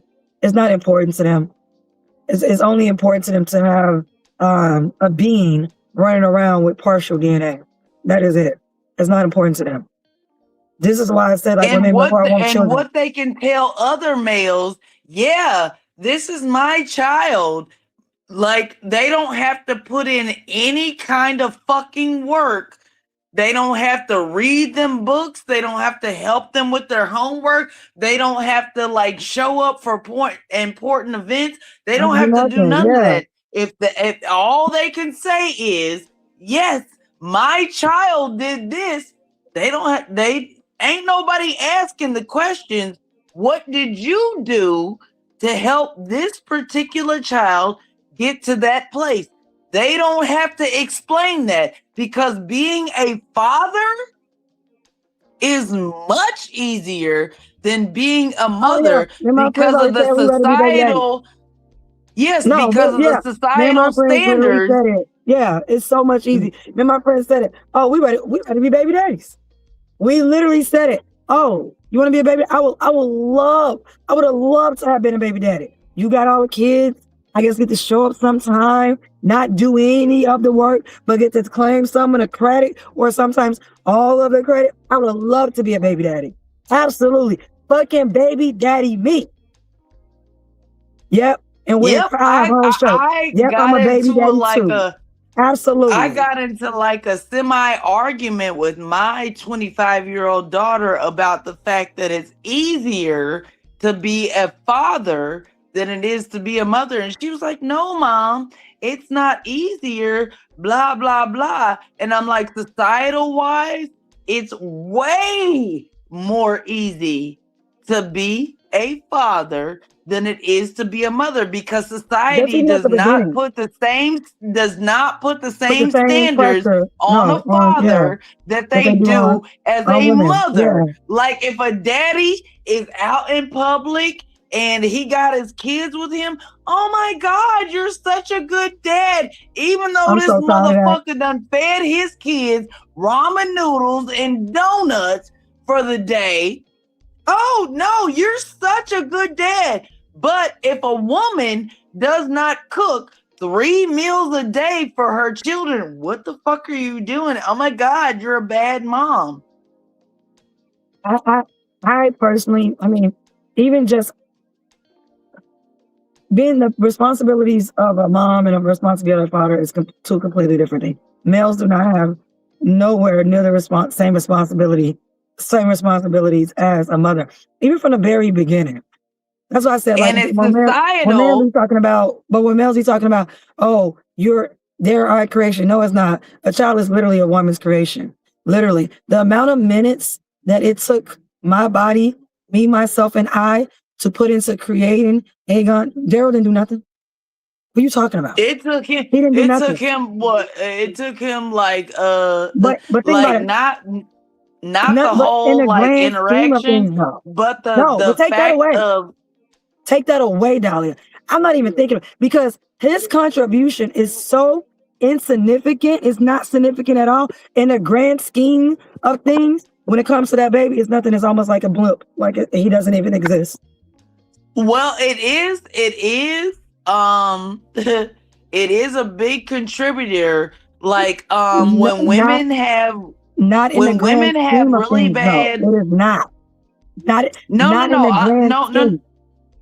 No. I'm just saying, like when women have bad morning sickness, all that shit, because of the DNA that was contributed from the father, yes, it's worse on the mother. But that's still, but again, that's still, he's still removed from that. She's still putting in minutes to deal with all of that. He's still, that's talking about him being as part of like what's happening to her. And I know what you're talking about.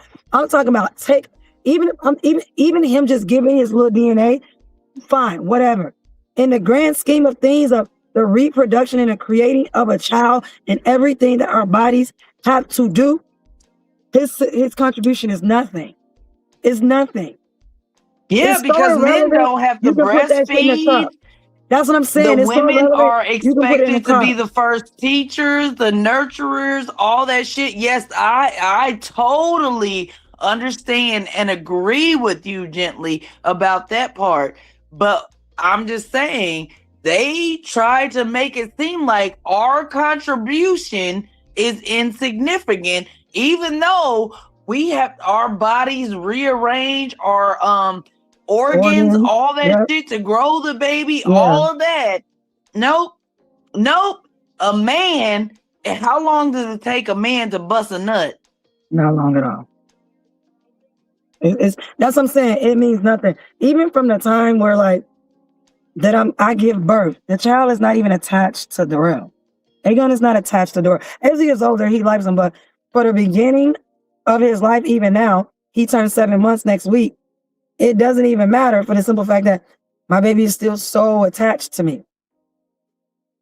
Because on, that's your mama. That's Right. his mama. And and he loves his mama. You done breastfed, you grew him. He heard your heartbeat from the inside of your body.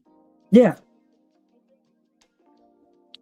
Daryl ain't experienced what your heartbeat sounds like from the inside of your body, and it didn't soothe him to sleep. Like none of that shit. Your heartbeat did that for Aegon. Right. And it still does it for him, even to this day. Right now. What? My heartbeat. What about it? And I'm not trying to diminish. I'm not trying to diminish because Daryl is a good dad. I see him. He's a good dad.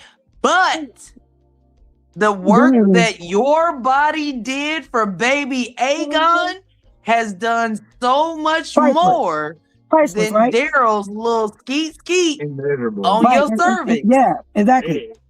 Exactly. And that's what I'm saying. Like, it's priceless. So for to say women don't have value, I hate the fact that he said that. They should have told him, bro, you a fucking woman's creation, bro. Without her body, you wouldn't be here, bro. Like, what's wrong with you? What's wrong with you? Had she poisoned herself, you probably would have not survived or been developmentally delayed or not formed right. You know what I'm saying? Like, you make no sense. It's so much more work on a woman's body to produce a male. Oh yeah, the male babies, they'll tear your body up. Yeah. Yeah. Because male babies will tear your body up. And I'm not trying to be mean or trying to be funny, but males, when women have to produce males, they are weaker. They require so much more work on the woman's body because they're more parasitic than females. Right, and we already know pregnancy is a parasitic relationship anyway. We already know that right off the bat. Yeah, we already know it's like a parasitic relationship. But yeah. But Daryl, I still love you. Please don't feel like I'm saying nothing wrong against you. I'm just saying I understand the science of it. Aegon is such a beautiful, such a sweet baby, and it's because of all the work that Michi Gently's body has done to produce that for your son. Of course. And it was a lot So of I'm work. not trying to be funny. Yeah. It was like a lot of work. Baby, I know you was sick. You was like, I ain't here for this shit. Yeah. Oh yeah, it was a really hard pregnancy, and it messed not just my hormones, it messed with me mentally, like it did. My hormones and everything But changed. most males don't even understand. most males don't even understand postpartum depression that can turn into postpartum psychosis. It can. It sure They can. don't even understand that shit. And they be like, you getting on my nerves, you doing this, you doing that. Bitch, are you crazy? That's what I'm saying. Like, it's a lot. So even from the beginning, That shit firsthand. yeah, even from the beginning of like life, women bring so much value in the first place. If women had no other value, what we do know is men put value on women giving birth to sons. We didn't do that. Y'all did that. You know what I'm saying? So like, I just find it crazy for him to think that. That's why when men be like, oh, that's our creation, you came from my nuts. Like, that don't even make any sense. And I had this conversation with Darrell the other day. I said, A-Gun he's always been with me. He's always been with me. Why? Because women are born with all the eggs they ever had. So the eggs that we release when we do become pregnant, they've already been with us. I don't know why men don't understand that. A-Gun he's always been with me. He was with you when you was in your mama's My mama's belly. womb. Exactly. He hasn't went anywhere. He's always been there. It's just the luck of the draw to which egg gets released. That's it. And then it gets fertilized. That's it. So like, my baby boy has always been with me. Me, my baby boy. So like, yeah, I mean, yeah, he do look like you, but that's okay because Gently did that body did most of the work, and that body is tea afterwards. Ew. Look, I'm trying. I'm trying. With that I'm fat trying ass to go back. booty. I'm trying to get back to normal. And the thing about it, I'm still not back to normal. That's why when man be like, oh, I had a baby. No, I hate that. No, you became a father. Say that. You didn't have a baby, bro. Yes. Yes. You became a father. Yes. And I'm okay with that. But you didn't have it. I can literally say, I had a baby. I don't have to be, oh, I became a mother. No, I had a baby. If you know I had a baby, you automatically know I became a mother.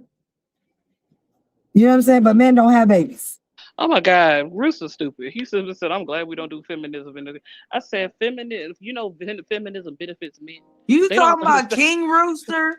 The King, boy. Are you talking about King Rooster, name? Are they? Yeah, yeah. Fuck him. I mean, but you right there. You right there. We're not going to listen to Victor. Victor grew up in the South. But what we do know is that feminism does benefit men. Patriarchy don't benefit men at all. A-Gun didn't see me. That's why he's whining in the back. No, 'cause I patriarchy just play is music, he fucking falls up asleep. men, and they won't accept it because they would rather deal with the benefits of what they think they're getting off of patriarchy because they're scared of other men to say, no, this patriarchy is fucking me up, trying to keep up with the standards that I can't meet because of what you have created. I agree. I can still hear you, man. Hi, honey. Hi, honey. My bad, John. Meet you had to get in the back with the baby. Them handsome face in the car, handsome face.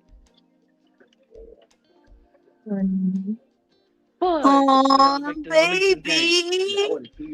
He's a car seat. Handsome Music, but I usually play music loud. You know, A-Gon like the music. Even they were just saying that in there. They was like, so it makes sense why when it's quiet in here, A-Gon to go fucking crazy. And so he like noise. I think he just don't like the thought of being like completely alone. I don't know what it is exactly, but whenever I play music in the car, no matter what it is, A-Gon just be quiet. He falls straight to sleep. But y'all see, I got my family on here so y'all can see what a real black family look like. Cause y'all, it's clear y'all don't see black love enough. It's clear y'all only see, I guess, bad representations of black women, and y'all see this manifested in people like Meg Thee Stallion, who again is not a baby mama. She's not an ex-wife or nothing. She just a woman out here hustling, doing more than y'all niggas, making more money than y'all. And for some reason, y'all have a problem. But how do Megan Thee Stallion get such a bad rep, but Lotto doesn't? And Lotto sings about the same type of music, just as raunchy as Megan Thee You Stallion. know why? We know why, because Lotto Well, Megan Thee Stallion is a bad black bitch. Yeah.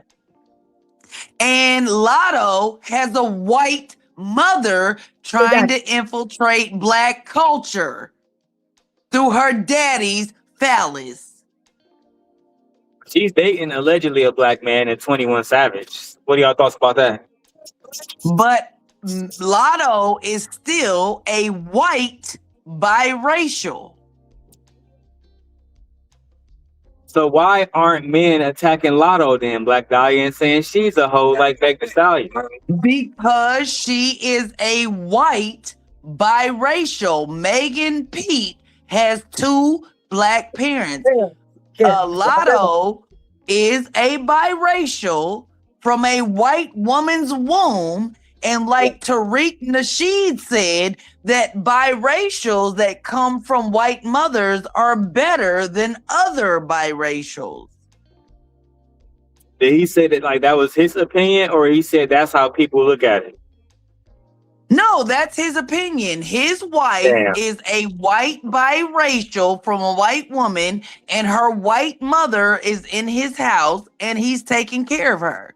That's his opinion. Child.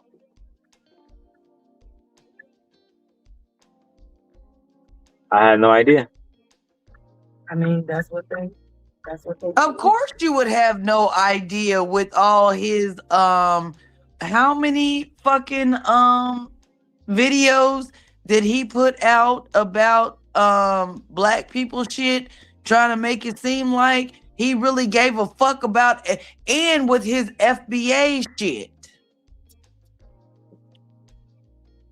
Well, you know, I always appreciate Tariq because he gave me the Crispy song. Well, yeah, nigga, I can't stand you. Why did you bring that up? I always appreciate Tariq and his battle against Tommy Sotomayor. It was needed. I can't stand Tommy Sotomayor shit too. But at the same time, Tariq giving black folks hidden culture. I mean, the shit that he did with his videos, he said that you should get a biracial that was birthed by a white woman because they are better. And the thing about it, I agree. Go on over there, stay over there, breathe yourself out, and mess up they did. Great. I agree with that. Stay away. I don't think that they're better at all. They're not better. I'm just saying, like, go over there, take that ideology. We don't need it to spread black DNA. So go ahead and spread that shit to white DNA. Keep it pushing. Yeah, like I said earlier, your mitochondrial Eve DNA goes unchanged. So if you are promoting a biracial that comes from a white mother, even if your children come out with darker skin, they are still passing down the mitochondrial DNA of that white woman because they're white biracial. There's a difference between white biracials and black biracials, and that's why they all crying on TikTok. They all crying. Every last one of them. Have identity crisis. They do. They don't know who they are. They don't understand themselves. And then they're in a house with a white woman who don't understand them, who doesn't try to understand them. No. Them white women help understand. Them white women fully understand what the fuck they're doing, and they're doing it on purpose. Like a white woman. I don't agree with that. I don't agree with that. Only because what I'm saying is that you have a lot of white women who have biracial kids with black men, but they don't have mixed friends. They don't have mixed race friends. They don't go out there and dabble in, multicultural with different races and stuff like that. They usually just date black men, and that is all they know about the black community unless they see on TV or whatever in media. So when I say that their biracial child comes to them, I do believe them biracial kids when they say, my mom don't understand me. She can't. Like, I really do believe that. And a lot of them don't try to understand. A lot of them don't even realize how racist or how their racist undertones impacted their kid. Like that white woman that was online talking about, oh, I'm sorry to black people. I always thought that you guys' hair to stay nappy and you didn't wash it, but my son clearly is biracial. And she was saying all those bad and negative things about his hair in front of him. And everybody's like, you're definitely giving him a complex and he's going to have issues when he get older. Trust me, he's definitely going to have issues. But she was just like, I didn't know that, you know, it was hard to comb, that it can get dirty quickly, or, you know, it gets knotted up, and I've done everything and all these other things, and it still doesn't look good. So you're telling me that your biracial son, the hair doesn't look good? That's a fucking problem. And then everybody's like, where's his black father? That's right? disgusting. No. Where's his black Father, father? like I said earlier, it's easier to be a father than it is to be a mother, because societal expectations are put on the women more than it's put on men. And that's what I was saying, like, especially with white women that give birth to white biracial children, they do not take the time out to teach their daughters how to do their fucking hair. But you know why? You know why? You know why? Because when that white biracial daughter grows up like Lotto, now Lotto is competition for the black dick that I want.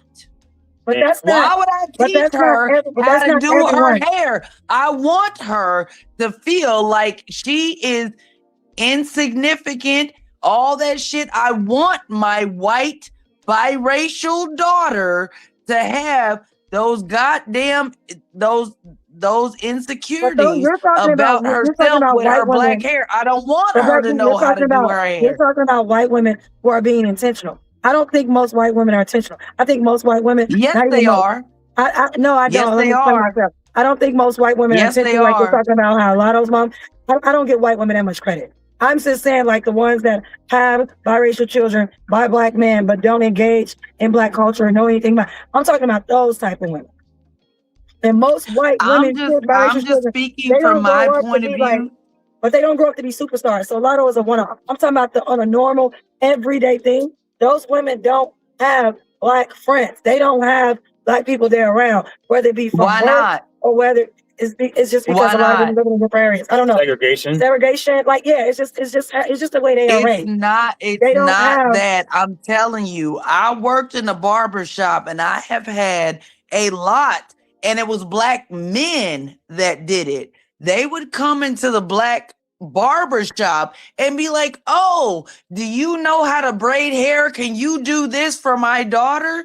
And when they brought their daughters in and I saw that they was biracial, hell no, I'm not doing your daughter's hair. I'm not saying that doesn't happen. I'm not saying that doesn't happen.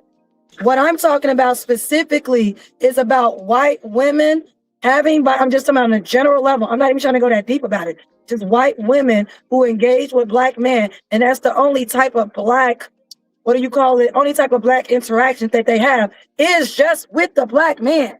Nothing else. And not just them, white Asian women too. And then they want to get online and then ask for help. And it bothers me so much with black women. No, if she had the time out to take black penis, she should have thought about engaging in black penis, with black penis, about if you have children, they can possibly have hair of this particular nature.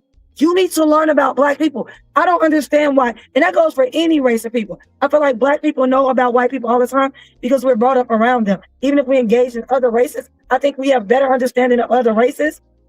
Now, can you go into more detail? Once you engage with that race of a family, yeah, that's fine. You get to learn other stuff like, oh, I knew this, but now I'm learning a little bit more in detail because I'm actually with this man or I'm with this woman.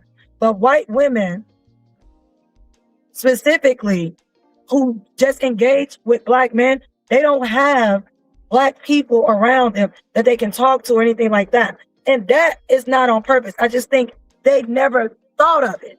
I've seen white women come online and be like, I never thought of, and I do believe that because that's never been their world. They've never had to think about if they have a child of color. And I do believe that's why a lot of these biracials that have white moms do grow up without a sense of foundation of who they is. They are not grounded in their identity. They have a hard time with their hair. They don't know where to fit in and how to fit in. Like, that's something you're supposed to learn from your mother. But if your mother doesn't look like you, or if your mother doesn't understand you on a level to what you are possibly dealing with and going through, you're going to have a hard time. You're going to have an issue. So at that point, it's easier to identify with, oh, I'm black, when you're not. And that's the problem that I'm having. It's just that white women, when y'all get out here and y'all stopping these biracial kids, don't come asking black women for nothing. And I hate when black women be want to help these women. Stop it. Because these women don't give a damn about us and they don't help us with anything. So I wanted to say this too, man. As far as black women, so white women wouldn't understand our culture because as a young girl, you're not taught that in schools, right? Like 75% of the time that children spend between being born and between 18 is in schools. And when you have white girls not being taught black culture, they don't understand nothing about it. Versus us, you remember white men being taught about everything. Like I could think about everything from our country being founded, white men, our president, whether we was in 5th grade, 10th grade, 11th grade, don't matter. It was a white man more than likely. The presidents that came before them, white men. All of the social leaders, white men. Yeah. The only black men that we learn about, for the most part, and white people learn about, is civil rights leaders, and some of them don't even know that. Right? So, in my opinion, they don't learn about black men and texture and black hair and all that stuff. And when they have the opportunity to learn, they don't care. They don't care. And that's just the reality of it. Yeah, but see, that's bullshit though, because my daughter is biracial and I had no idea how to do her hair because it's different than mine until I chose to learn how to do it. So I'm not giving no motherfucking passes to white women that be like, oh, I don't know how to do my biracial child's hair. My biracial child's hair is different than mine, and I had to learn how to do it because it's different than mine. So them bitches, they could learn if they wanted to, but they don't care because we have to be honest, and I'm just gonna keep it 100. We're black people. Black people have always, we come from a culture or different cultures where we do different things with our hair. So it's not intimidating to me. I have biracial nieces and cousins. It's not intimidating for me to do their hair. I've never been intimidated by a biracial child's hair, whether she come from a black mama or a white woman. That doesn't make any sense to me. But it does make sense to me for white women have to learn because they have hair like animals. They have hair like dogs. I feel like black women do hair better. Oh, so Jewish people with the big ass afros got different hair than us? It don't matter. They can learn how to do it if they wanted to. They don't want to. They don't give a fuck. They only care about slobbing on black knobs because they think that they're better than black women and they're going to get a better black man than we do. Well, I don't really care about that. They all get the same black man. So for me, yeah, they all get the same black men, but they don't think about that when they have black daughters. I get that. I'm just saying though, for me, like there are white women who don't know how to do hair. And again, either you're going to go learn or you're not going to go learn. Like, it's just that simple. I don't understand. There's no difference where, oh, I don't cut hair. You know what I'm saying? I'm not a barber, but as a mother, I'm going to find someone to cut my son's hair because I'm not going to go learn how to be a barber to cut boys' hair. You know what I'm saying? So like, there's things you can do, but like I said, some of them don't care. But then some of them, you do get some online that come online that talk crazy, like that other white woman. And everyone was calling her like, girl, you're going to have a problem. And you're going to give your son a complex by saying his hair is nappy, it's ugly, it's difficult, it's hard to do. Those are all negative terms about his hair. And and you shouldn't be doing that. And again, where's his black father? Nowhere to be found. Okay. Come on. I'm like, Nowhere to be found. let's be You back? fair. But it's You back not at the even house? about. It's Hold not on, even. hold on, y'all. Hold on. Before we keep going, I just want to say something real quick. Shout out to Vixen for a $25 cash out. All right, you got it, Nick. Go ahead. All right. So, black people produce all types of hair. Our hair can get bone straight, and it can be very coarse. So, as far as hair is concerned, black people know how to do all types of hair. Okay, because we create all types of hair. It's not that hard to comb, wet your hair and put it in a ponytail when it comes down to as slick or as fine as it is. So that's why, culturally, black women have always known how to fix their hair because we create every type. They don't. I'm like, once they mix with someone, you don't see white women who date other white men come out with very, very what they call nappy or coarse hair like that. Usually the hair is like their hair is very, very fine. So that's not always true. Majority there are white folks with kinky hair too. They do, but I'm like, somewhere in the down the line, someone is of color if they come out with that hair type. Somebody in their family or in their lineage had that type of hair, that type of coarse. Not with the Jewish community. They have some really kinky ass hair and ain't no niggas involved in that shit. Who were the original Jews? Why did Hitler get rid of the Jews? What was his reason? Because of what? Because he was mad about his own lineage. And his lineage was what? Negroid, correct? What he didn't like. Exactly. It wasn't necessary. Yeah, it wasn't. But Negroid. His ancestry is Negroid. The original Jews were Negroid. So it does not matter. In his lineage, he has a black person in it. That's why their hair is like that. You can say the Persians' hair are like that, but they're Negroid. It don't matter. But that's not necessarily true, though, because my biracial daughter has red hair and freckles, and it didn't come from her white father. I said it came from my family. Oh, yes, there's a lot of kids that can come out with freckles. So like, a lot of kids can be black and have freckles. I'm like, we create every course of hair. It don't matter. We create them all. We do that through our DNA. I'm just saying. So as far as white women are concerned, when they have biracial children, you can make the argument somewhat that they don't want to learn how to do their hair. But if you know how to brush their hair, if they could have a child who has fine hair just like theirs, usually they know how to comb it because of the fact, because she's not here. She's not here because of the fact that their hair is the same. When they get a child whose hair is kinkier than most, then of course they don't know how to do it. Some will learn. Most usually take them to somebody else. But as far as hair is concerned,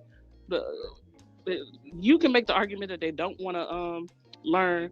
But if they want their child to be part of society, they don't want their child to look any kind of way, they would teach themselves or take them to somebody else that knows how. Bottom line. So yeah, hair texture. All right, we're back in the studio. Yeah, the hair texture thing can be a broad spectrum when it comes down to that. I understand both arguments, but yeah, black women have always known how to do every course of hair because we create every course of hair. I couldn't agree more.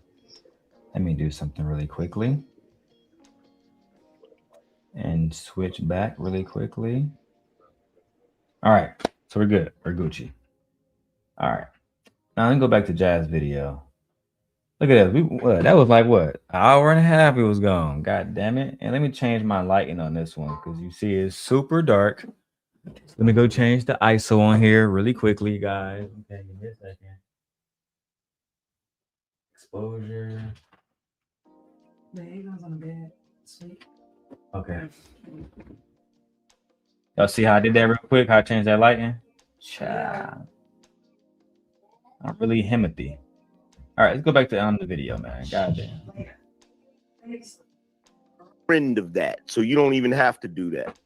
So when they say something on the society, then you address them, and it's a society. But on this panel, no HQ. I'm going no HQ. Check this out. Check this out. HQ. Hold on. Check this out. HQ and Ghosty. What I'm gonna do is what I wanna do. I'm a grown man. Good for you. That's what I'm gonna do. What I wanna do. What I said, I'm gonna talk about what I want to talk about, how I want to talk about it, and I know y'all have an issue with that because you live in this age of pussified, effeminate men who bow down every time y'all shame them or tell them they shouldn't be talking about something.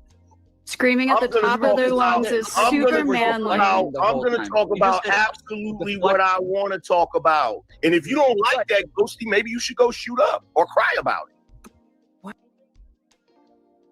Jesus fucking Christ.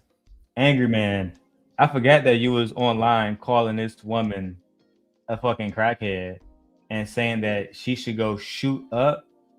Why would you even tell this woman that she should go shoot up and do drugs? Why would that even be something that a black man of honor, a black Christian man, a black man of God, why would you even offer something like that to a woman? Why would you say, yeah, go shoot up, bitch?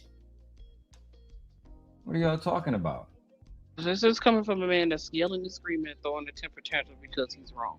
You sound like a bigger bitch than I would ever be. Period. And we're gonna leave it at that. All that yelling and screaming and stuff like that, children do. And I was like, just because you can't answer a question, just say I don't know. Damn. Just say I don't know. Because I'm like, your fat ass has to contribute shit besides yelling and screaming online and making money of degrading women. At the end of the day, that's how we valuable, because you have a subject to talk about every day, right?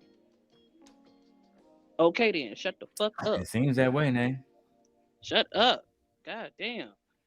I don't even understand how your wife deal with you. No wonder you stay downstairs. No wonder you stay downstairs. No wonder, she probably got a big, thick ass cement door to shut your loud talking ass away somewhere because you don't know how to shut the fuck up and make a good point. God damn. I can't see how. I'm like, do you be yelling and screaming when you're fucking too? God. Jeez, I don't understand why he be screaming all the time, because you don't have to yell to the top of your lungs to get a point across these days. You can just be a real nigga. You know what I'm saying? You don't have to yell and scream, bro. It's literally unnecessary. And it doesn't add to the conversation at all. It takes away from the conversation because nobody wants to be, spoken to that way. Nobody. Anyway, let's keep going. Why is he doing that? And the thing is, he's not having the real conversation. He never answered the question. How is a woman that works and makes enough money and contributes to society, works and makes enough money, pays taxes, not contributing to society? He never answered it, but you see, he tried to flip it and said that she never answered his question. And now he's going into all these ad hominem attacks, telling this girl she's a drug addict, and she admitted it. She's like, okay, yeah, I dealt with drugs. But it's like, Angryman, where's your neck? You talking about where's her drugs? Where's your neck? You got bigger fish to fry. But Jas, what you gotta teach, like what you gotta start talking about is the fact that when these men get online and the only thing that they can tell a woman is some ad hominem, right? Go shoot up, bitch. Go do drugs. Go have a baby. Go do et cetera, et cetera, et cetera. I think it's absolutely crazy that we need to start focusing on the fact that these men are not educated. An educated man would not reduce himself to ad hominems. An angry man, he hasn't made any points at all. He hasn't made one point at all. And instead of him genuinely having a conversation, he clearly just want to shame this woman because not only is he okay with it, but Fatty said it's okay. Ali said it's okay. The only man that was there that seemed to have a problem with it was tomfoolery. That's it. He was the only man that it seemed to have issue with the things that these men were saying on the panel. And for me, I think it's absolutely crazy that men don't check other men these days about how they are speaking to women. Let me drop the link, man. I'm gonna let anybody come up. Just make sure you guys don't interrupt the content, please. You know what I'm saying? That's all I ask. And if you can't be on camera, make sure your audio good. That's the second ask. If the video is not there, the audio has to be on point. All right, let's get back to the video, man. When you're Never saying shut others up. are deflecting, yet when you're asked questions, you don't respond and then say, "I just talk about whatever I I did want to talk about." respond, Tom. I did respond. You didn't respond. You just yelled. Wait, one second. Hey, Tom. Without the respect. Break out the cake now. No. Without the respect, she was actually not trying to have a conversation. She came to At all. No, now Freddie, that- I was. one second, please. I think I'm running the show, so please let me finish, right? So what I'm going to do is this, right? Now that both of y'all got your rocks off, and I didn't stop it, I'm going to put more 5 minutes on the clock, so angry men and actually Mantis can have a conversation and address each other. If you start to dismiss another person conversation, I will end this one-on-one, read the super chat. Mind you, he just did this. He just put them up there together. They had 8 minutes on the clock or whatever. Yeah, I don't understand it, Jazz. I don't understand it either. Why every single time it's time for a conversation to genuinely happen now, you got to be man versus the woman and woman versus that shit goofy as fuck, bro. And we just listen to them rant. And the thing about it is, I'll be willing to listen if Angryman genuinely had the conversation, but he's not even listening to have a conversation. He's listening to just talk shit. He's not doing that at all. And I don't like that shit. To me, it's goofy as hell, bro. I don't need you to come around and ruin the conversation. I really don't think that if he cannot control himself in conversations with women, I don't think Angryman should be talking to women.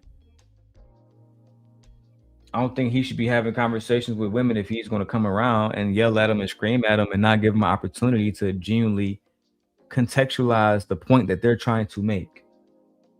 It's basic respect that everybody is deserving. It doesn't matter if you're a male, doesn't matter if you're a female, doesn't matter if you're a trans. I don't give a fuck. Personally. I really don't. Yeah, I'm saying, I remember when Charlie Kirk died and everybody was shitting on him. I would have had a conversation with Charlie Kirk, right? I would have exposed his rhetoric, but that don't mean that I have to show hate or order other goofy shit that he would do. Y'all got to get better, bro. And I think that's part of the reason why the manosphere is not respected the way that it is because y'all won't allow it to be. Y'all disrespectful as mongrels. Lord have mercy, man. Let's keep going. To hash it out, and it got us nowhere. Now we're going to try this again. And give the microphone to Roses and to Nunu because they be waiting patiently. Start screaming at each other, okay? And start dismissing each other, and we're done with this, and we go back to the show, okay? Angry Man and Mantis. Mantis, you came for this man. What is the serious conversation that you want to have with him? Ask a question, and he will follow through. Tom and everybody else, let them have it, please. Go ahead. Okay. What I came in to say, although I was rudely interrupted many times, was that I have an issue with the way, like, some of the things Angryman says aren't, like, incorrect. I think he kind of puts subjective things and makes them very objective a lot of the time, which is just, like, false.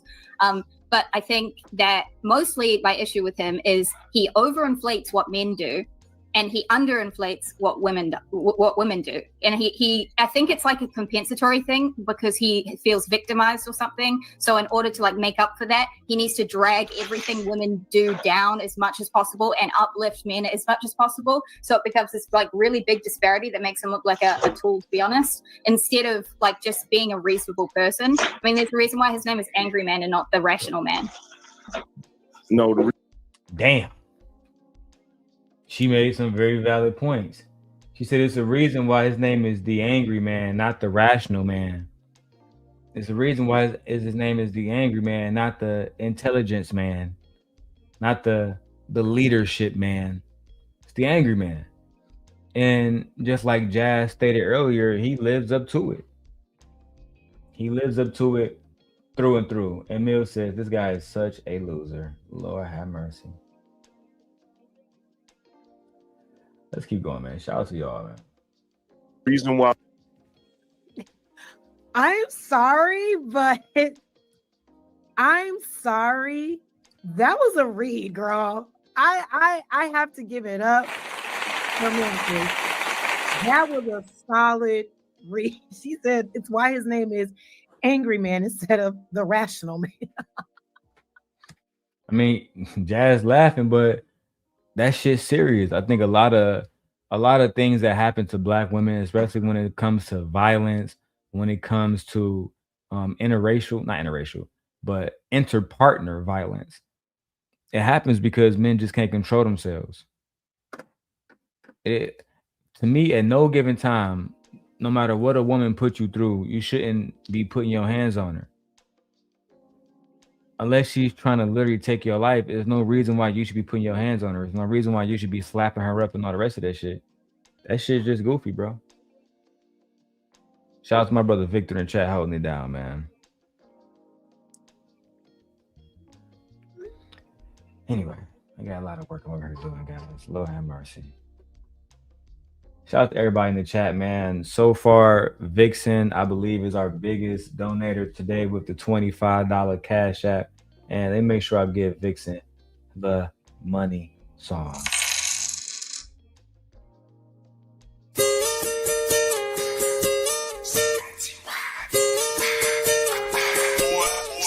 It's time for circulating.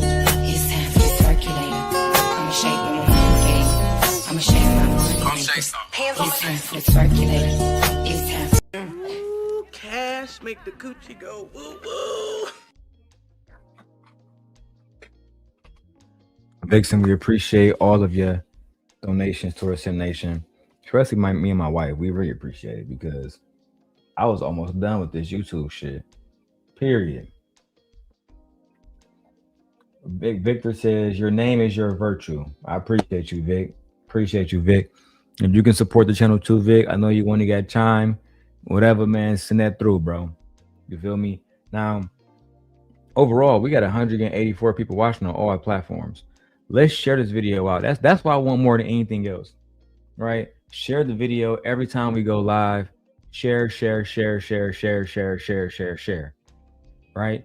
The bigger our community is, the more people we speak to, I think the better our content would be.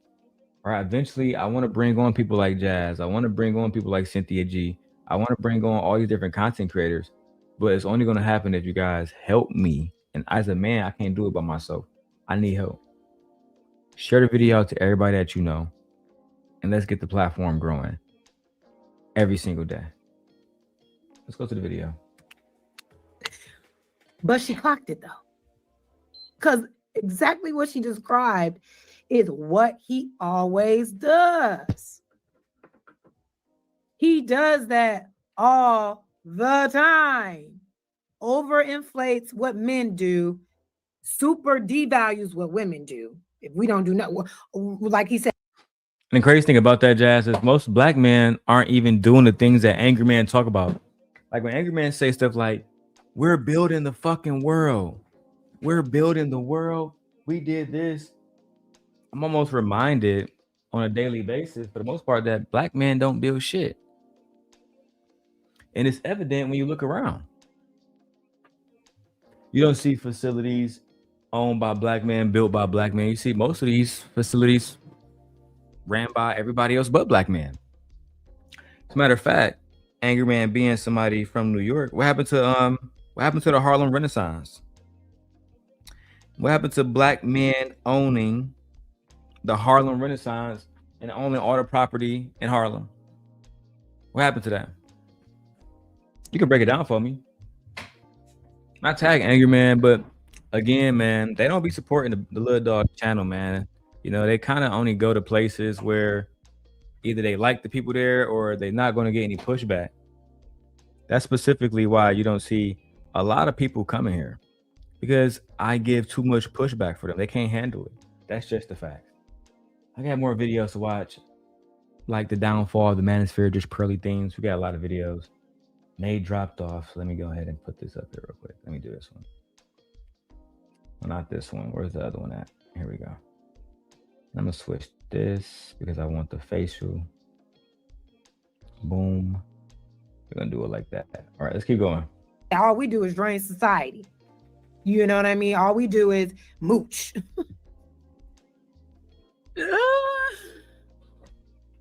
That was great. I had to one more round of applause for Mantis. I appreciate it. Let's continue. My name is Angryman is because Izzy Man's younger brother, who is now dead, may he rest in peace, gave me that nickname. So Izzy Band's brother gave Angryman, may he rest in peace. Shout out to Izzy Band, shout out to his family. I'm not gonna say anything ever about my brother Izzy Band's family, and I'm not gonna allow anybody else here to do it either, for the record. But it seems like it was it was Izzy Band's little brother who gave him the name, but it still you still don't say why. He was like, man, this nigga's so angry, I'm gonna call him the Angry Man. So we honor the fact that the brother gave you the name, but we still want to know why he gave you the name. So my friend but it's like I wonder why. Exactly, Jazz. That's all we wonder is why. Why would he give you that name? Why he give you the smart man, the intelligent man, the community man, the man who care about Black people? Why wasn't the intelligent man, the slow to anger man? Nay back. Shout out to Nay. Let me let Nay back up. What's up, Nay? You back? Yeah, my bad. I had a phone call. You good, my lady. Shit happens to all of us. All right, let me switch everybody back. Go back to the video. Why? Why would he give you the name Angry Man? Have you always been angry? Always been a yeller? Point a finger? I'm just curious. I don't want to get all the way into it, but that's a hell of a name to give someone. So my friend who's no longer here gave me that nickname, and that's the reason why I use that name is in his. You try to guilt me, like. Yeah, like why are you trying to guilt us with, you know what I'm saying, the brothers type shit, bro? That's not cool. At the end of the day, that's not cool. Why are you talking about, you know, my friend who passed away gave me this name? That's why, but it doesn't explain why he gave you the name. We understand why you use it, okay, because your friend passed away and he wanted to give you this name, but why? Why would he name you the Angry Man and not the man that's going to change America, the happy man? Why is it the Angry Man? I just don't understand that. That's all we're saying, Angry Man.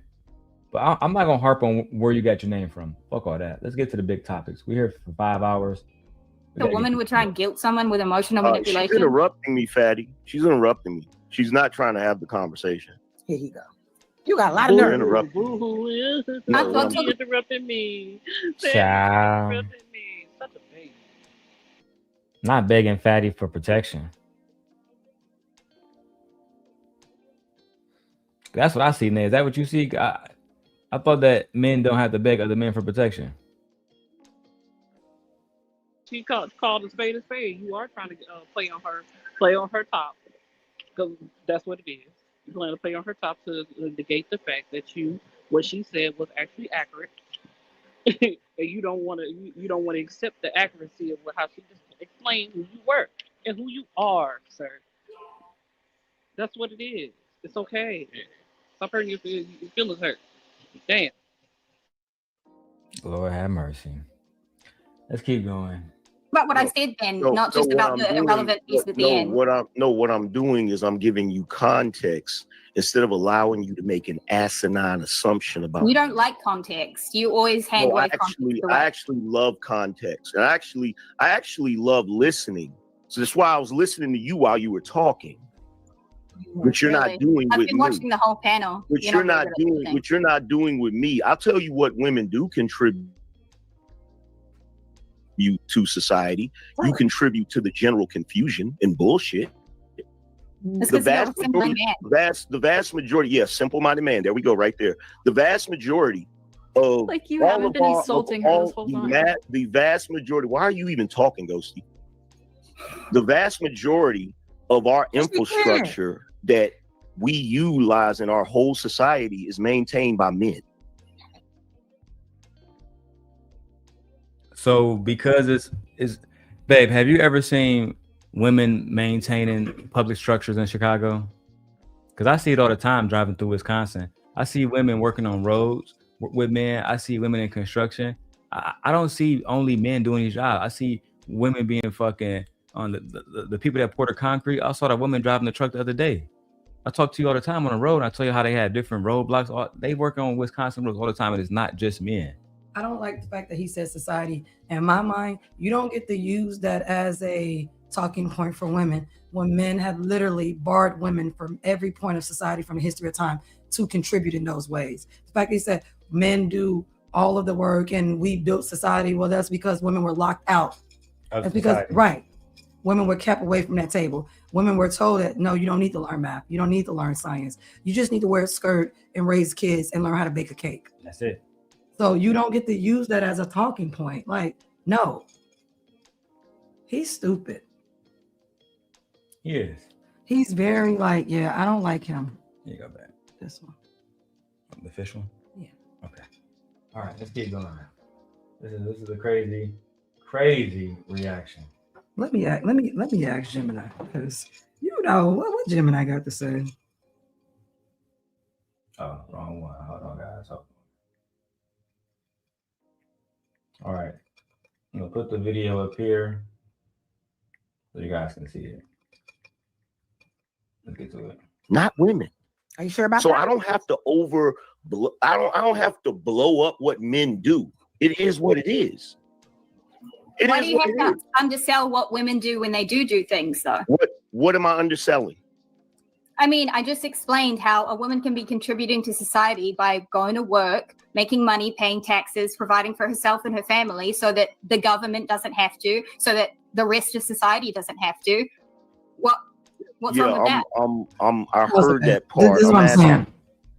So I just did a little research. Like this is what I'm saying. For thousands of years, most societies were structured in a way that men control land, money, laws, and religion. Who controls resources controls decision making, controls what gets built, and who work is recognized. Women didn't allow it. The systems were built long before the individual woman had a choice.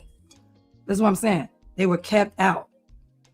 Men often did physical, dangerous labor, buildings, war, long distance trade. Women also did labor inside the homes, food production, weaving, healing, childcare, farming. But the homework was just as essential. It kept entire communities alive if it wasn't treated as a civilization of building. So the fact that he tried to make it seem like only thing that man built is the only thing that matters is ridiculous. It's a lie. Yeah. Like we said, for thousands of years, women were locked out of those particular fields in society that men control. Laws, religion, money, banking, housing, schooling. Women were not allowed. Women had to fight for those things to be included. We can literally look back to just recently, Ruth Bader Ginsburg had to literally fight to be considered a lawyer, to be seen as a lawyer, even though she did her work and she went to school for her husband and did his work. Correct. She was way smarter than him. And she was considered not smarter than him And just not because smarter of the patriarchal society. A lot of y'all have to really understand that a lot of times women were not allowed to do so many different things, and the society made it this way because they were threatened by women's presence. If you can have a woman do the job and she's not going to be as violent, she might not want to bring guns and bring political bullshit to the job, why not just hire her? Y'all don't understand it. And this happens a lot in corporate where they bring women in to do the job because sometimes it's just hard for men to work together. I mean, I don't want to be extreme, but look what happened with Harvey Milk. They worked in the same building. He ended up running one day against him. He won.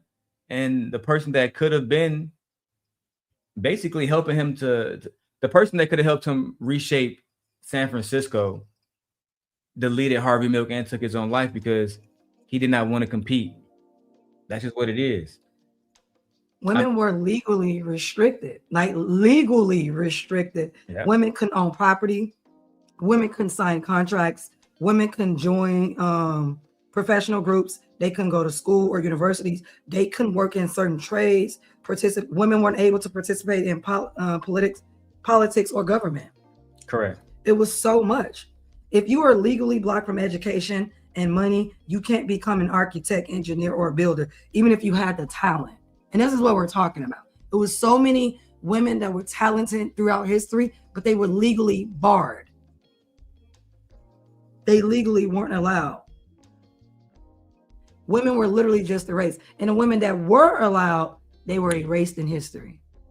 They gave the men credit for her work. They definitely didn't prioritize women when it came to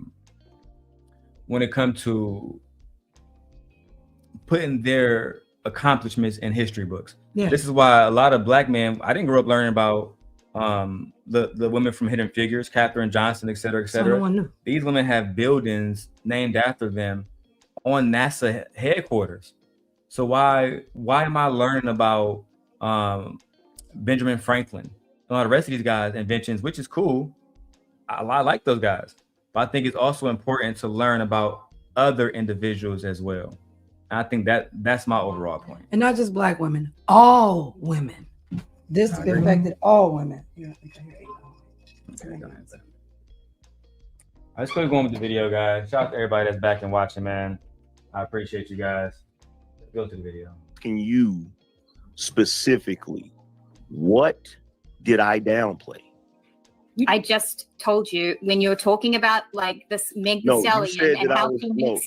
Hang on, when you're talking about Meg Thee Stallion and you're talking about how a $350,000 watch is nothing. Like even just her spending money that she has earned, the fact that she earns money, it's irrelevant because he earns a man is million. $140 million. Oh my God, Roses, shut the fuck up.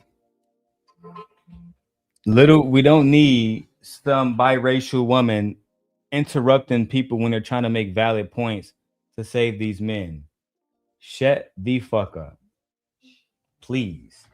We changed the black too. It's too bright. There we go. We don't need you doing all that, Mantis. I don't know who the fuck told you that we need a new white girl coming around speaking for men, but we don't. Okay? Just want to make that very, very, very clear to you. Now, divert your attention back to the motherfucking video. Compared it's about the gesture. To $40 million. So it really is minute, insignificant. What's that got to do with anything? What he said was buying a watch that is worth that much for her is like buying I don't remember the brand of a cheap watch. Cost to her. It don't matter. So what they're talking about right now, babe, is Klay Thompson, after I showed the video earlier, Mychal Thompson, who is an NBA legend, who also happens to be the father of Klay Thompson, did a video somehow. It was the best Thanksgiving he's ever had. I seen that video. They ate the chicken off the goddamn bone. I seen it. He said it was delicious. And Klay announced that Meg Thee Stallion bought him a $250,000 Audemars. That's nothing to her. She's a millionaire. Now, Angryman was like, man, her buying a $250,000 watch is like the average woman buying me a McChicken. That ain't nothing. So, no, it's not. Buying a McChicken is never the same as buying a fucking Audemars watch. Let me tell you why. Let's say if you bought me a $250,000 Audemars watch, it's on my wrist and we out. Somebody break and steal all our shit. Guess what? I can take it off my wrist and sell it and get all of our stuff back. I ordered food. Go in the room. I ordered it. What did I just say? Let's keep going. What was the brand, Angryman? Not the I said, benefit. this is what I said. This is what I said. But hold on. $150,000. He doesn't benefit from that. This is what. Oh my God, roses. Well, no, see, and that's what we talk about, right? Jazz, now you're seeing that there are women who will literally uphold the patriarchy against all women. Mm-hmm. Literally. You see it for yourself. You see it for yourself, mama. You know what I'm saying? So at the end of the day, a lot of the times men feel compelled and they feel like what they're doing is right simply because they have another woman to back them up. If I got on here and said all women are trash, and then my wife was like, yeah, my husband, right? You bitches is trash. Why would I stop? Right? When you have women like Roses and other women that always agree with these niggas, it gives them no reason to want to say, you know what, I guess I got to rethink things. That's why they don't talk to smart women and intelligent women, because they give pushback, intelligent pushback. To compare a $250,000 watch to a McChicken, that lets me know how stupid you are. That lets me know how stupid you are. It's not, it doesn't, the thing about it is he didn't even compare the expense to it. The fact that he said a McChicken, that's like what, $4, $8? Yeah. And he said, and it has no value. Right. I was just like, gonna say, that's what I'm saying. And it has no value. So it's not the same. It's literally not even. You would have been better off that would have been a comparison for an average woman buying a man a car. Yes. That would have been better for him to say a car or purchasing him a home. Correct. I would agree to that. Yeah. So if we're gonna talk about the value, you can purchase a home for $250,000. You can purchase a home for less than that. But that's what I would have thought about it. But to say a sandwich, a McChicken sandwich, like, oh my God, crackheads can afford a McChicken. Homeless niggas. Homeless people can afford a McChicken. You can just go bag for that money on the street. All I gotta if they walk into the Audemars store, the police will be called. Right. all I gotta say is this. Has your wife bought you a $250,000 watch? Has your wife even bought you anything that's in the thousands? Damn. You don't think Angryman wife would buy him a $250,000 watch now? No, because all he needs is a McChicken, because he's an average man. Yeah, I'm like the way he depleting. Yeah, average. He don't need nothing else. Average. The way he's depleting the value of a watch that probably costs more than his house and his cars combined. I don't think his wife has ever bought him anything that expensive. And no shade to your wife, but we know. So I'm like, if your wife buying you something, your girlfriend buying you something, showing appreciation or how much she loves you, it's nothing to you. That's what you're saying, and that's quite questionable. And I don't even understand why your wife didn't come slap you upside the head and be like, so I don't buy you clothes. I don't wash your clothes. I don't do nothing for you. Why would a husband not appreciate the things that a wife does in the first place? Whether it's $5, $10, it shouldn't fucking matter. It's your wife. You should be appreciative just because. I don't understand. Like, clearly, if she's able to spend $250,000 on him, that would tell me she's not using him for his money because she don't need his money. You would think that. She don't need his money. And on top of that, don't these men always say they want a soft life, a woman who's going to cater to them, provide a nice, maybe, didn't he say you want a woman to be your peace? She's his peace. So like, what's the problem? I just don't, that's why I say there's no pleasing these males. Don't pleasing them, don't shape shift for them. That's why I say women, you should just do you and be you and live to be who you want to be. Because I don't see the reason for you to even there's no reason to even try to impress these men. I don't care. I don't think women should care. The ones who do care, they're pick-me's. They want to be chosen. I agree. Because this makes no sense. This woman spent literal money on him. I don't know. You care about me unless you spend money on me. I'm sorry. Hey, how do I know you like me? I don't know you like me unless you spend money on me. How do I know? So you must know I like you a lot. Oh, you definitely do like me a lot. Absolutely.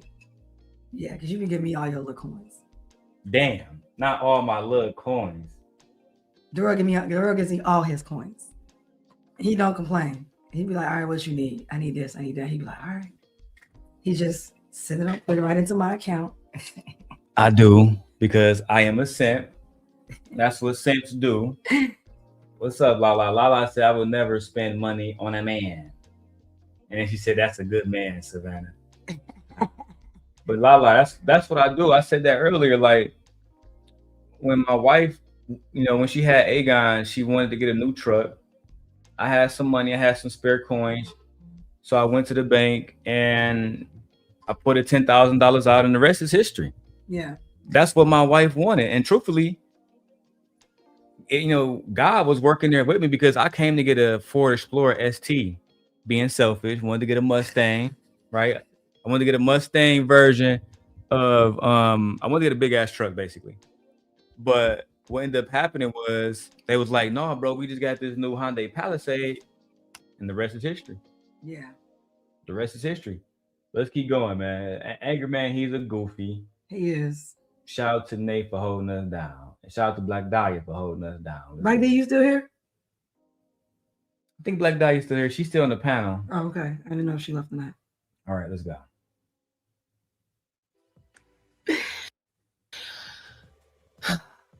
It's just, I get so disappointed because it's like, girl, come on. Come on. I'm used to these bitches being big. It was a nice fucking gesture. At the end of the day, Megan Thee Stallion bought Klay Thompson a watch nobody on that panel could ever afford. All right? Or has ever could afford to give to someone or even have ever received. And you're saying that it doesn't matter, it's not gonna make it's not a big deal, it's not gonna change his life. What happened to just being nice and kind to people? Right. Why? And gifting people stuff. It is, right, Jazz? It's just like, yeah. What is the problem with it? Let me tell y'all why I know Klay appreciated. How often is a man gifted a $250,000 watch in his lifetime? Not often. Usually the man is the one that's paying for stuff like that. And when I say that, because usually men tend to date those type of women, and they want those type of gifts. Right, yeah, exactly. Yeah. So it's not a slide to the women. It's just that usually men tend to go out with a lot of money. They tend to go out the women that is not on their caliber with the finances or whatever like that. And then we do have men that date within their financial bracket. So she can afford a $250,000 watch. And wouldn't it be, because I like Klay Thompson, I've been watching him for years. I think that Klay Thompson responds to Megan when she gifted him this $250,000 watch. I don't think he was like, man, bitch, you too rich. This ain't nothing. No. I think his response was, oh, that's weird. I can tell you love me. Yeah. Because you were thoughtful enough to go out and get me something that you didn't have to go get. You was thoughtful enough to go and pay for something. And yes, we're both rich, but it's the thought that counts. Yeah, it wasn't even about the money. Lala said they're mad because their women ain't buying them shit. Child. We back, Lala. Don't say okay. So The nation me and is her back. agree. Me and her agree then. Shit. Well, I can't remember the last time your wife bought you anything. You never said, hey, look what my wife got me.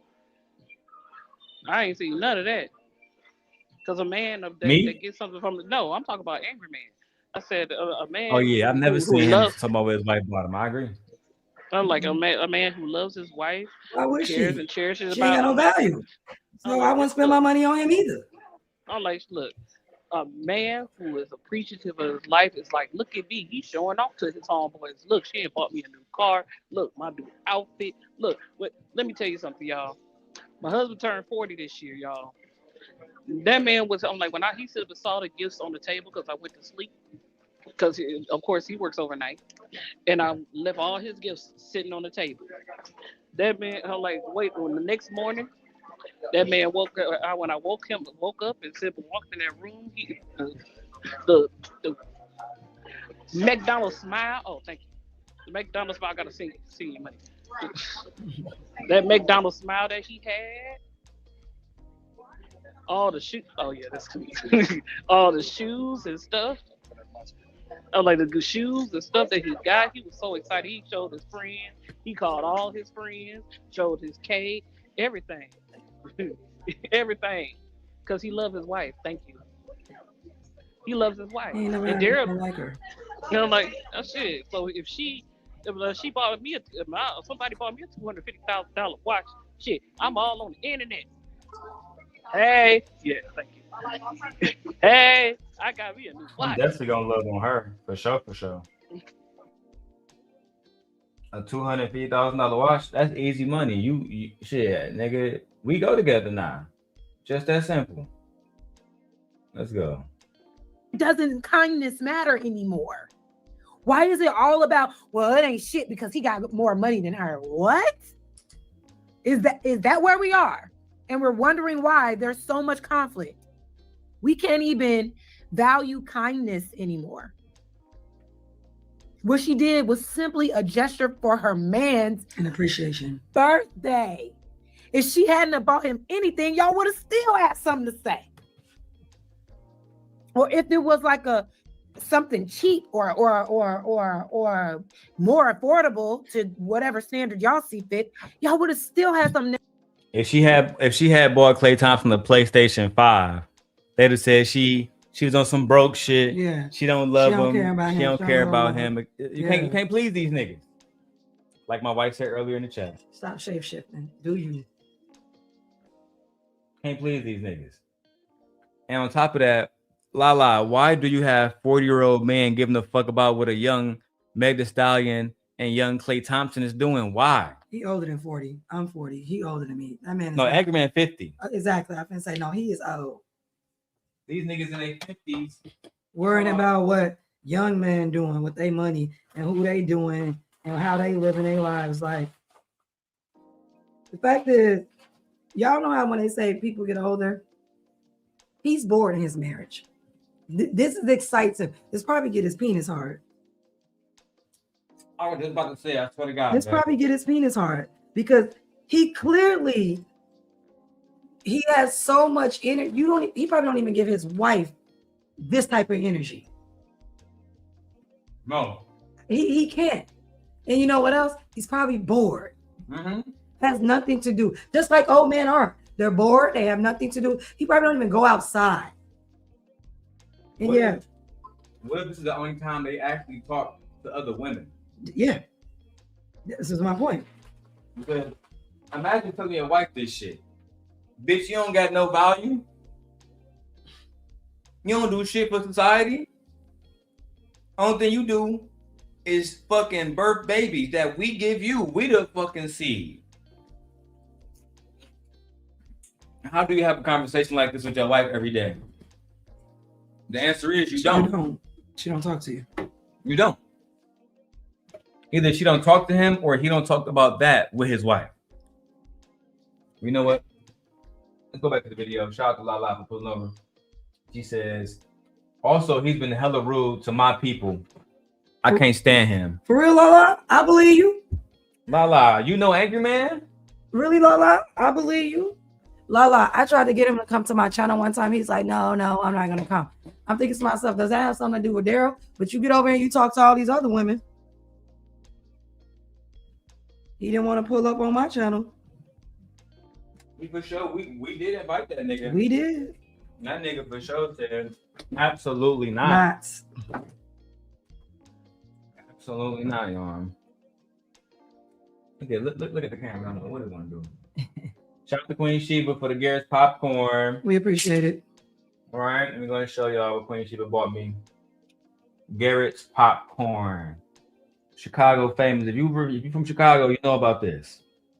Even if you're not from Chicago, you know about this in Chicago. Daryl didn't know about it. What? But I had Garrett's popcorn in Chicago every time I came here. I know. It's a spot downtown where they can make it for you. They put it in a little chocolate thing. Mm-hmm. They spin it in the chocolate. Yeah. Mm-hmm. You can get it like that, yeah. Come on. Mm-hmm. That shit be fire. Especially when I'm high. I'm high as hell, got the munchies too. Man, this shit hit like crack. You want some? No. All right. I'm gonna keep the whole bucket with me. Go back to the video, man. Negative to say, and that's the point. It doesn't matter what women are doing, right? Like we can be doing everything right, and y'all still gonna find a reason to call it wrong, and that's what's so frustrating. But we're gonna let this play just a little bit more, and then I'm gonna pull up some facts. This is what I said. You guys are only mentioning that because it's her doling out the money, and for you, you couldn't possibly fucking fathom spending $250,000 on a man. That's what this is about. Jesus. Yeah, but see, here's the thing. Here's the issue, right? Here's the issue. Jesus Christ. Yeah. Hey, 1 second. Hey, Rose, I'll give you. Oh my God, roses. Yeah, Rosie's for you to be like the resident pick me. You don't know when to shut the fuck up. I thought that was part of your job. I thought part of your job as the resident pick me on the panel, as the resident mammy on the panel, was to shut the fuck up. You can't even let the men speak. And you were talking about something.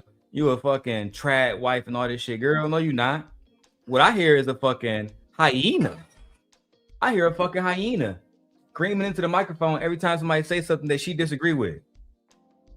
Not able to control herself and allow people to have a motherfucking conversation. That's what I hear.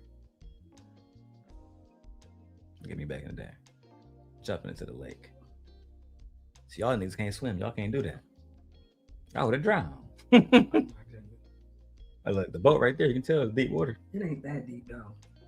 Deep enough It's for deep your enough, ass. right? Yeah, it's deep enough for me. Mm-hmm. All right, man. Let's go back to the video, man. Emil says I have to log off and hang out with my man.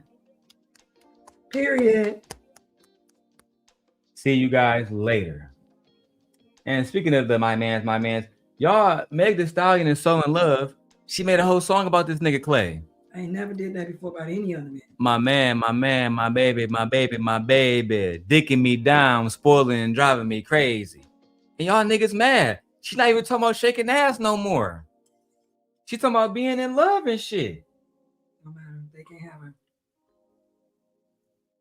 But I thought the whole point of her being a hoe because she had no children was because she's pushing dark propaganda. And now the propaganda is she's in love. One woman, man. Lord have mercy, man. Let's finish a little bit of Jazz video before we go into. Matter of fact, fuck it, we're done with Jazz video for today, man. We're done with that. We're done. I got some other important news that just came out of Michigan. Sherrone, wrong fucking keyboard. Sherrone Moore, who is the coach or the former coach of the University of Michigan football team. This man has been brought into court and we have the footage, y'all. So we're going to go to ABC News, or do you want CNN? Who do you like more? ABC, CNN. Okay, so we're going to ABC News for the report. Let's go ahead and check this out. We have a man that was getting paid $15 million a year that lost it all because he could not control his penis. That's right, ladies and gentlemen. The white woman got another one. And another one. And another one. They keep winning. Y'all don't get it. And they gonna keep winning. They gonna keep winning. Because y'all niggas stupid. Dumb. Real stupid. This was an easy win. To me, this is worse than Shannon Sharp. Yeah. Because this nigga not in Shannon Sharp's situation. He's able to keep going with his podcast. This nigga's in jail now. Yeah. He committed a crime. He threatened, they say. I'm about to say you heard the whole story? Yeah. Child. Yeah. Left his wife and went to her house, broke in, all kinds of stuff. Yeah. Child. A dum-dum. A real dum-dum. La. Let me go ahead and make my wife bigger up here in the corner so y'all can see us. This is about to go the fuck down, child. I can't believe how stupid he was. Look at this shit. Former University of Michigan football coach Sherrone Moore is appearing in court on Wednesday. Hold on. Let me put the bandit on big screen. Look at him. What you got to say about this image, my wife?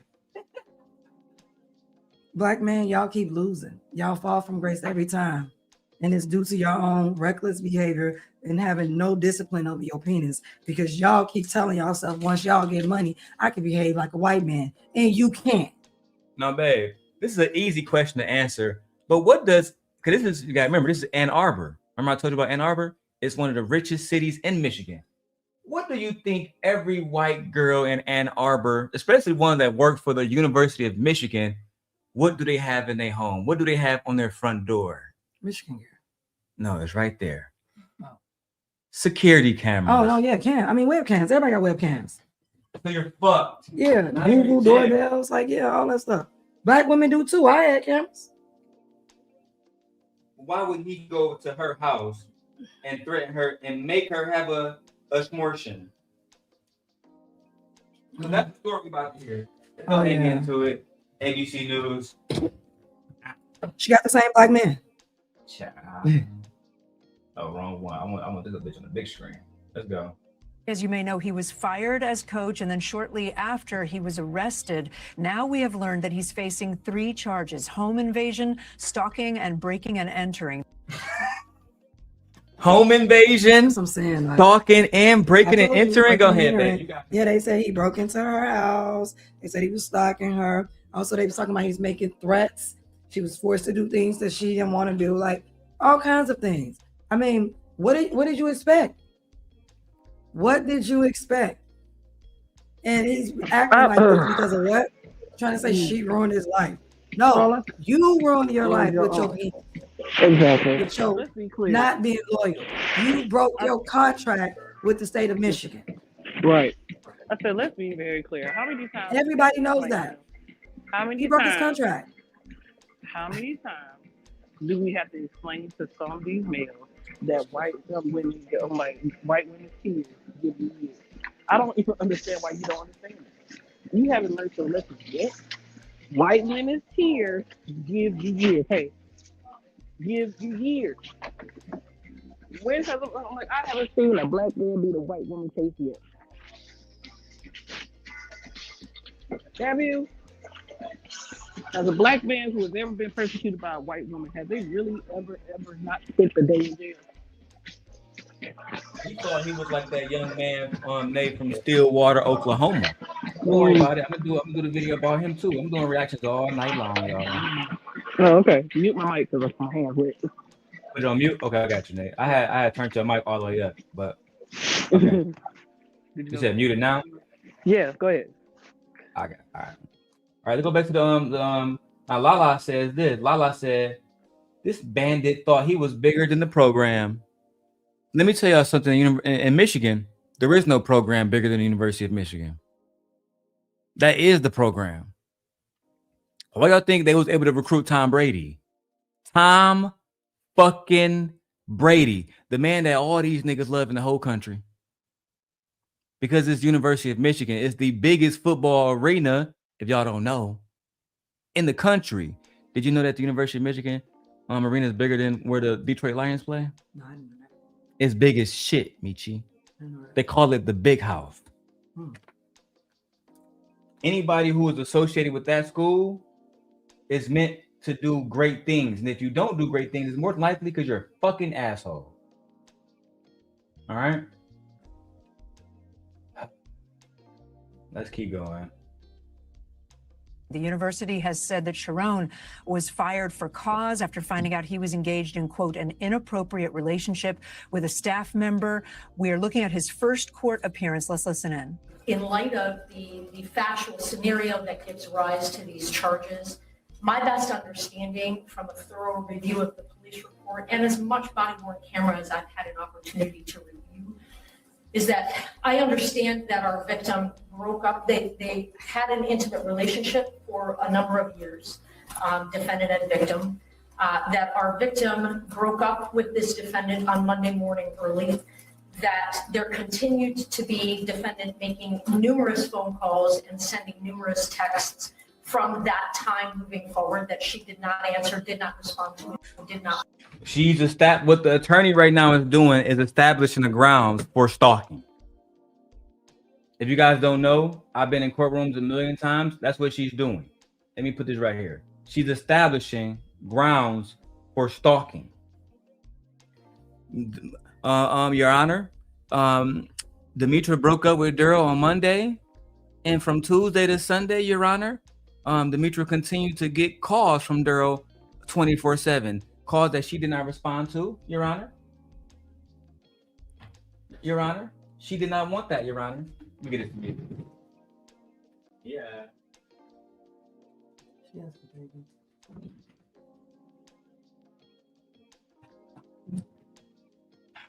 Let's keep going, guys. So now they got you for stalking. They already had you on, inappropriate relationship with a minor. Not a minor. Let me correct myself. Somebody who you shouldn't have been working with. A student is the appropriate word. Who was an adult, but a student nevertheless, which means that you broke University of Michigan policies, which means in their code of conduct. Yeah, you're not supposed to fraternize with students and stuff. You're not supposed to fraternize with students in that particular way because they don't want it to. Because the school could be held liable. That's the why they have it in the code of conduct. Because the school could be held liable because they say you can use your position of power to influence, overpower, intimidate. Yeah. He made her his assistant. Remember when she got the schmortion, he promised to double her salary. Yeah, and they don't want you doing that. But also, I find it amazing that this woman, who is a white woman, had a relationship with this black man willfully. She wasn't coerced, she wasn't threatened, and now all of a sudden she's saying stalking. This is right out of the white woman's playbook 101 when it comes to dealing with a black man. The best thing you can do, throw it all on him. You're a white woman. They're going to believe everything you say. Girl. Every single time. And your black man, y'all fall for it every time. Every time. This is literally in their handbook. Kind of like, oh, I got caught sleeping around with him. Oh, what do you want to say? He raped you. Oh, I got caught messing around with him. Oh, just say he kidnapped you and he forced you. She was definitely coached to saying this. Because you're a white woman, that's a black man. So we're definitely going to throw him under the bus.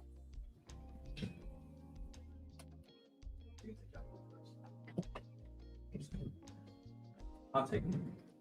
Definitely throw him under the bus. FYI, PSA for black men messing around with white women. If you ever cross them, they're going to always be right. And they're going to throw you under the bus every time. Not just throw you under the bus, they're going to back that motherfucker up and roll over you multiple times. They're going to always be seen as victims every time it comes to dealing with a black man. Every time. I thought y'all niggas knew this already. I thought y'all knew this, but I thought these women were submissive. Where was her submissive attitude? That shit up. Where was her loyalty to this black man? I thought black men with money are high value. You mean to tell me his high-powered paycheck couldn't buy him silence? His high-powered paycheck couldn't buy him loyalty with the white woman? Where are the black men? Why aren't the black men throwing her under the bus? Why aren't black men saying that this is a bad representation of women, and why aren't they and making it seem like she's the type of woman that will use the system to destroy black men? Why aren't black men telling the truth about nobodies? Why, if this is a black woman, I'd be like, she's trying to destroy him, mess up his career, she lied. Black man, where are y'all? Because this is a white woman out here throwing one of your own who's a high value man that y'all say in jail.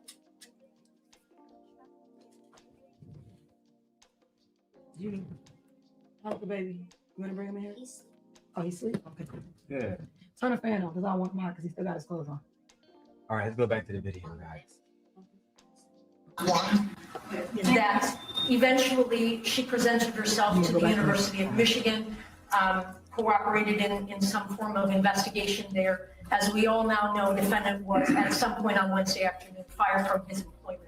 He then, at some point soon thereafter, came to her apartment in the address that is alleged in the complaint. Barged his way into that apartment.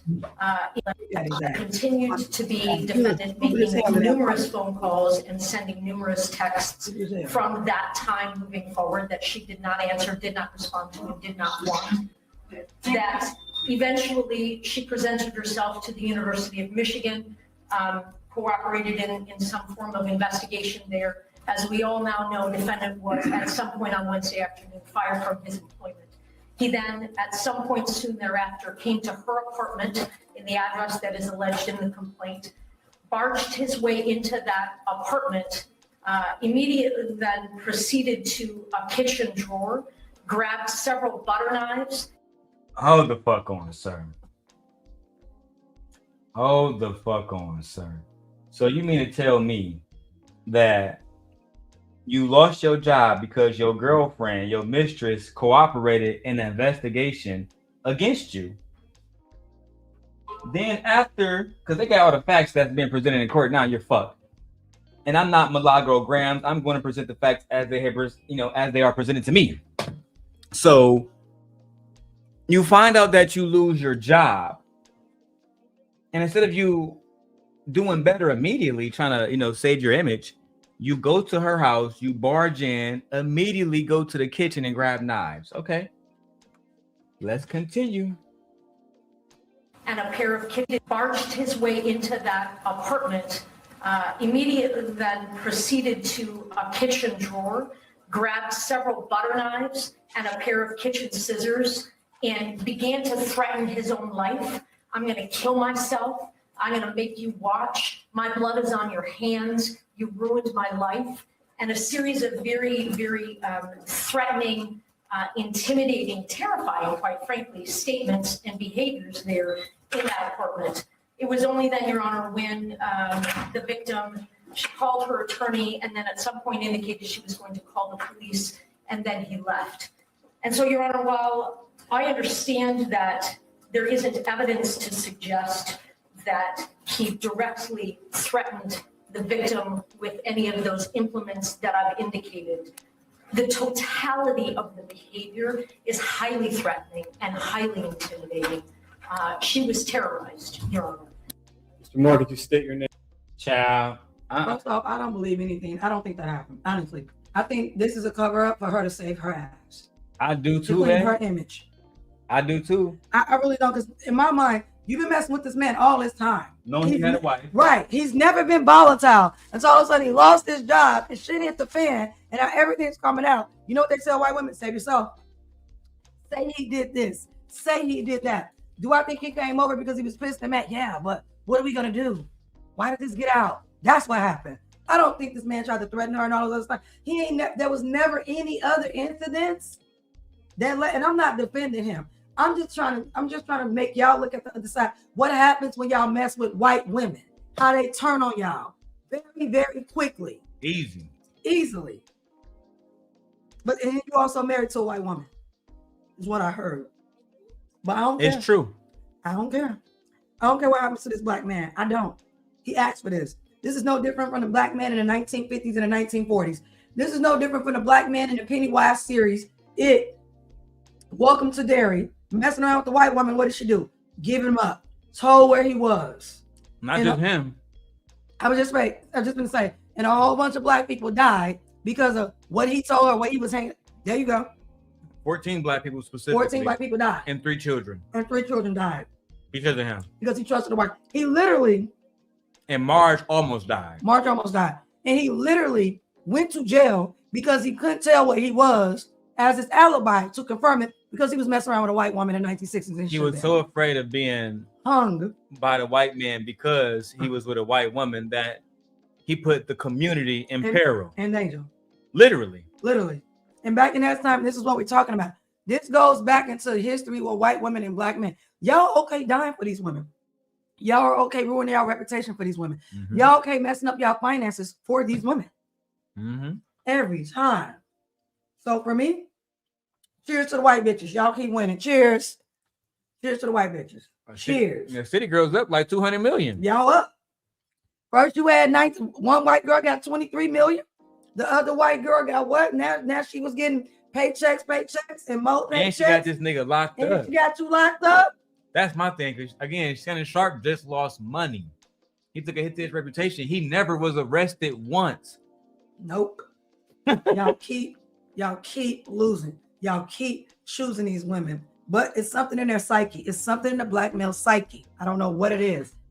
Y'all should guess be who's studying. suffering the most right now? His children. Yep. Them biracial children that ain't black. Yeah. The children that gotta watch their father go through this shit. Mm-hmm. And now, I guarantee, because he was working at the University of Michigan, I guarantee he was one of them niggas that had his wife not working a job. Nope. Now she gonna have to go back to work. Yeah. Gonna fuck up the whole Florida family. Yep. The whole Florida fucking And you know what? You know what a white family said? We knew you shouldn't have chose that nigger. We told you. Don't date that nigger. That's what we told that's you. what our whole family is saying right now. And guess what? Them kids gonna grow up to marry white people, and your DNA is gonna be erased. Do you want to end up like your fucking granddad, Sherrone, losing your job? Then you better fucking date somebody more that look like Donald Trump. They look like us. Mm-hmm. Lord have mercy. the lawyer told her to say that when she called the police. Exactly, Lala. Exactly, Lala. She called the lawyer before she called the fucking cop. Right. So we know that this is this woman's story. These niggas plotting. Because she want to clean up her image. Because she has an image of messing around with a black man. Also messing around with a married man as well. Lord. Exactly. So this white woman has to clean up her image. Lord. She has to paint herself as the victim, Lala. Which is crazy. Mm-hmm. All right, fuck it, let's go. Name, please.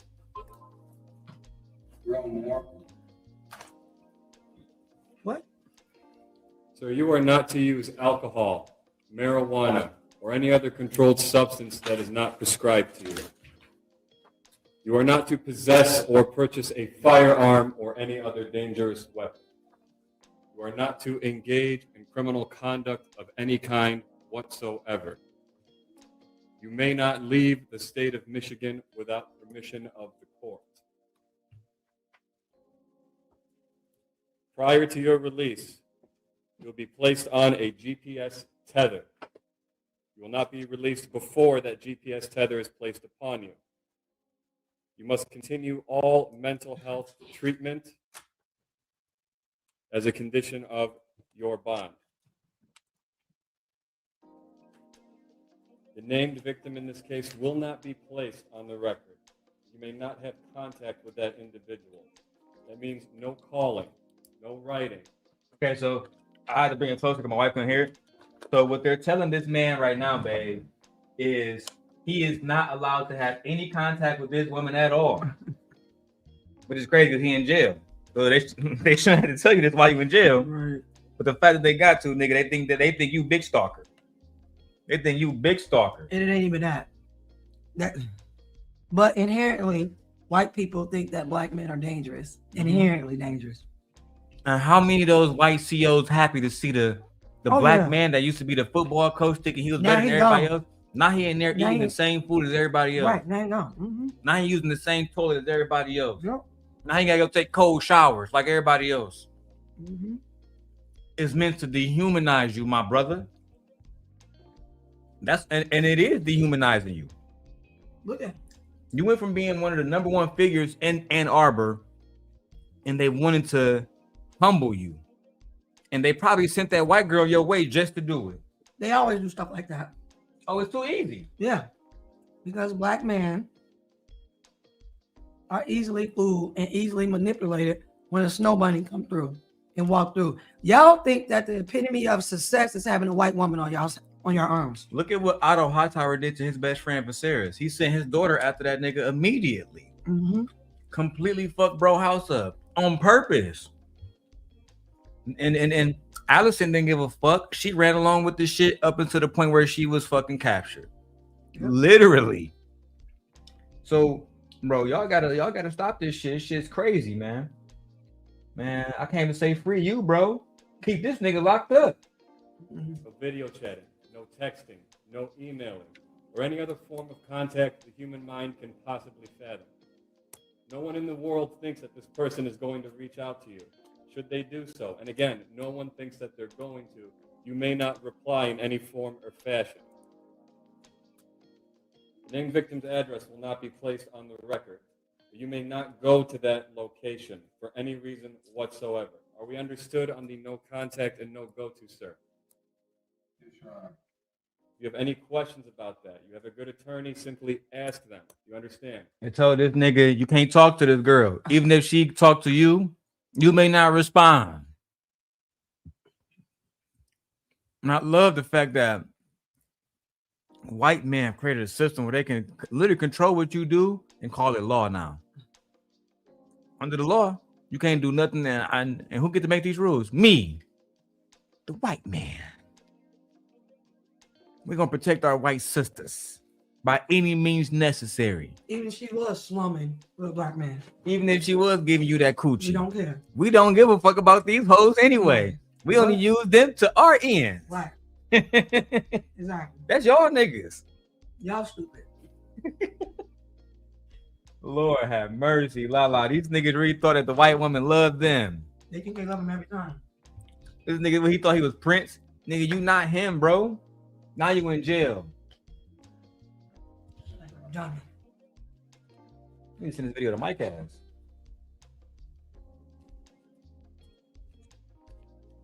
No, I'm about to sit past. I can hear this shit, man. Let's go to the fucking report. You're trying to paint her as a victim is wild to me. They saying that she was assaulted and all kind of shit. It's wild to me. Girl, no, you wasn't. You just got mad that this black man was in there yelling and raising his voice. He probably told her, I'm not leaving my wife for you, Brittany. I'm not leaving Letty Mae for you or Annie Mae for you. Why she broke up with him. You didn't break up with this man giving you thousands of dollars. No, you didn't. No, you didn't. This man put you on ESPN and everything. They got videos of y'all on ESPN together. He was gonna help your career. Exactly. But that's what he get for trying to help your dumb ass out. Goofy ass nigga. Lala, this man got everything that he deserved. He did. God had put him in a position to win, and he spat in fucking God's face. All you have to do is be faithful. Easy. That's it. That's not hard to do. Especially if you're cheating. Don't cheat with somebody that you're going to be on fucking camera with, somebody that worked publicly with you, somebody that's close to the students that you, come on, bro. I'm gonna be honest with you. Had he had a black woman, this would have never got him. Hell no. And the thing about it is, they wouldn't have cared if he was dating and had an affair with a black woman. They wouldn't have cared. The real reason why this is the issue is 3 reasons. He committed a crime. White. She's white, and she was his student also.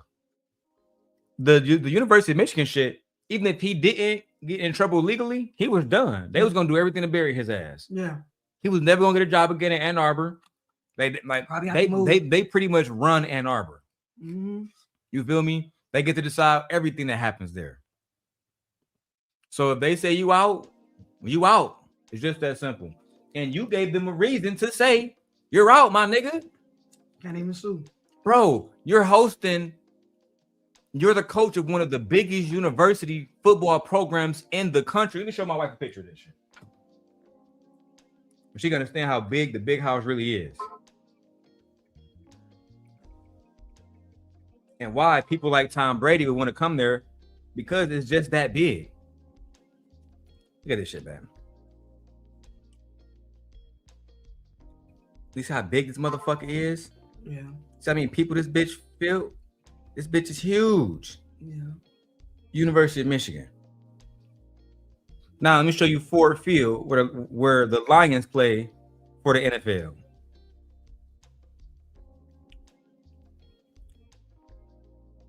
Oh my God. They're about the fucking same. No, that place is a little bigger. A little bigger.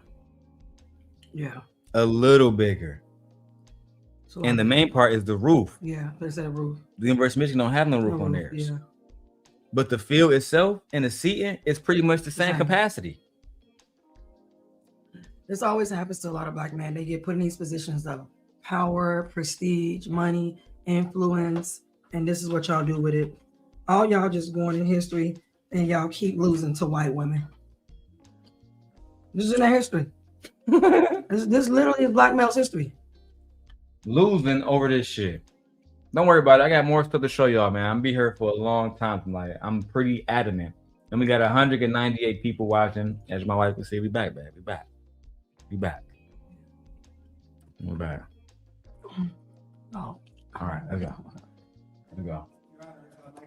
Shaq, you've been covering this for days. We learned a lot in that hearing from the prosecutor. I was summing it up before you came outside.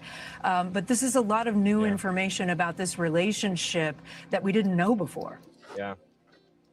Absolutely, and it kind of backs up the timeline a little bit. You know, this all started, we were caught wind of this on Wednesday, of course, when we first heard from the university about his firing. But based on what the prosecution was saying, this is something that dates back to Monday, when apparently a relationship between the former coach of Michigan football and an unnamed woman by design, an unnamed woman broke up. And so they're going to blast your name all out here. But they're not gonna blast her name, the one that's bringing these accusations. They got this nigga wife and kids on the photos and everything, but they don't even want to say this woman's name, even though we know her name. Right. He's literally on camera. No, not found. We know her name. Yeah. It's everywhere. So all thing I do is go back to a highlight with him, and she's right there. Yeah. She was like his assistant. She ain't even a baddie. No, and that's the worst part She about ain't it. even a baddie. She's just an average. She under average looking like. That's the worst part about all this shit. And I told you how I felt yesterday.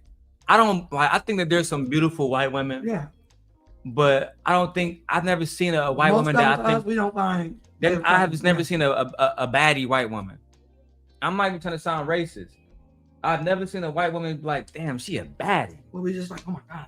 And like I told you, that might be an implicit bias of mine because I like dark-skinned chocolate type women.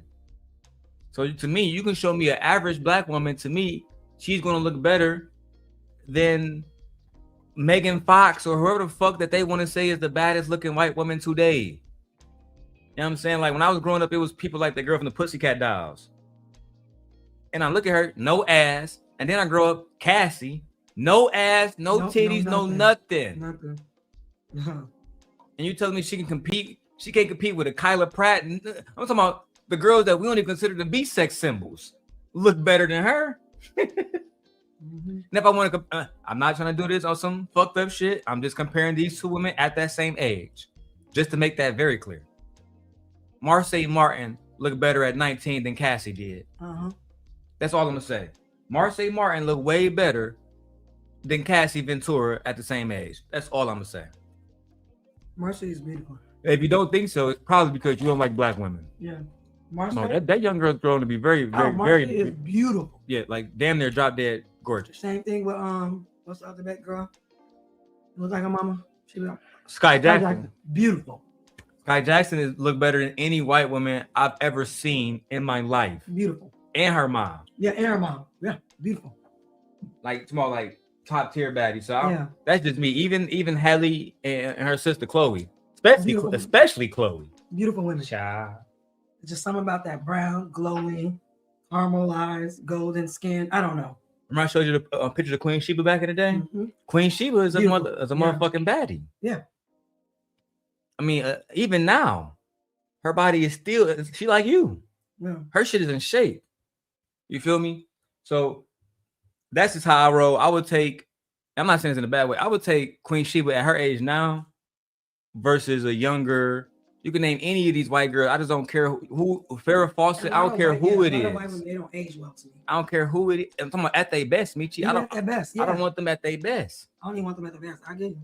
Oh, I almost let you know House of Dragons did drop a trailer. I mean, but I do think, what's her name? Elle. Oh, you talking about I don't think she cute. the girl who played 11. I can't think her name right now either. The one they said Drake wanted. He didn't want her. I think I find her cute. But even remember I showed you pictures where she came out and she started doing like more mature clothing and stuff. The men was attacking her for that shit. Yeah. So I think whatever, man. Like and Elle, I've always see her as Elle, no matter what the fuck. It's just like how I see Hermione Granger. I don't even know her real name. Emma Watson. I don't need to know her real name. She always will be Hermione Granger, the little muggle-born girl who was Harry's friend to me. Period. I don't give a fuck if I see her in Playboy. It don't matter. It don't matter at all. One of the superstars. No, it was Angel Reese. Angel Reese is the first. No, it wasn't Angel Reese. It was her. It was that girl I showed you. Kirst, her teammate was the first WNBA player to be allowed to do Playboy. Yeah. She looked better than any white girl I've ever laid eyes on. And I've seen some baddies, some nice looking white girls. But yeah, I mean there are some beautiful looking white but women. I just can't consider don't them. find most white women beautiful. I just don't. And so I don't understand how y'all niggas get put in situations like this. Over women like what she looked like. They showed pictures of her. I was like, she was below average. Yeah. I was like, bro, you lost your life for this? Let's keep going. We're gonna go off camera soon. My wife don't like smoking on camera. According to the prosecutor, that's what led to this series of stalking, a lot of text messages and phone calls. And then after apparently she went to the university on Wednesday, that's when he showed up at her house again, according to the prosecutors. Now, the defense in this in that hearing, you mentioned, they said they weren't able to review the police body camera video. They weren't able to review the police report. So we didn't get any response or rebuttal to the facts.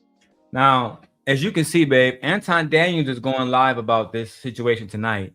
And the title is my blood is on your hands. I want to talk about this because a lot of men that are covered this in the Manosphere, I know you don't watch, a lot of them are saying that women don't care about men's mental health and that he came to her not to threaten her, despite breaking into her home, going directly to the kitchen and grabbing knives.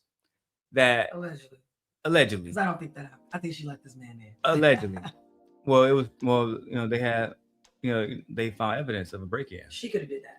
That's she true. She could hire somebody to do that. That's all true. I'm not even gonna lie.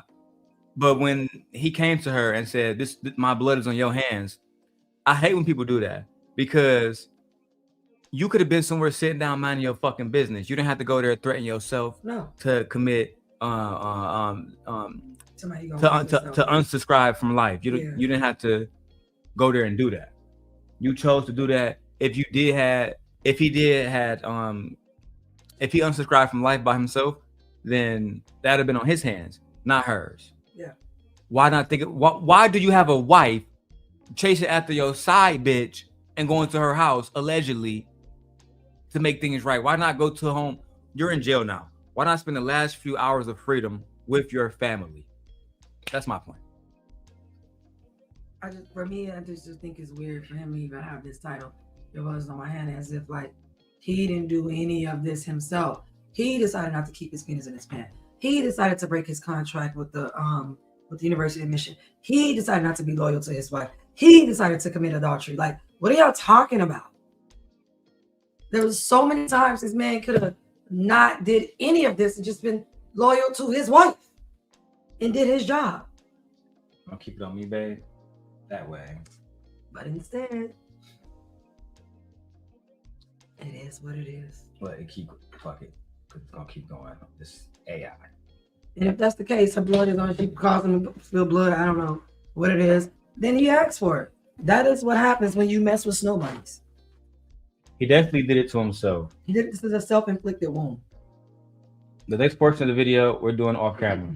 But we will be here. Let's continue. That were laid out by the prosecutors. I believe actually the attorneys are speaking right now, so we'll see if they have any update or what they're saying in response to the allegations that are being made. But I think the big thing is we know that this did not start on Wednesday. We can even say it really didn't start on Monday, but really it was an extended relationship, a romantic relationship that ended up, in the words of the prosecutors, violently.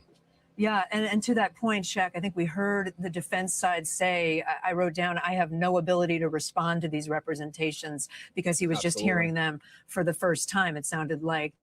Danny, let me bring you back in and keep Shaq here too.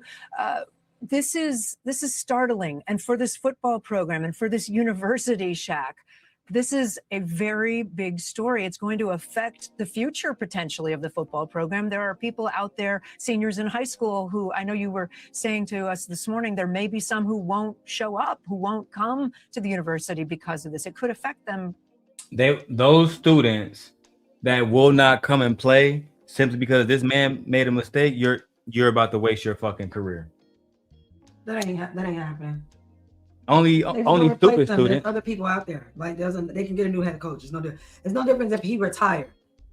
Would it expect the students coming? No, he was removed. They're just gonna get another coach, and that's how it's gonna move on. Like y'all doing too much. This rhetoric about the school is gonna lose students and the program is gonna lose players. No, they're not. They did what they did. They rectified the situation. They got rid of him. They broke contract. They're no longer dealing with him, and also her too. I don't think they're dealing with her either. No, she's gone too. She's been removed from her position. She's been removed from her position too. Yeah, because you can't get rid of him and then keep her. That looks bad. It looks like you're discriminatory. Yeah, so they got to get rid of her too. Yeah, so no, this is not going to affect students at all. This may affect the current students who have relationships with him. You know what I'm saying? But at the end of the day, they'll get a new coach. They'll move on. It'll be fine. If I had the opportunity to play basketball, football, soccer, lacrosse, it don't matter. If I'm going to University of Michigan, I'm going. Especially on a full athletic scholarship. I'm going. Nigga, I don't give a fuck if Donald Trump is the coach. I'm going. I'm going. Like, yeah. Period. This is an opportunity that's life-changing, literally, because not only do the students get an opportunity to play football, what else we get an opportunity to do for 4 years? To get a fucking degree. Education. Yeah, it's an education. Yeah. To be around other students to learn life. I'm saying? I always feel like all young people should go to college. I genuinely feel that all, not some, all should go to college, if not just for the education, just so you can learn how to be an adult and take care of yourself while managing some of the experiences that adults have to go through, like responsibilities. But you know what? Let's keep going. Shout out to all 194 y'all watching. Let's go.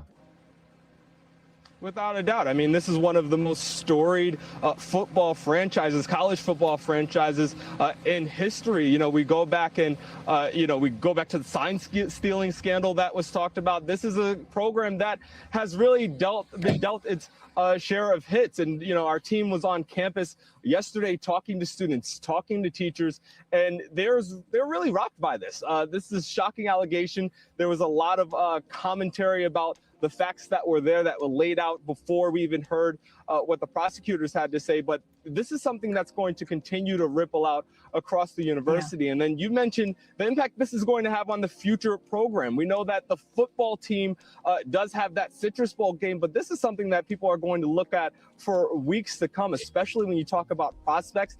USA Today reporting this morning that there was a high school senior who withdrew his letter of intent to come to the University of Michigan. That's one person. And y'all say that talks about. Y'all can't confirm that. So I don't even want to go into that. Somebody that talks about it. This is not going to be a ripple effect. 3 weeks from now, we're not going to even be talking about this.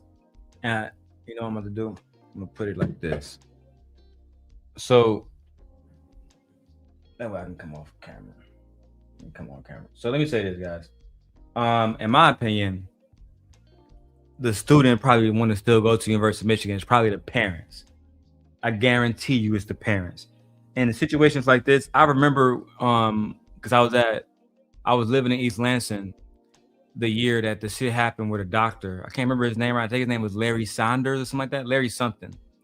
But he was the university doctor at Michigan State University. It also happened that he was an Olympic doctor too, because according to people, what's the little girl name? Simone Biles and other people, he touched those girls as well. The university, even though he didn't touch everybody, all the women there felt like, what the fuck is going on? On top of that, they was like, somebody else had to know. And that's probably the feeling in Ann Arbor this morning, is how many men that was a part of the University of Michigan staff knew about this. Because the Olympic doctor, even though that situation was far more drastic because he had like 50 victims, right? Like, who knew about this? And why didn't y'all protect not only the university's image, but young women on that campus to the point where they're not being preyed upon by their superiors? But we also can go back to the scandal between even Robin from Real Housewives of Potomac and what he had to go through. Exactly. How could you have a bunch of students or even staff who actually saw or knew about the situation and did not open their mouths about it? How many universities are perpetuating this type of behavior and keep it behind closed doors? Especially about women, especially when it comes down to women. It shows that even in the universities that educate both male and female, they don't care about women. And the safety of those women. I never would understand that. And then on top of that, it's very few college football coaches. It's very few black male college football coaches. So for you to pitch yourself or play yourself out of the position for this white woman don't make no sense. I will never understand that for the life of me. Why? Why would you do that to yourself, man? And then tell her get rid of a baby? But you would never come home to me. Especially if I find out that you raw dogging other women. Are you crazy? What has his wife got to say about this? And I know his wife got to be embarrassed. If she cares. She got to be ultimately and be embarrassed. But she not, I'm like, honestly, you get what you deserve. And he getting every piece of what he deserves. What the hell, man? What the hell? That's all I can say.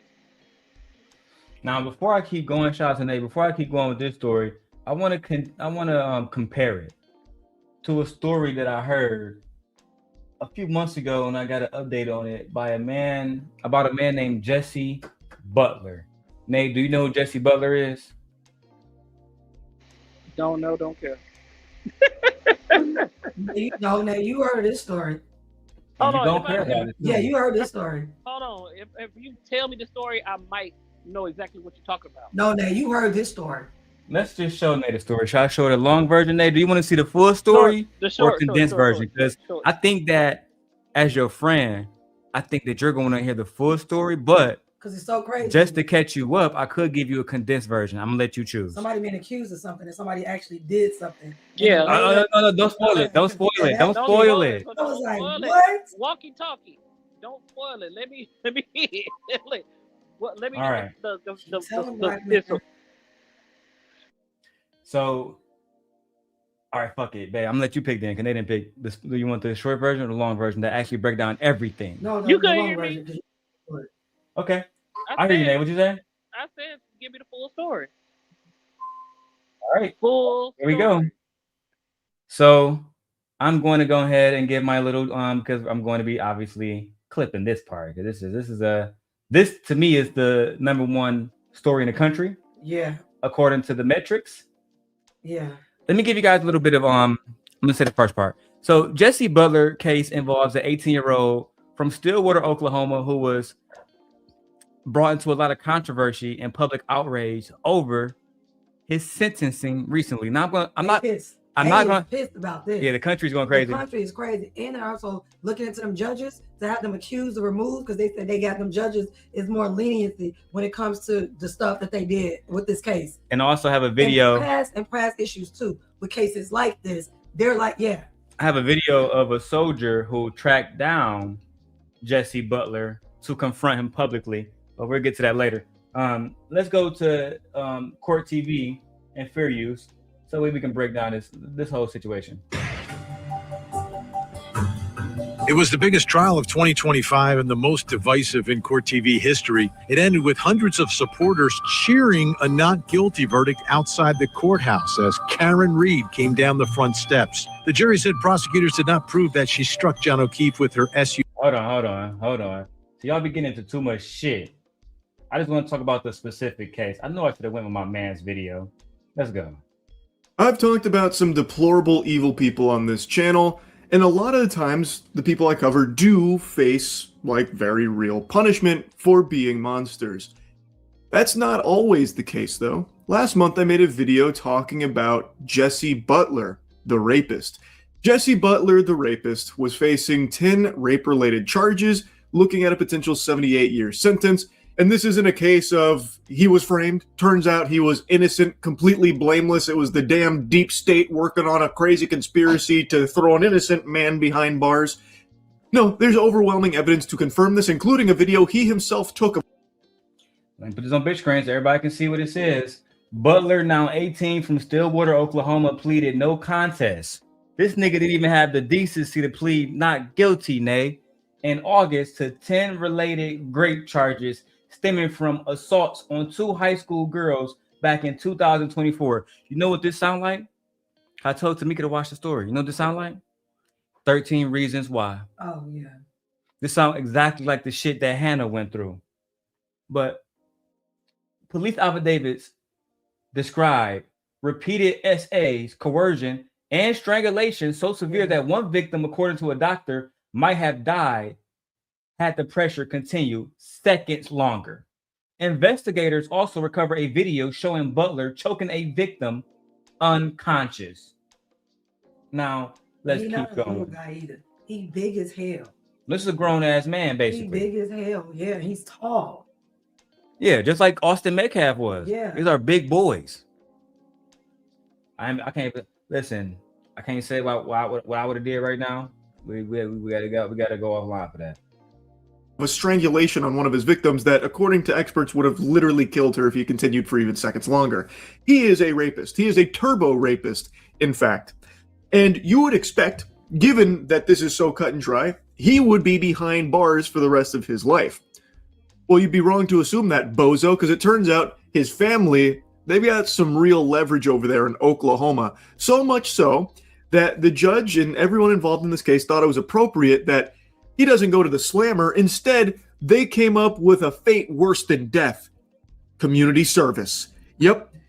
His punishment will be no jail time, no nothing. He continues to breathe the free air, be a free man. I remember this. Oh, wow. Like a phone call, check-in weekly, and then some sex offender treatment. Yeah, I remember this.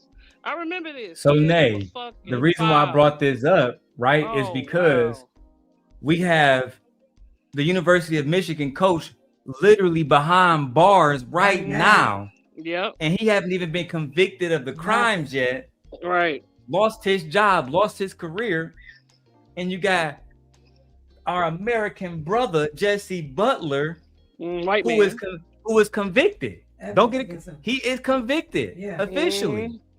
Yep. But the punishment wasn't jail time like most people who get 10 rape charges. They gave this nigga community service, bro. Yeah. I was mad about that. You get community service. That was women, strangling them, assaulting them. Why assaulting them, beating them, almost beating killing them to death? You get to go sweep the floor.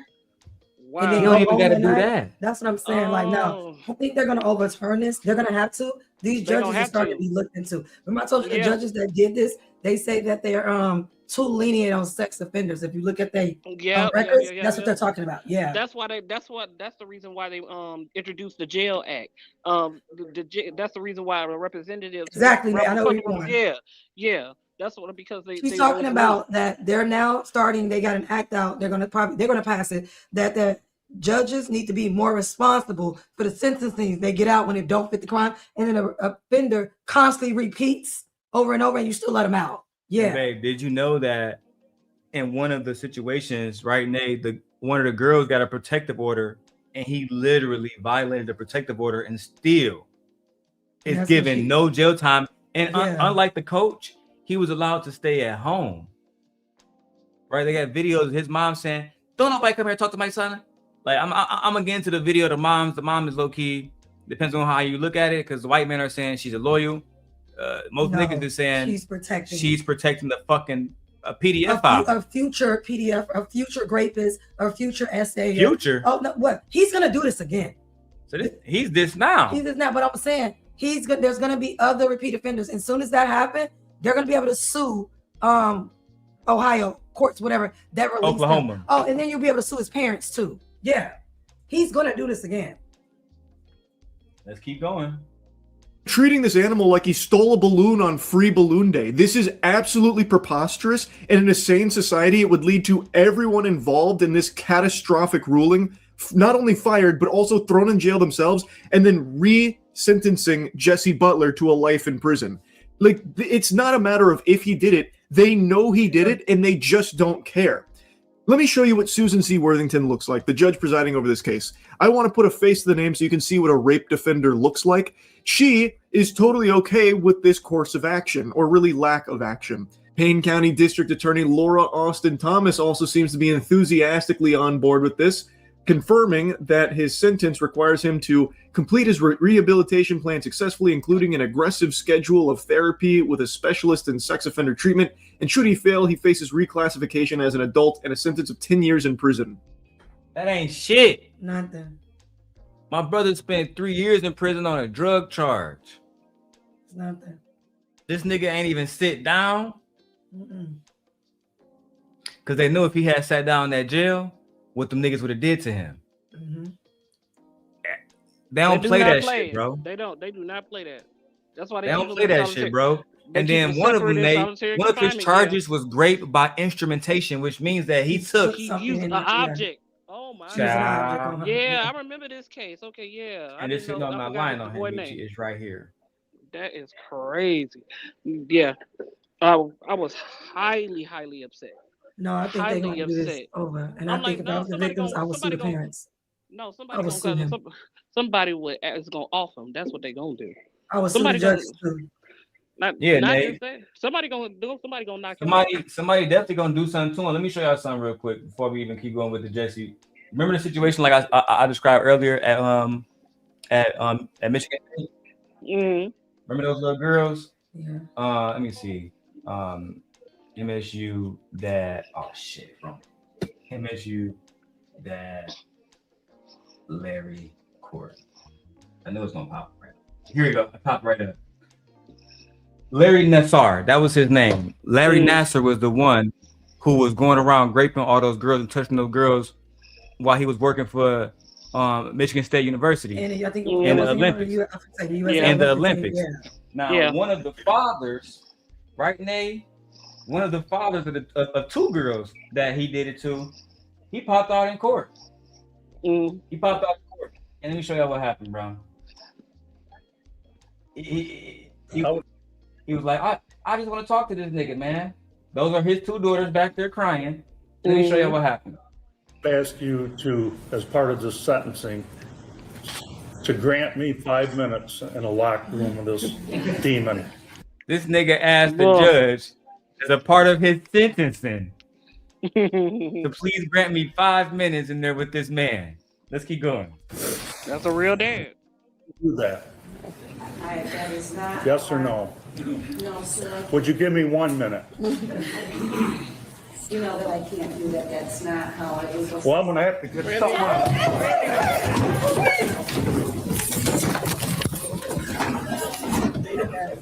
Now, why y'all tackle that? Hold why y'all get this man? Let this man do his thing.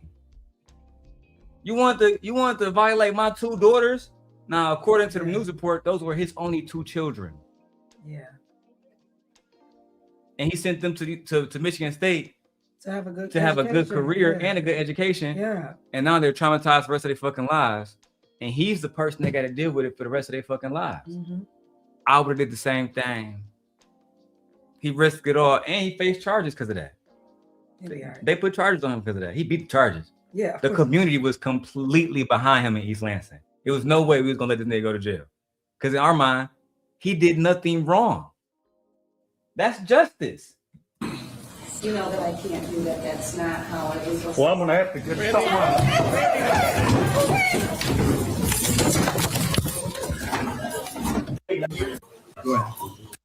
They had to tackle, bro.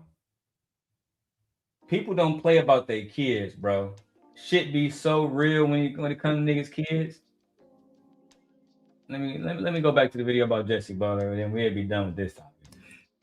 That aggressive schedule of therapy, from what I'm seeing, is basically just weekly check-ins. Whoa! Holy shit, how is he going to survive that? Man, that actually might be harder than going to prison for 78 years. He has to call some... The 78-year sentence was the original. There was a prosecutor that was originally on his case. That prosecutor was removed, and this other prosecutor was brought in. And originally, it was offered that he do 78 years, which is I think he should do life in jail. This is, yeah. But the new prosecutor said he deserved no time in jail. So here we are. Buddy, once a week to talk about like his feelings and probably still raping on the side. Like I said in the last video covering this, him getting away with this, the only lesson he's learned is that he can literally do whatever he wants and he's untouchable, he's invincible. So I imagine not long into the future, he will rape again, and this time he might kill his victim. He got very close to a fatal strangulation on his last one, and maybe the lesson he took away is that the reason he got caught is because his victims survived. So maybe next time around, he won't let them survive. I think there is going to be blood on all of these people's hands. Now, I want to also show you a picture of Lauren Austin Thomas because I think it's important you see all of the rape defenders here. Now, of course, it's not just these two worms responsible. This is a long process with tons of clowns in the circus that led to this disaster, but these were the only two pictures I could find to associate with them. But yeah, Jesse Butler is free. He doesn't even have to register on anything, by the way, so he's going to go completely under the radar, incognito. He could be in your backyard raping your dog right now if you're... Not having to be registered is fucking crazy. But you know what? White men, this is all y'all will do. This is a system that y'all built for yourselves. Y'all built for yourselves to do the most egregious, nastiest things that you can do to people and things, and get off by doing it. This is a system that y'all created. So I can understand your outraged little white man, but guess what? You probably would have got off on something like this too. Stop it. This is a system y'all fucking built. I don't think that coach at the University of Michigan was gonna get off on this type of shit. No, because he black. No, man, this man did all of that. They gave him life in prison. It had to be through. Yeah, like no. That's what I'm saying. I'm like, trust me. That isn't justice. That's not justice. But let's be no clear. one fought for the girls. That's not justice. That's the system that I'm like, that's the system that it don't matter. You got away with it. That's the system that they built.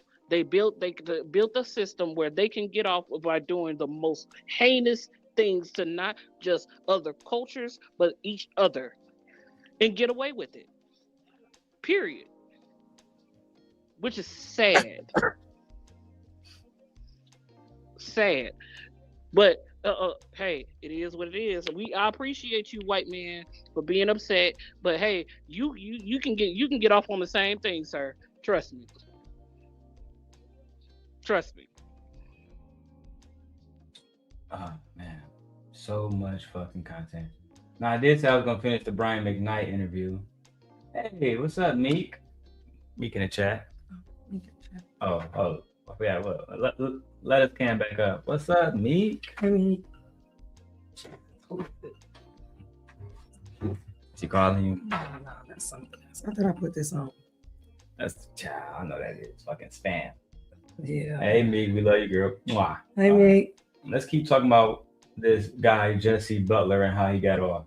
In Oklahoma, sleep in fear. Just sickening, disgusting stuff. Susan and Laura have sent a very clear, very loud message to the entire world that if you're a rapist, come on down to Payne County, Oklahoma. That's a place you can call home. They'll even pop champagne to welcome you and do everything in their power to protect the rapists. Now, anyway, the reason why I'm yapping about this again is because Jesse Butler, the rapist, just had another hearing where a lot of people turned up to protest this complete affront to God that has unfolded here.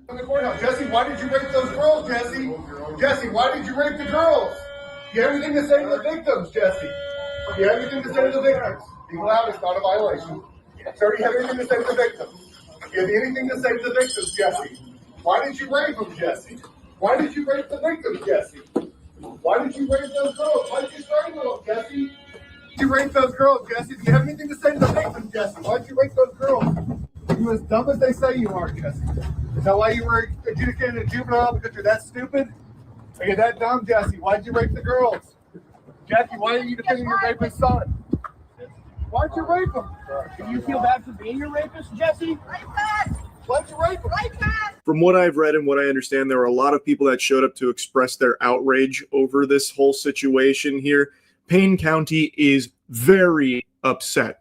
But it doesn't seem like anything's happening at an upper level with Susan or Laura's jobs potentially going into the gutter, which I think they should. That should absolutely just be flushed right down the shitter, because this is not justice. They are clearly not actually looking for justice. They are knowingly allowing a rapist to walk free. I do think they should lose their jobs, and a lot of people showed up to echo similar sentiments about how ridiculous this whole thing is. The sentencing has already happened. This was just like a further hearing that people wanted to.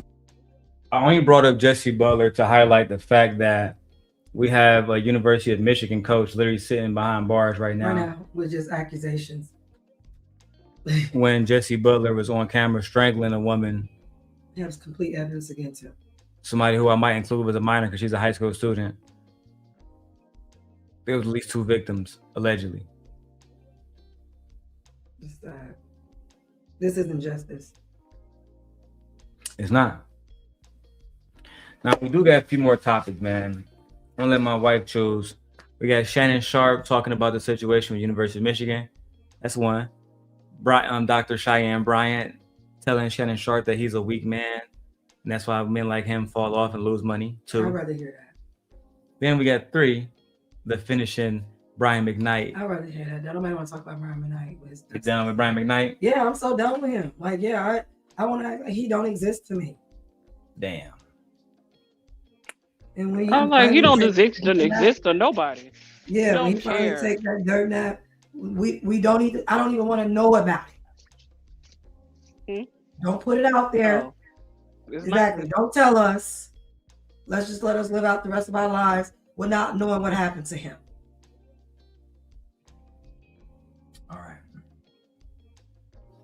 I got the clip. Why is that an issue?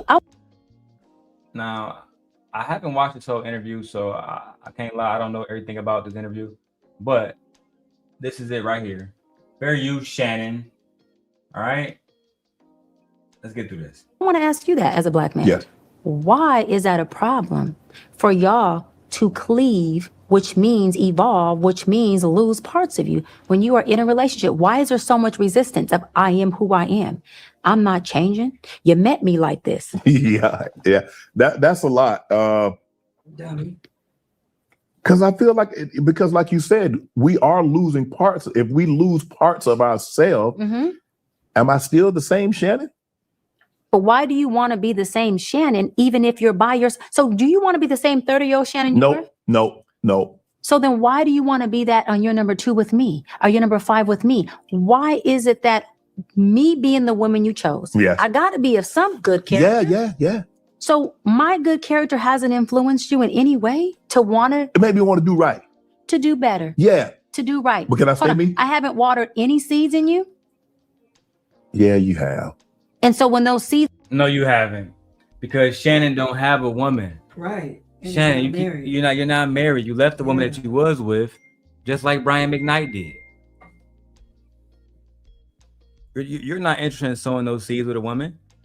The souls that you were seeing, 18-year-olds, 19-year-olds, 20-year-olds. But then, you know what? That's like she made a clear point.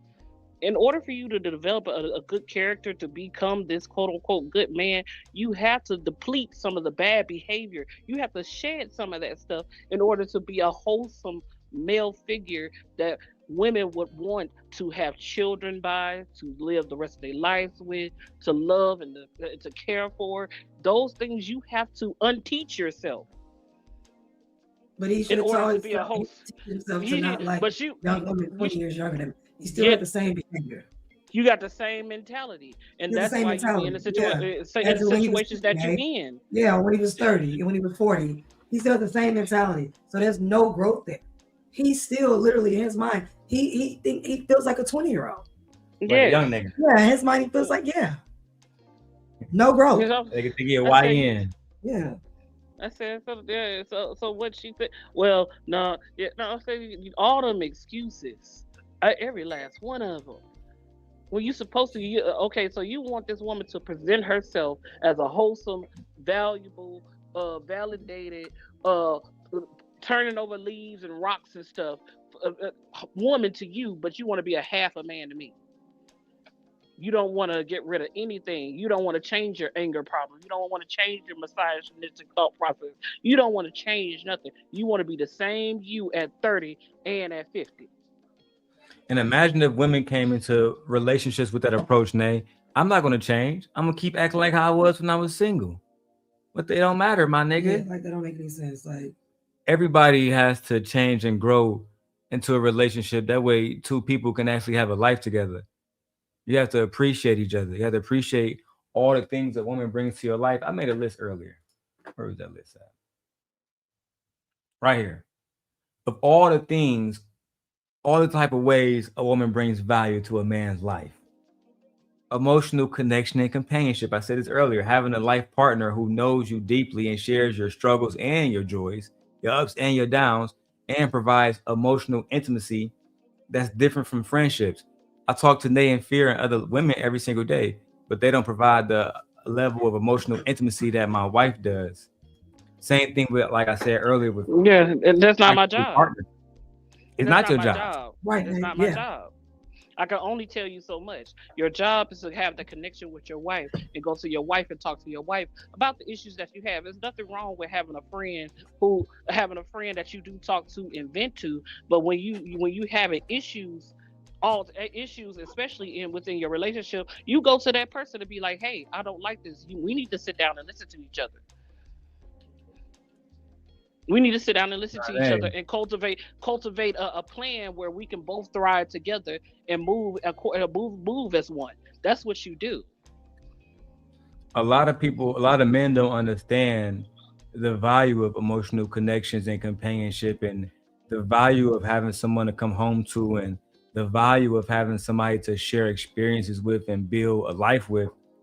And also, when it comes to just, like I said earlier, because you was here, the practical partnership part of it, sharing responsibilities. Me and Michi do that every single day, sharing resources. And ultimately, something that I said earlier, the men hate sharing decision making. I don't just be like, shut the fuck up, wife. What I says goes. You won't have one. Yeah, exactly. I wouldn't have this wife Right. if I talked to her like that. So the whole point is this: you have to have two people working together if you wish to accomplish something that will usually one person couldn't. Let's just be honest. You look at situations like Amazon. You think Bezos would have created that if Mackenzie wasn't there helping him every single fucking day? No. She wouldn't have. You probably want to give up so many times. And that's applicable to everything, whether you're building a home, you're managing finances, you're trying to build wealth, you're raising children, or just supporting each other in your dreams and your careers. And you know what else he didn't do? What he else? didn't fight it. He split it evenly. There was He no gave her the fight money. over it. Yeah. As he should have. As he should have. He didn't fight with her about it. He gave her what he thought she was worth, and he gave her billions of dollars. Yeah. And she still has I think she still has like a stake or something in it as well. But yeah, he didn't fight her about it. They split amicably. She didn't make no noise. He didn't make no sign off, and that was it. And then we saw him with the other girl. That was it. And Mackenzie's around here giving money out to HBCUs now and donating to all kind of charities. She is. If you look at, she donates to all kinds. She gives a lot of that money away. All right, let's keep going. Shout out to Shay. Haven't watered any seeds in you? Yeah, you have. And so when those seeds are watered, right, and you start to grow, what about the pruning season within our relationship? So you just don't want to prune? Because if you don't want to prune, that means you don't want to grow. Because it takes pruning for growth. Yes. So explain to me. And even when we sow up the soil to plant new seeds, there's seeds down there that get sowed up, that end up dead. So at what point do we grow together? This is one of the biggest deficits and issues within our Black community, of Black and men being in relationship. At what point do we grow? If you're not willing to grow, Fig Tree, at what point? And then when God curses this, basically, if you plant a tree, and it doesn't grow, then it's a bad thing. That's not supposed to happen. He don't want to grow into a tree. That means it's different stages you go through and change. No, babe, I like bringing stuff to like real life situations. What she just said sounded like exactly what you went through with Mike. Like you kept growing and he didn't want to, or he was incapable, whichever way the situation, whatever way it worked out. Do you feel that way? Yeah, I feel like I outgrown him. I did. Do you feel like you could have put him up with you? I was pulling up with me, and it was exhausting. But like your level, like you could have forced him to go to school and made him go get a master's degree. I was never gonna be able to do that. No. Never. Yeah, I'm not a musician. I'm a magician. Magician, yeah, because I'm a magician. I'm not a sorceress or a witch. Right. So. But it was impossible for y'all to grow together like she's suggesting. Yeah, it was impossible to stay on the same level because I always wanted more. I always wanted to have more and do more, and I always wanted to advance my career, whether that be trying different things and it don't work out and trying other things until like I kept going and kept going and kept going. He was just complacent where he was in life. And yeah, it wasn't gonna work for me. Or maybe he wasn't stagnant. Maybe you're right. He was just complacent and happy. Yeah, where he was. Where he was. Yeah. And some people are. Yeah, but that's still some bump shit. Yeah. You know what I'm saying? All right, let's keep going. Shining Sharp. This went viral because she kind of checked you on here. She said you had no growth. You were almost 60-year-old man, and you ain't grown at all. This nigga 60, 57, you're 60. Marriage, head, because you covering me, because you refuse to be fruitful and multiply, Fig Tree. Then what? I didn't do my job? Or was I too controlling? Or was I trying to be your mama? Or was it that you chose to sit up there with branches, unfruitful, not multiplying, because you didn't want to be pruned for us to grow? I'm just curious. I'm waiting to know the answer. I wish I knew the answer. Yeah, child. Nigga, you 60, you don't know the answer yet? 60 and you don't have an answer? All these years you've been out here and you don't have it. You never asked yourself, why do I keep liking young women 20 years, 30 years younger than me that I have nothing in common with, and I just only want their bodies? What's wrong with me?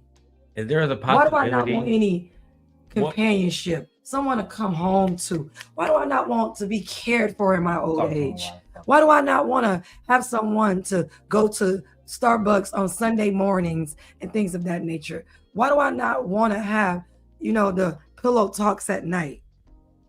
Why do I want to just only be entertained all the time? What is this void that I'm trying to fill, or a void that can't be filled? Why do I even have a void? Like, it's just crazy to me. And this is what I'm talking about. These men want to suck the life out of these young women. Stop giving these men your youth. What is wrong with y'all? And then you still give me your youth, and then look, it still turn out like this. I don't feel sorry for him, but this is a lot of black man's tale. You see him all on Kendra G's show at 55 and 52 and 48. Now they want to settle down after they old and used up and breaking down and falling apart. What I see is somebody who was comfortable with being with younger women because they never challenged him to any kind of personal growth. Intellect, none. You see, He's talking to her. Sorry, babe. He's talking to Dr. Brian right now, a woman that's intellectually challenging him. He cannot handle it. He has no answer for her. But has she been 20 and said, why do you want to settle down? He'd have gave some stupid answer.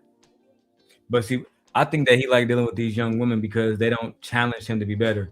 When, like in our marriage, it challenges us to be better. It challenges us to compromise. It challenges us to communicate better and communicate effectively. To grow. Right? To see perspectives beyond our own perspective. Yeah. Right? Wives often help husbands develop emotional intelligence. That's a fact too. If they can. Because some niggas are just too stubborn. But one thing I do know for a fact is they help take care of their health. And my wife can speak to this. How much longer men who have wives live longer than men who are alone. Just go do some basic research.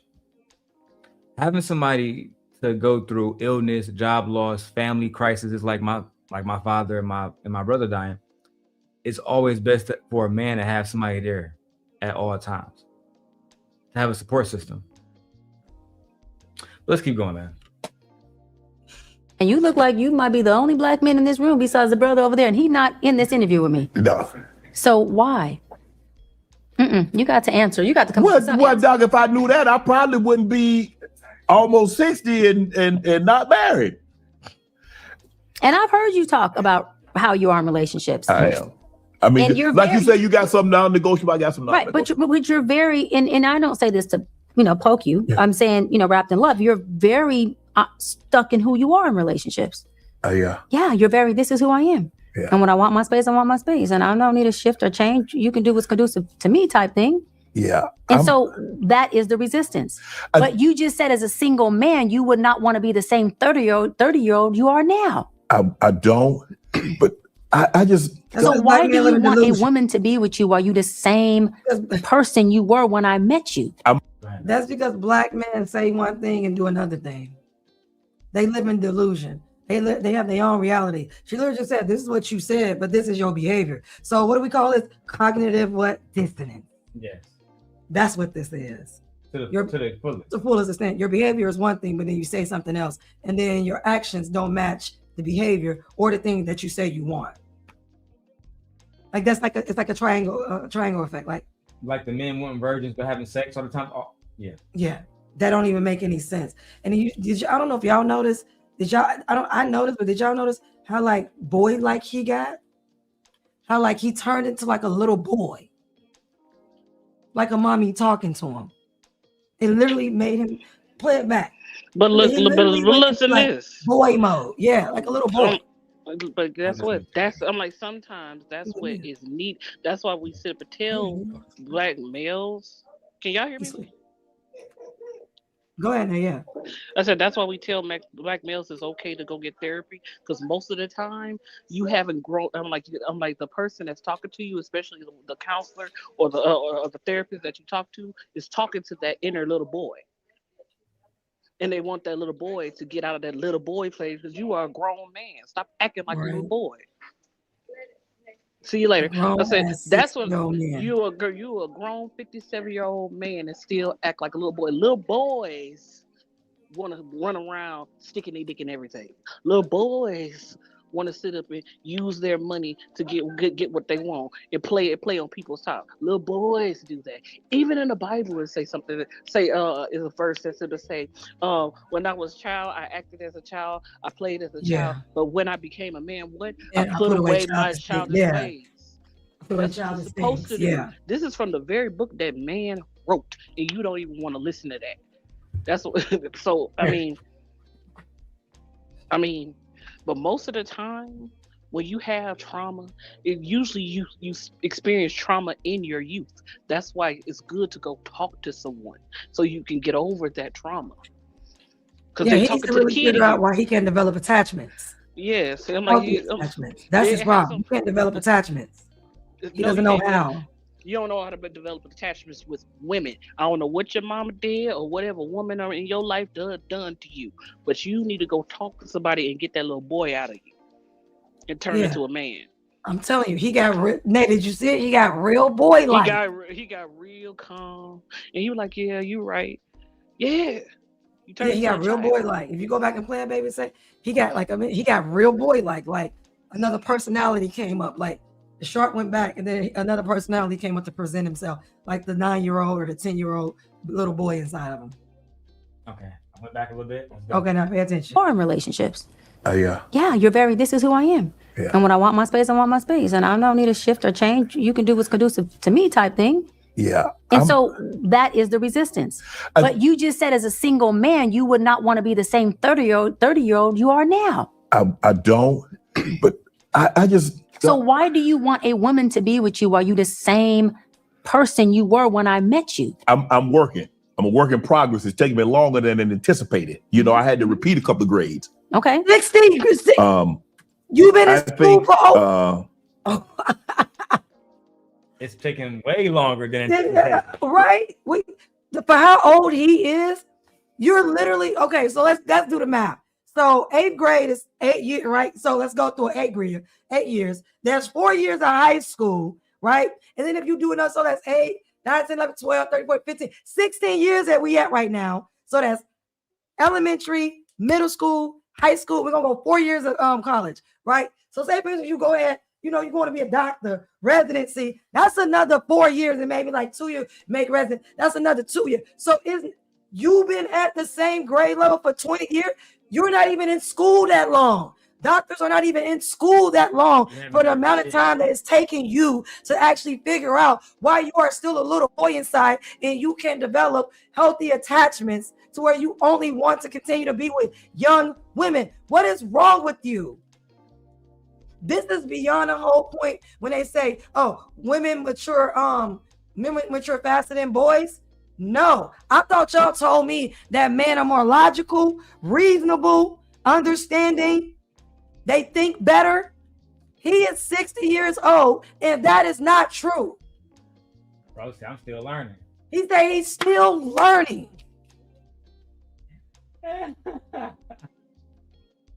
He's still learning? At 60 is crazy. At 60? I think by the time you're 60, you should have learned some shit about relationships, bro. How can you lead and you don't even You know don't what know the fuck shit. you're doing? But he wants somebody to follow him and be on his program. He don't even know what his program is. I'm still learning. You're not stupid. You look and sound. I'm still learning about love and how to treat women, how to move in relationships. How old are you, nigga? 60? I'm 60. What? Nigga, it's almost over, cuz. Right. You literally got a good 30, maybe 45 years left, bro. Nigga, It's done. 30 is a blessing. Yeah, it's done, bro. What are you Nigga, talking about? 10, 15. 15 at the most, like. Real talk, nigga. I'll give you for you, like you got chefs, he probably eat healthy. So I give you to 75. He also worked his body for like 16 fucking years, hard as fuck, having CT. I was just gonna say that, but also there's wear and tear here. Mm-hmm. It don't even matter. You got more. 60? What a damn shame. A damn shame. Nay, your mic went out. What'd you say? I think they got a call. Yeah, I think she got a call. To be honest, Doc, I don't know. Like I don't know. Maybe like you say, you had this vision of being married. I don't know if I really deep down inside thought about I was going to ever be married, because I was just. My whole focus was to get my family out of the environment that we were in. Right. And I didn't necessarily think, I thought I needed a wife in order to do that. Mm-hmm. So it was just work, focus. And I don't do a great job of multitasking.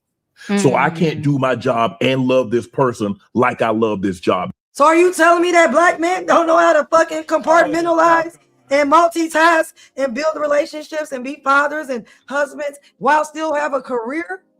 Babe, What the? we're talking about one of the greatest college football players of all time. Now, in order to stay on a college football team, what do you need? You know what? No. In order to stay on a college football team, what do you need? What do you mean? You need a certain GPA. You should have been talking about to play. I don't think about. I'm thinking about like other people like work on a college football team. No, in order to play on the team, oh yeah, your grades certain grades. Yeah, So clearly, you had enough time to go to football practice and go to class. But I just don't got enough time to love no woman, though, my nigga. I just can't love these hoes. But that's a lie, because you had time to love hoes. So you could have replaced that time to love hoes with that time to actually look for a real, meaningful, fulfilling relationship. Stop saying that. You didn't want it. Somehow I was focused on they give a lie and excuse to everything but the truth. I would have had more respect for him if he just said, you know, that I didn't even care. That I didn't want to be married. I just wanted to have plenty of women, spend my money, and do me. I would have respected that more. But to throw that on my family and I had to get us out of poverty. Who did you bring out of poverty with you? Nobody. I'm just trying to see. I never heard him say he bought his mama a house. His uncle and cousins got this. He putting kids through college. He paying for daycare for and babe, cousins. I know you don't watch the NFL. I used to. I don't know more, but I do know this for a fact. And I think Nate might know too, because she in the South. You don't have to get your family out of poverty when your brother is also an NFL fucking player. That's why I'm like, he an NFL. That wasn't player. him too. He's straight lying. But wait a minute. Wait, pause. Go ahead. Pause. But this is coming from a man. You had to get your family out of poverty, but you didn't want to pay for your own daughter's wedding. I'm confused. Me too. I'm real confused. Then what is that? Girls no extra money. He did. Same girl that the same man that said had to get another girl out of poverty. His older brother is actually 60 years old now. He was already NFL. He was already in the NFL, playing for the Green Bay Packers in Wisconsin. Yeah. You didn't have to get them out of poverty because your older brother was already pulled y'all out of poverty. Yeah. So stop making that as an excuse on why. And just for the record, his older brother's name is Sterling Sharp. Okay. And let me show y'all Shannon so I can show my wife. He is the younger brother. Shannon Sharp is 57 years old. Sterling is 60. For 3 years, he was in the NFL getting contracts, getting money, my nigga. Yeah. You ain't had to pull shit out of poverty. No, you ain't pulling nobody up out of poverty. He just used that as an excuse. A sympathy play. Yeah. Well, I was feel bad for me. Yeah, because I couldn't focus on a relationship. I couldn't tend to myself because I had to pull my family up. But yeah, that's the tactic. Ain't that the same tactic that Angry Man tried to use on old girl? Well, the reason why I got the name Angry Man is from my trying to. Why are you trying to play on my top? You talking to a side? You know where Shannon Sharp is from? Chicago. Chicago. But yeah, I'm. Why are you trying to play the sympathy card like I'm supposed to feel sorry for you for your actions? I'm not gonna feel sorry for you. So sorry for you. When you still doing the same shit. I could say, oh, okay, if you haven't healed from anything, you haven't developed from anything, I'm not gonna feel sorry for you, grown ass man, especially grown 60-year-old man. Bro, like no. He literally tried to, just because we're women, most of the time we're women and we're more empathetic than men are, you try to pay on my empathy. I ain't gonna feel sorry for you at 60. I'm sorry, because I'm pushing 50.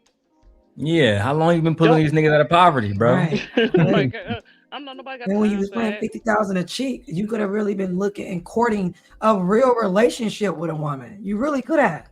Shannon, if you don't go find a cliff and jump, end it all then. Shit, if we gonna believe that. We Lord don't have have mercy. women don't have time to be doing all that. Feel sorry for me. No. We got enough on our back. For the world never feels sorry for us.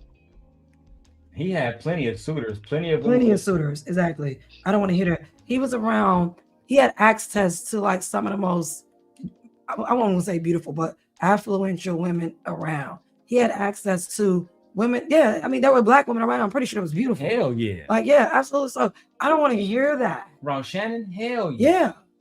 Not only was Shannon an NFL superstar, literally, he was basically a sex symbol. Like, women, if they didn't love anything else like 50 Cent, they loved his body. He was, and I mean, even now at his age, amongst his peers, he is a sex symbol. It's not even close. But child, let's go. That's the hardest part because I've always put work first. Work has always come first. When I played, it was the most important thing. It was the only thing. You play second, or if you can't play second, just we ain't no sense in you getting in the car. And so it's so hard for me to turn that off because I've done it for so long. And now that I have so many people counting on me, you know, brother, sister, mom, kids, it's just hard for me.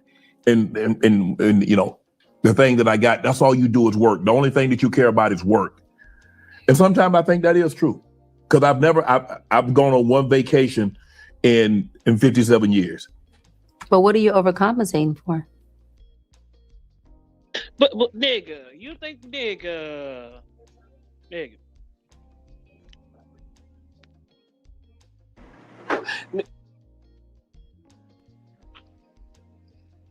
You on mute. We can't hear nothing you saying. You know that, right? Oh, my bad. I had muted up. No, what he said is I'm that like, nigga. he could have went on multiple vacations with the amount of money he spent. No, nigga. You sit up and think I'm gonna sit here and believe that you only had one vacation out of 57 years. I don't nigga, believe you didn't that. stop- He is such a liar. I said, nigga, if you sit up and went to I said you was playing football. You went to different states. That's a vacation shit. Whether you was working or not, you still went to a whole nother state from Chicago. From Chicago, you went to Nevada, California. You probably played in the South. You went summer everywhere. The only place you probably haven't played is Alaska because they don't have a football team. But I'm just saying, you ain't been on vacation, plenty of vacations. Stop. Why are you trying to play on our empathy? Do you think I boo-boo the food? Do you think this highly educated woman is a boo-boo the food? All I had to do was work. Work for what? I hate when they say that. Or I hate when people come up with the most sorriest excuses on why they don't develop themselves. What you mean? What are you overcompensating for? You was a rich kid. Your brother bought you out of poverty. You was a rich kid. So what you was trying to be better than your brother or something? And I don't like the fact that he keeps trying to say, oh, I'm taking care of everybody. Maybe that could be true, but I don't think that's true. These people are not poor. No, they're not. They have lives of their own. Your daughter is married, had a husband. Like, what are you talking about? You are lying. Your brother was introduced into the Hall of Fame before you were. These niggas are rich, bro. Rich as fuck. You're lying. He's been all around this country. I literally pulled it up. Savannah, Ohio, Indianapolis, Chicago, Los Angeles, when he worked Baltimore, for Philadelphia. ESPN, he go everywhere. He's been all over. I'm not trying to hear that. You think ESPN had this nigga working? He took no vacations. Nigga, who do you think? You Stephen A. Smith? Let's keep going, child. Because workaholics are overcompensating for something they're lacking. And oftentimes, work is transactional. Yes. It's not relational. It's transactional. Yes. Oftentimes, folks will overcompensate in transactional worlds for what they're lacking in relational worlds. And it's usually because of what you said. They don't know how to operate in the relational world. No. But they do well over here. I do. And we all go where we do what? Best. Well. Yes. That's why I don't do a whole lot of things, but what I do, I'm very good at. Yeah. I don't take on new hobbies because I hate, well, how do you know if you're good at it? I know. And so what I'm good at, I become great at. I think. But I want to know, when are you going to give yourself a chance to love and be loved? because you don't have to enter into it being great already. You just have to. This is why they said you was coddling this nigga. He already had an opportunity to be loved and be loved on. He had a whole multiple wife. opportunities. Yeah. He had a whole wife. Nigga had a Gave whole him wife. children. What's that one black comedian girl name that was on his show? Cheryl something. Cheryl Underwood, something like that. Cheryl Underwood. She said that she wanted that nigga, that she Yeah, tried to she take that said, nigga on a "What's date, up?" and he Yeah, said he nah. said no. Mm-hmm. They was throwing that pussy at this man. Monique said she had people for him too. Cause she came on the show too. She told him you need to stop messing with these young girls. Monique did tell him that. I remember. She told him Yeah. straight up. She said, Told him you straight look up. like a fool Like, out what are here. you Look doing? like a fool out here. Uh-huh. I like Monique. I love her. But anyway, still, nobody. Look. I don't think the tactic. I'm like the tactic because these are the questions that she would use. Any person that's a therapist, psychiatrist, or whatever. If that is a tactic they were used. Well, what are you overcompensating for? They ask those questions for a reason, so you can explain. But clearly, he ain't explaining. This is not a form of coddling. These questions are what they will ask you. What are you overcompensating for? Who are you trying to prove? What are you trying to prove to yourself? Those are open-ended questions for you to sit back and actually critically think. So yeah, it may look like it, but no, those questions are actually questions that you will make certain people. She's not your typical therapist, right? And this is not a session. I feel like she could have been a little bit more hard on him. She could have said, okay, well, your behavior over the past 40 years hasn't shown that, and you actually had a wife. Yeah, I'm like, we got to continue to watch, but I guess she's her soft approach. I can see where you're going, where it could be a little harsh, but it may this may be her tactic to make people comfortable or just talk. Already comfortable with her. She fine. That's why he comfortable. I'm like, she fine. I'd be comfortable too. Yeah, he already comfortable with her. You got a beautiful woman in front of her. Easy. She was way harder on Cam Newton. Yeah, she needed to be. She needed to be, but the Cam Newton is aggressive. And she made him look like a fool too. I said she made him look stupid too. Had to say she used the same open-ended questions, and he had him sit back and actually think. Use them critically. Use that logical mind that you say you have, sir. You can't make this shit up. Yeah, Kim Kardashian got a fucking icon cup on Fortnite. Anyway, let's keep going. We got 200 people watching. Let's go. Enter into it with the willingness to shift and be malleable, not to the woman, but to the opportunity of you being loved and loving somebody back. Yeah. Which is really, you know, the ultimate fulfillment. That nigga don't want that shit. That's not what he's looking for. Yeah, he ain't looking for that. That's not what he's looking for. Look, Like he's not looking for that. Like that's that bullshit. That's not the response that bullshit. that a man that really that. want to. Yeah, he don't want that shit. Yeah, you know what? Yeah, you kind of call it. I take my whole shit back. he want to chase that. He want to chase likes tail that from same high on the field, off the field. He likes to be praised. Yeah, he wants that same high. That ego. He want his ego stroke. Yeah, that's all it. the time. Damn. And he's in charge. He doesn't have to settle down. These women are. He gets to trade them in and out as he please. As long as he got money, child. Well, you say should. let him Well, be. let him until he take his dirt nap. Let him be until you. Right, until you take that dirt nap. Let him be. Take that whole dirt nap, child. Cause yeah. She was fucking treating this nigga like a baby. Let him be. Oh, Marcy finally made it. Oh, shut up. Your format, you know what? Shut up. Look, I was trying. I was trying to be all nice. I said, oh, that shit went out the window when he said, yeah. I said, you know what? Don't coddle his ass.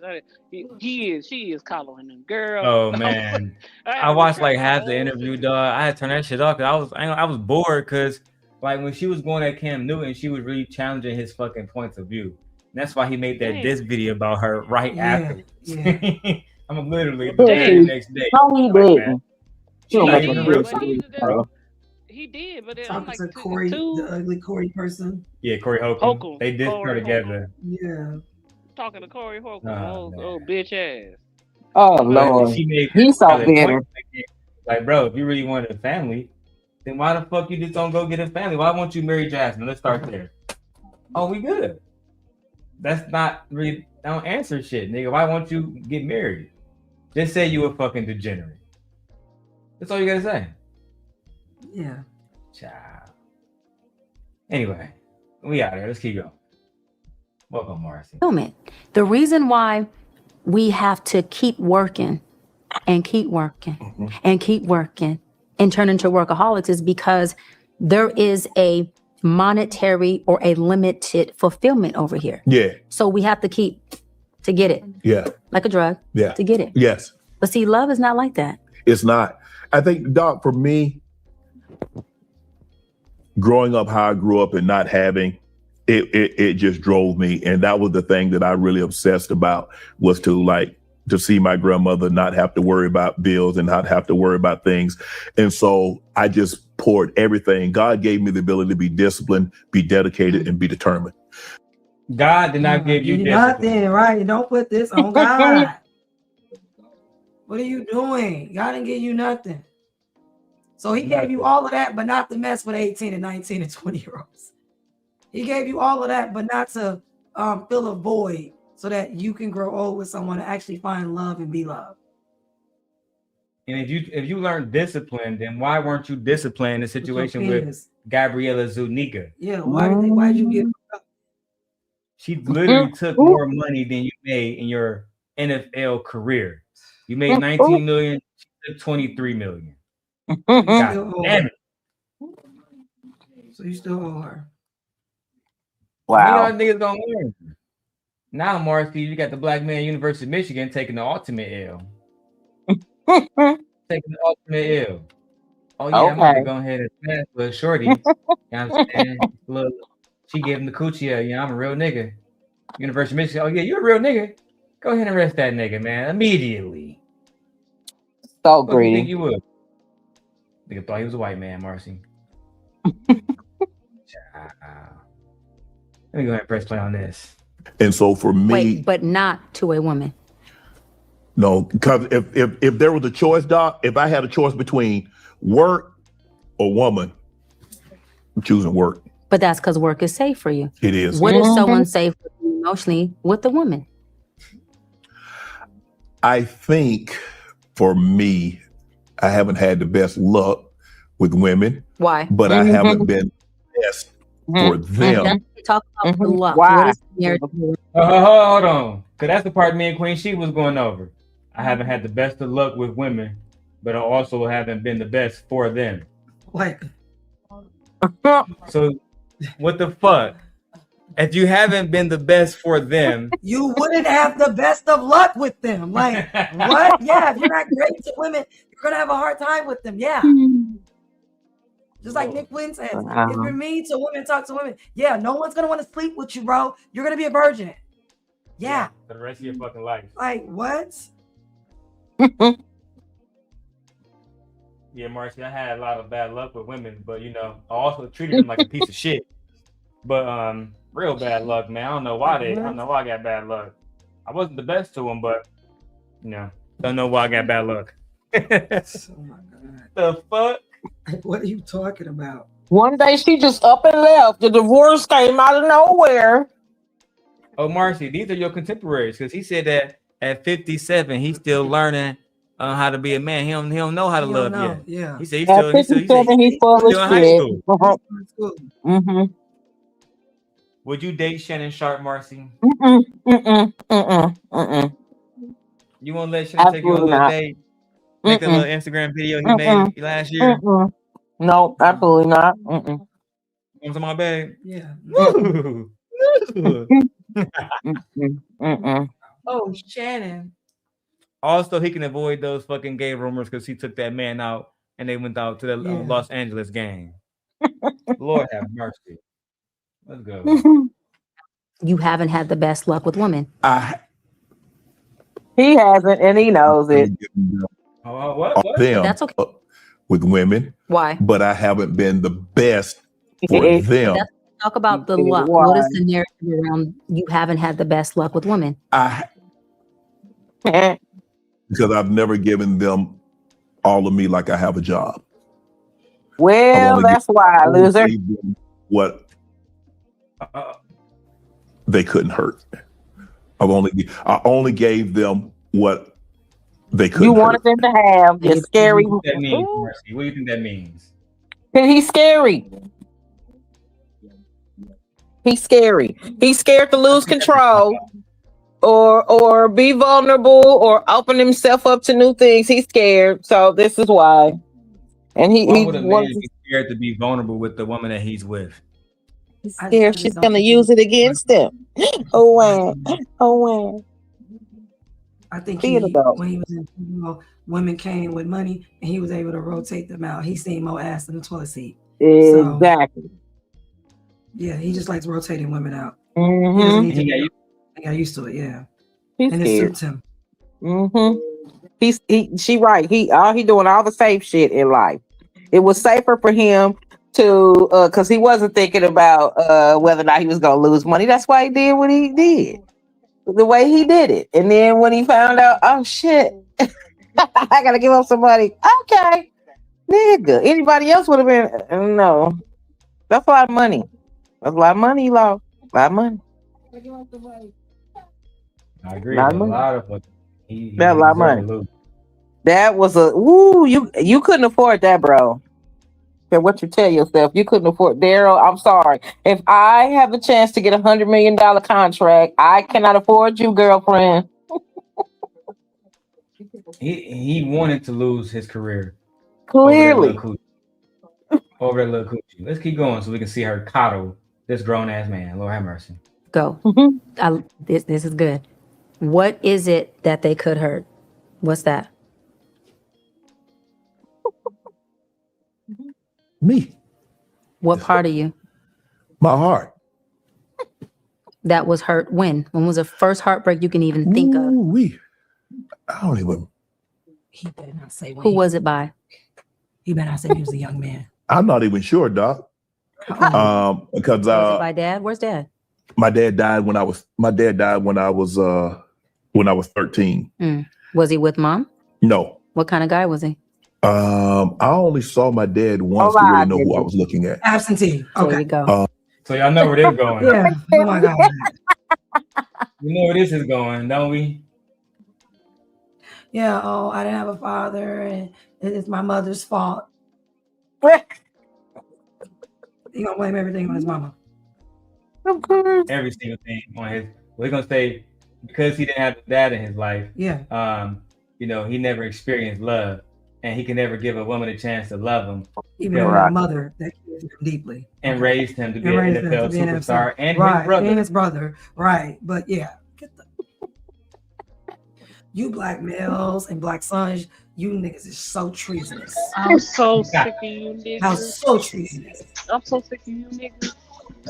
I'm so sick of you niggas. So Mercy. sick of you niggas. Nate, don't trust them new niggas over there. Oh man. Trust them new niggas. I don't understand why you just won't take accountability, you bitch ass nigga. And just say, listen, okay. It's like, oh my I didn't make the right choice, okay? Just say, because I'm for sure. Oh man, look, is your brother still married? If he is, you ought to be ashamed of yourself. He's a bigger hole than he is, guys. Oh my goodness. You know what? They both just was degenerate football players, and the wives was like, "Yeah, we out this bitch, bro. There's no point of us being here. Damn.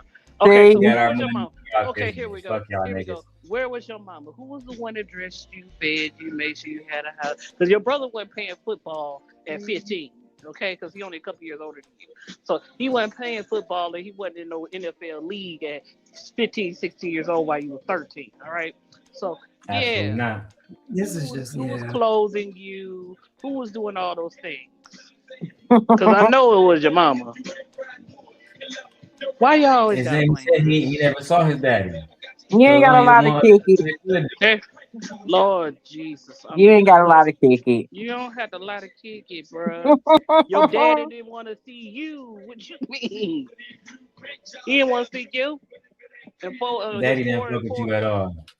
Your poor, unfortunately, his poor unfortunate soul went to the ancestors before he became a man, so he wouldn't sit up and not see you, and then when you became famous, say, yeah, that's my son, because that's all he's gonna do.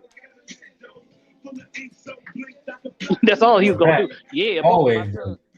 I'm like, yeah, both of my sons made it to the NFL so he can brag to his friends. You know that? Like they, most of the time, that's what they do. You ain't bringing nothing of value to him, even your own father. Sometimes they don't even want to claim it. So, yeah. All right, Shout out to go Fear ahead. over there holding us down. Come on. Let's hear your sob story. How your mama ain't did nothing but love you, and you still don't give her the credit that she deserves. All right, let's hear it. No, he more focused on the love he didn't get from his dad. Let's go. There you go. So that abandonment, that abandonment wound. What is your narrative about your father? What kind of guy was he to only have seen him once? Well, when he and my mom divorced, my grandfather, growing up how we grow up, get divorced, the kids are going with the maternal grandparents. And that's what we did. We came down to South Georgia. But let me word it different then. What kind of father would you have to be to only see your child once in 13 years? I think he was embarrassed. About what? Not being what he wanted what he thought he should have been. What? Not giving this nigga a pass. So exactly like what? I think he was embarrassed. You don't know what he thought because he wasn't there. He was just a fucked up nigga, cuz. Let's just put it like, I don't give a Why fuck. wouldn't you say I'm embarrassed? Why wouldn't you just say for a father not to show up for a kid? That's not a good father. That's not a father at all. You were abandoned, bro. Literally, he left you and did come back for you. They give these men, these absentee males, so much praise, so much love. I think he was embarrassed. So you about to soften a blow for him, a man who was never there for you, who didn't give a damn to come back for you, to check on you, who didn't give a damn to even raise you. Oh my God. It's so fucking. This is yeah, like what? What are you talking about?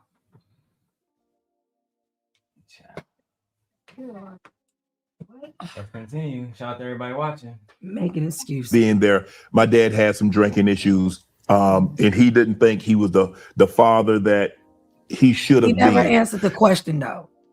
He never answered. He said, "What kind of father?" Well, I think he was embarrassed. No, he asked you, "What kind of man is it to not come back for his kids or to not be years. for 15? What kind of man would you think that would be?" Any other man that's not your daddy, he'd be a bum ass nigga. Right. What kind of man do you think that would be? Instead, you go, "Well, I think that he was embarrassed and making excuses for him. He was weak. He didn't want you, bro. He left you. He crumbled under the pressure. Yeah, your mom was just a nut rag, as Daryl would say. I would never left Leia in that situation. Hell no. We had to get shit popping. Yeah, like, what are you talking about? Despicable. Weak. Super weak. Yeah.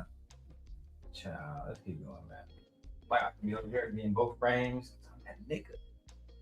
Oh my God. And I remember my grandmother, Grandma Charlie, his mom, told us that he wanted to come home. But at that point in time, he had both jawbones removed because of cancer. And he didn't want, Grandma Charlie, he called her Charlie. He said, "Charlie, I don't want the kids to see me like this." And she said, "Pete, they're going to love you regardless. They just want to see their dad." And he said, "You know what?" He said, "You know what, Charlie, I'm going to come home in September." Yeah. Well, he died in August. Mm. And so does that give him a pass for everything? That's what it sounds like you're doing. Yeah. You kinda utilize him to do shit like, so why are you still paying? Even with all of that, that still doesn't give him a pass, bro. Where's he for the past 20 years? before he died. Before he died. Before he caught cancer. When you were born. Before he got sick. When your brother was born. Yeah, like But where anyway, you was said he? his jawbones were removed, so he didn't have a mouth. So how was he saying all this? Did he type it? Did he write it in a letter? Because both of your jawbones were removed. You cannot talk. That's at one point, Nate. But what you his father When hasn't this always had conversation- cancer. That's what I'm saying. When this conversation came to be, Yeah. because it shouldn't have took you to get cancer and lose your jawbone in order for you to come back To say I'm gonna come home to see the kids. Like, come on. Okay, now. I'll calm down. When you old, decrepit, beat up, and falling apart. Mm-hmm. Where was you Anyway. when you were in your youth? In your prime, as the man would like to say it. Where were you then? Beating up coochie. Not being in the South where he was, apparently. Why you not mad at this man? Why you not upset with this man? Why not just tell the truth about this man? That he was a fucking bum. Yeah, your dad was a bum. He abandoned you. He never came back. And most likely he didn't send no money for y'all either. He didn't give a fuck about you. If he did give a fuck about you, He wouldn't have left he you. would have acted like it.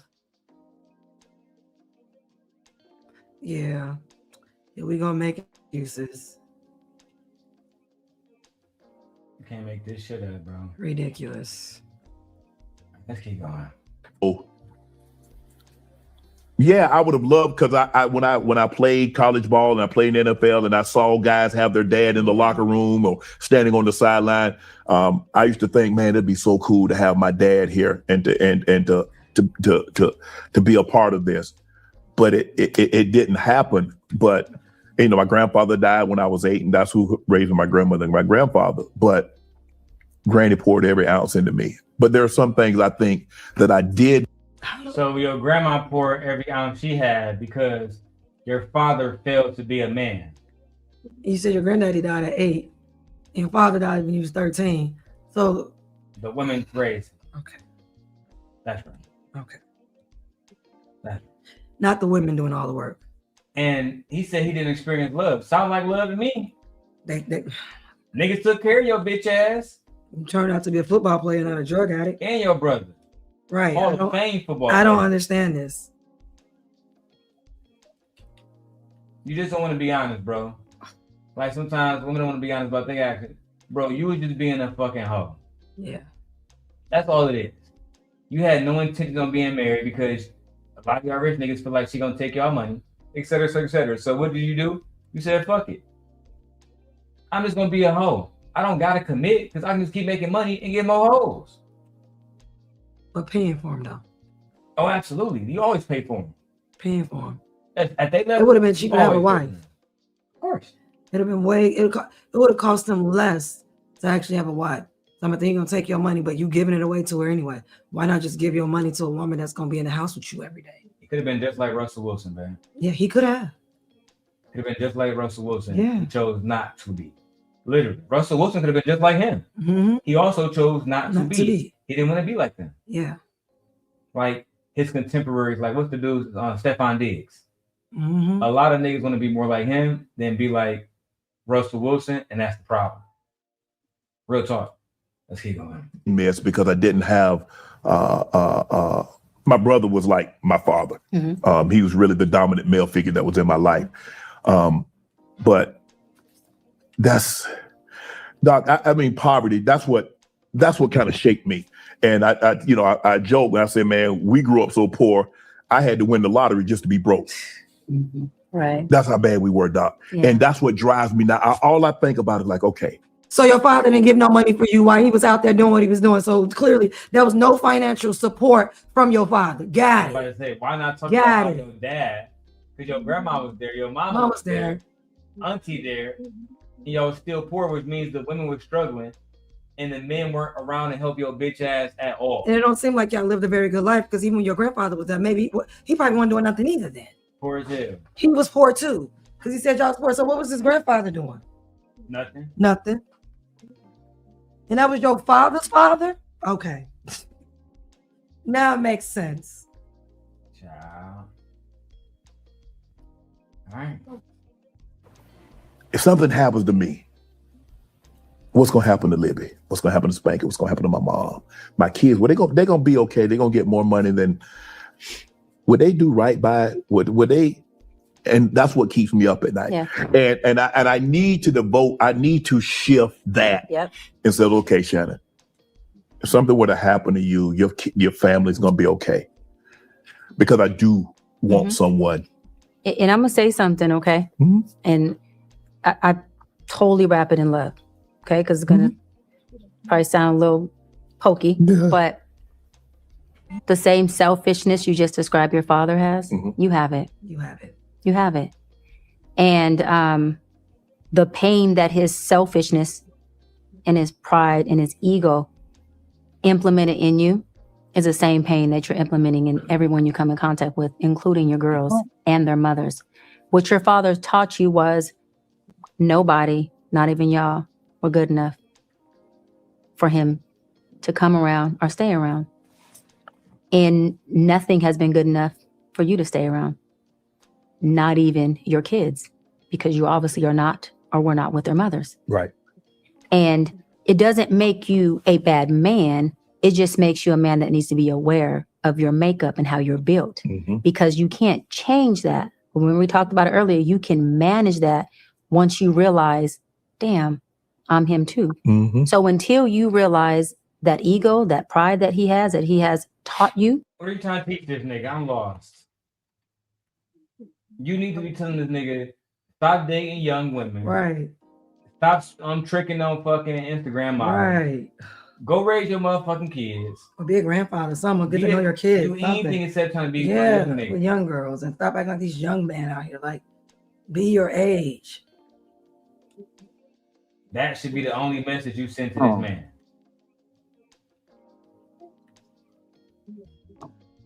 What's up, Marcy? I forgot you were still down there, girl. What's going on? Nothing. I'm reading some stuff. Okay, let's get it. And it's obviously in your DNA as well. And that selfishness is what will always be a barrier between you and your heart, not you and a woman. It's you and your heart. Then you will always overcompensate and work. And you're going to do damn good over here. But it's going to come a time, if it hasn't already, that what you're overcompensating for, which is the heart space, starts to consume you. And you're going to need that to even balance you over here. Because we can only do something out of moderation for so long, before the moderation says, yo, what's up? Especially the matters of the heart. And with you, it's what I said earlier, right? Hope deferred makes the heart sick. And when a little boy becomes deferred from hope at a young age with his father, and they take on the father role like you did and go and get it and put the family on the mat and take everybody out of poverty, he usually never returns to find himself. And the only thing, or one of the biggest things that kind of breaks my heart with you, is you've accomplished so much in everything you've touched transactionally. It has turned to gold, all the way down to the gold jacket. Oh my God. Oh my God. Killing me. Y'all killing But me. like the fig tree, you still haven't found yourself. All the way at the age of 60. What has and finding yourself takes last time I the checked, heart. you are not you don't have The a mind back. Last time I checked, you don't own restaurants and stuff. Like, what? When I hear I have accomplished so much, you accomplished anything in the category of football, and I still don't think you did all that. You ain't become no coach. He's a Hall of Famer. So what? That is still football. What else have you done? Nothing but football. Nothing. That's my point. That's what I'm saying. Like, you accomplished so much. All he did is accomplish. He got great at football. And I'm not saying it's not a big deal. Great. You were talented. What else did you do? It wasn't like, yeah, I was a football player and I became a coach and I took these teams and we won all these championships. You didn't do that. Nah. You did nothing else. I don't even think he got a championship. Oh, see, look. Oh no, I'm talking about if him becoming the coach and coaching a team and taking that football team to a championship multiple times. He hasn't done that. No, he's not Phil Jackson. When I hear people say you've accomplished so much, I'm thinking of multiple things in multiple areas.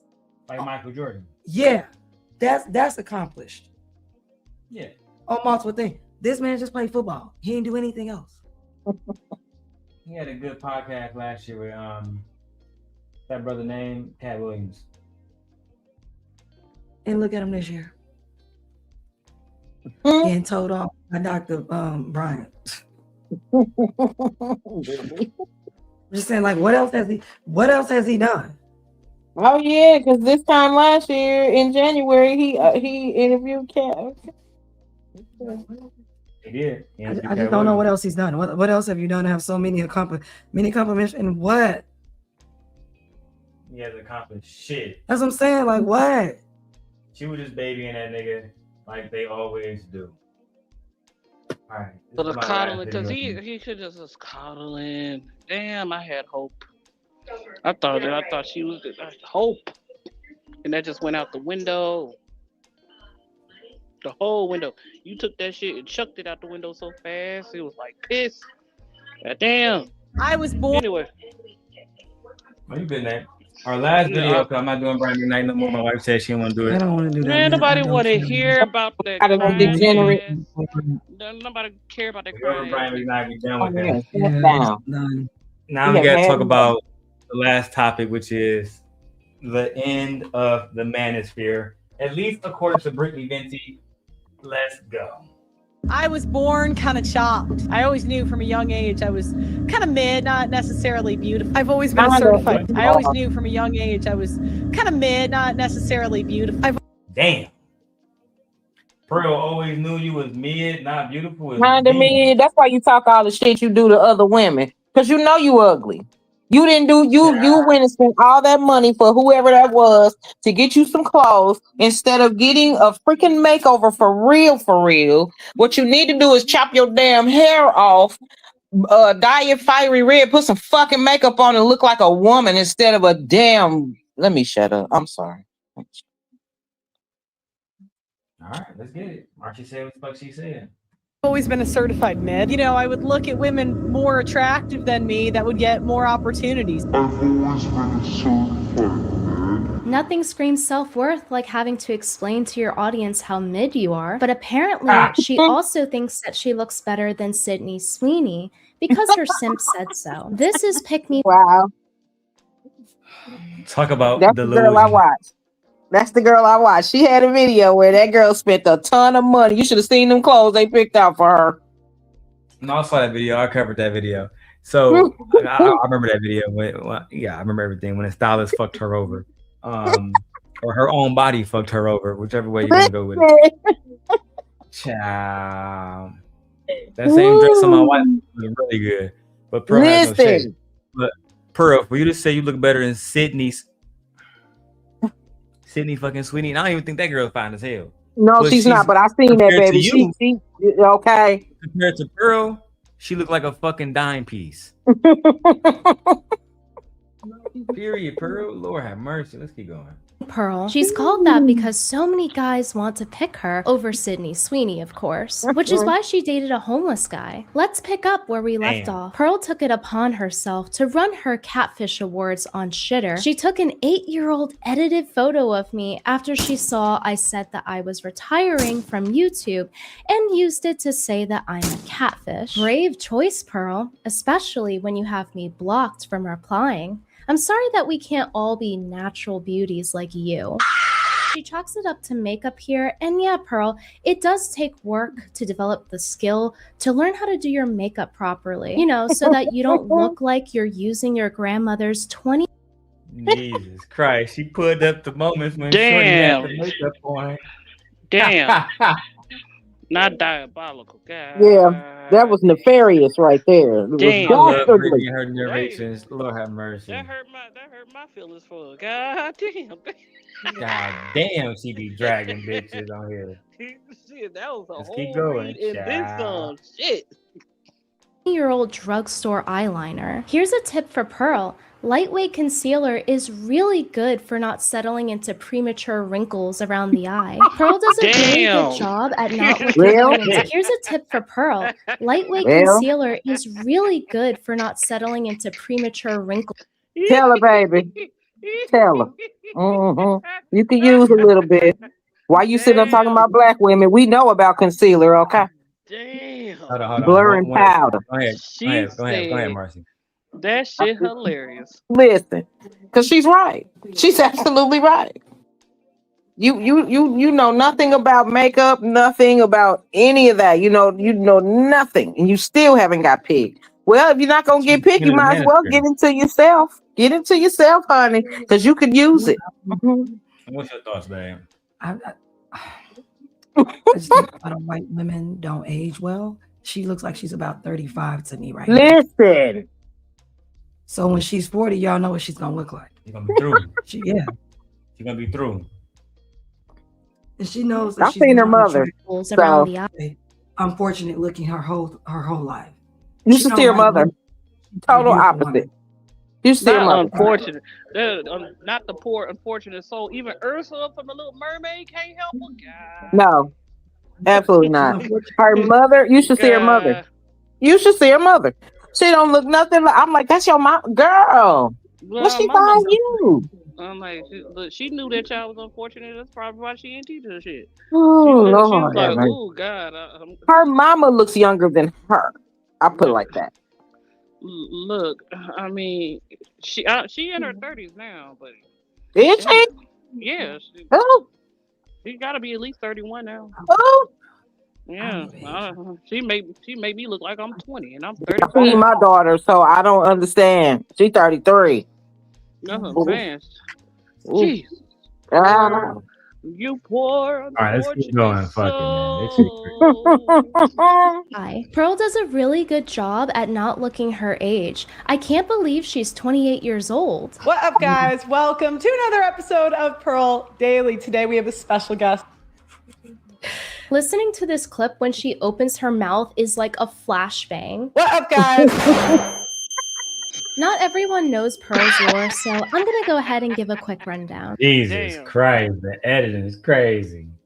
I can't believe she's 28 years old. What up, guys? Welcome to another episode of Pearl Daily. Today we have a special guest. Wow. Listening to this clip when she opens her mouth is like a flashbang. What up, guys?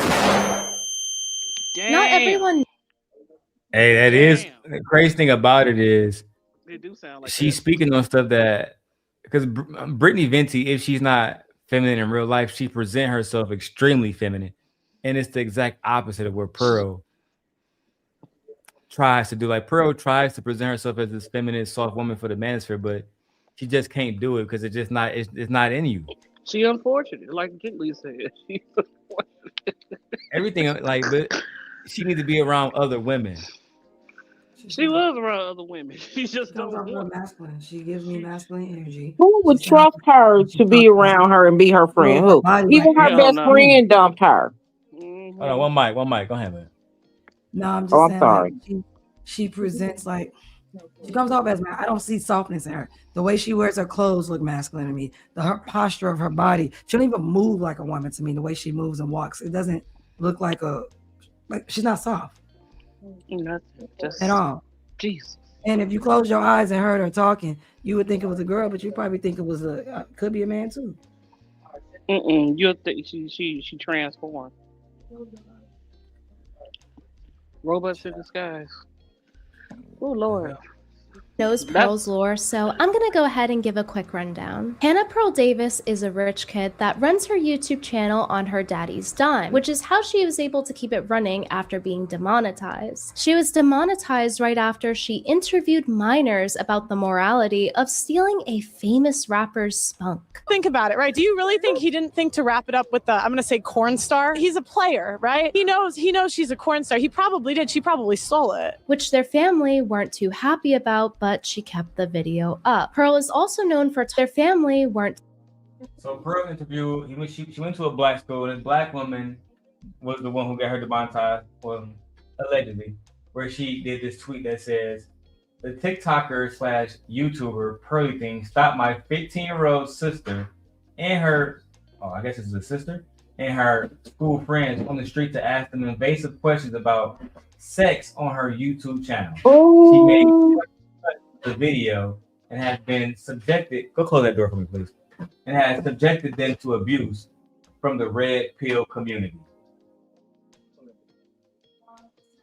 Child. Let's go. Too happy about, but she kept the video up. Pearl is also known for talking about how 16-year-olds are hotter than 25-year-olds, showcasing her about how too happy about, but she kept the video up. Pearl is also known for talking about how 16-year-olds are hotter than 25-year-olds. Pearl, what the fuck would possess you to say that 16-year-old chicks are hotter than 26-year-old chicks? Because she hung around. It's almost like you want niggas to go to jail. That's because she hung around you know who team. Anyway. Team Portugal? Ciao. My wife getting sleepy. Known for talking about how 16-year-olds are hotter than 25-year-olds, showcasing her feminine maternal instinct to protect children. And this idea that women are somehow nurturing and motherly is just the biggest lie that we have ever told in our society. As feminine as she is nurturing, she's known for preaching to her audience how men want women that are feminine, docile, pure, and beautiful. She leads by example, making so much effort in her minimal skincare routine, as well as her hairstyling and her girly gorilla posture. She's doing a fantastic girly gorilla posture. I told you, I said I like the way she walks and carries her body. It gives masculine. It doesn't feel like soft. Like, you ever seen women just get up and just walk and their body just flow? Not her. Like, she looks masculine, lumpy. Like, yeah, her clothes don't look good on her. Yeah, she's built like you built like a Lego girl. You need a real stylist, but she ain't gonna get close enough to anybody to even. Nobody's gonna want to get close enough to her to even bother. She built like a box. No, sorry, that shit is fucking. She built like a Lego. Example, making so much effort in her minimal skincare routine, as well as her hairstyling and her girly gorilla posture. She's doing a fantastic job showing off those succulent pitties lately. So if I were her, I would wear longer sleeves and invest in a micro bra. But I guess Pearl is still experimenting with her fashion at almost 29 years old to find the right piece of clothing that will flatter her Sasquatch stance. Pearl loves to pass time making comments on women and their appearances because they're all being hoes, especially if they're wearing a miniskirt. You don't understand. It's different when Pearl does it because then it's under the guise of, I lost weight. And it's the same case for makeup too. She's basically calling women prostitutes for wearing makeup, but it's fine when she does science experiments with hers. Some things just never change. But one of those things that actually has is that Pearl is no longer single. She now has a new man's beliefs to parrot. Her boyfriend, Nuclear Caudillo. Not another hat. Now has a new man's beliefs to parrot. Her boyfriend. Now looking at the biggest loser of the year, guys. I'm gonna say not this light skinned nigga. I hope he. Wow. I pray he just biracial. And he not just a light skinned man. Black. He ain't interested in this woman. What the fuck's wrong with these niggas, man? Dude, does it look like a man that can look at his demeanor and his posture? We got a video of them dancing together. Let's see. Nuclear Caudillo. Look at them go. She's got the grace of a cardboard box. Her boyfriend is another one of these red pill manosphere guys that's here to teach his audience how to get laid. We're not here to win, we're not here to prove that we're better than anyone or that anyone's internet daddy is better than someone else's. We're here to win. We're here to get laid. He's not a loser. He teaches his audience how to get laid. We're not here to win, we're not here to prove that we're better than anyone or that anyone's internet daddy is better than someone else's. We're here to win.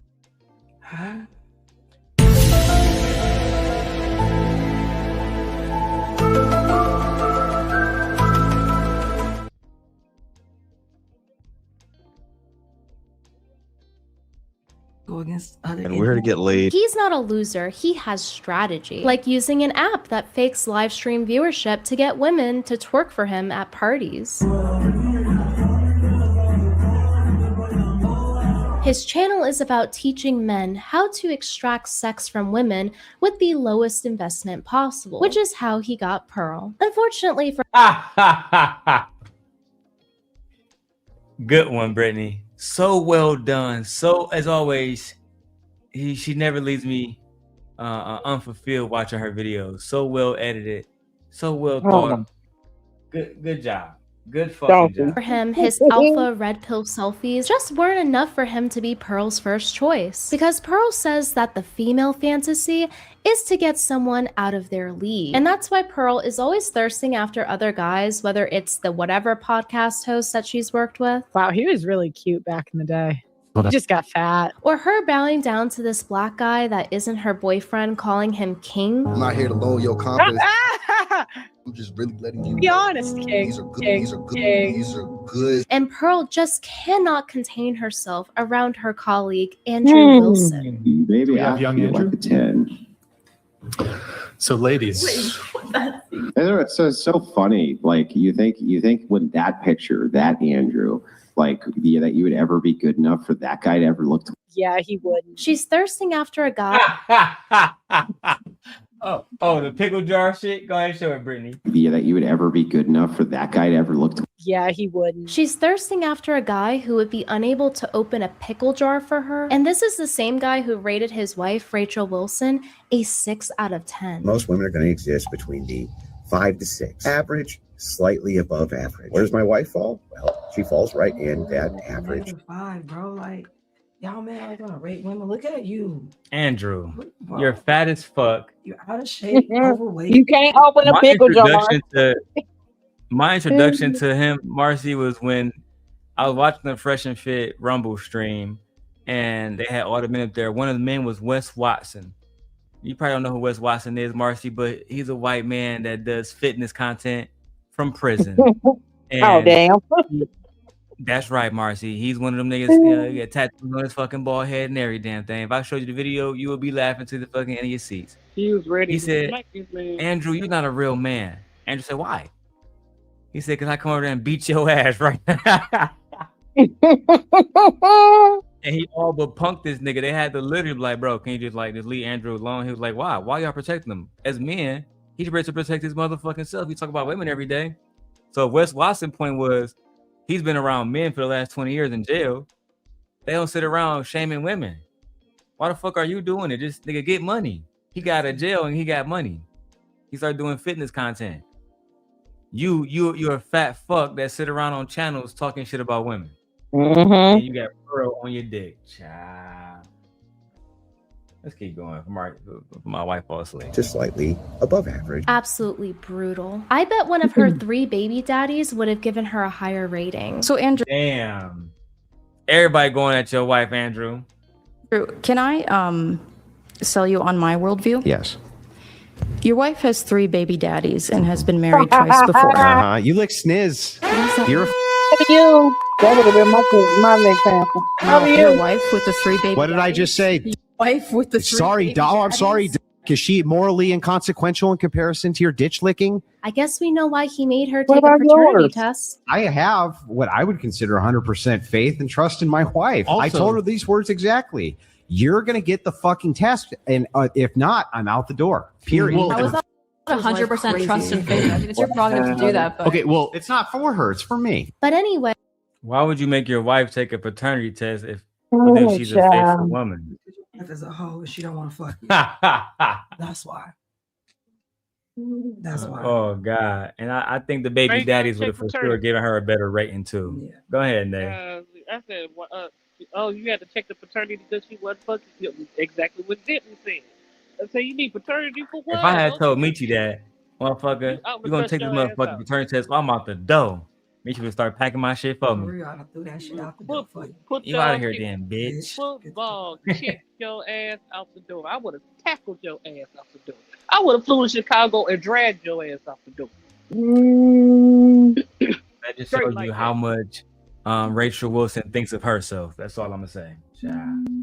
Pearl's new boyfriend has some very exciting and high energy content for us to watch.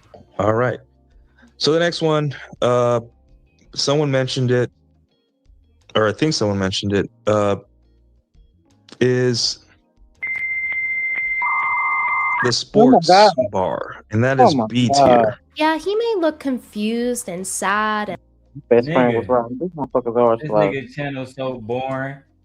His last video did 263 views, and Pearl's your girlfriend. You're a fucking bum. And low energy, but just know that this guy with his little Pikachu hat and little earring is going to teach you about the 16 commandments of getting poon. She's like gushing, like writing poetry to him, right? He's like, okay, that's the reason she likes him in the first place, probably, is because he's dismissive, he's, you know, distracted, whatever. Cool, thanks for the poetry. Awesome. That is exactly how it should look. She should be chasing.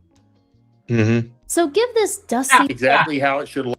These are the niggas. Look at the men he's talking to. Put it on the big screen for a second, y'all.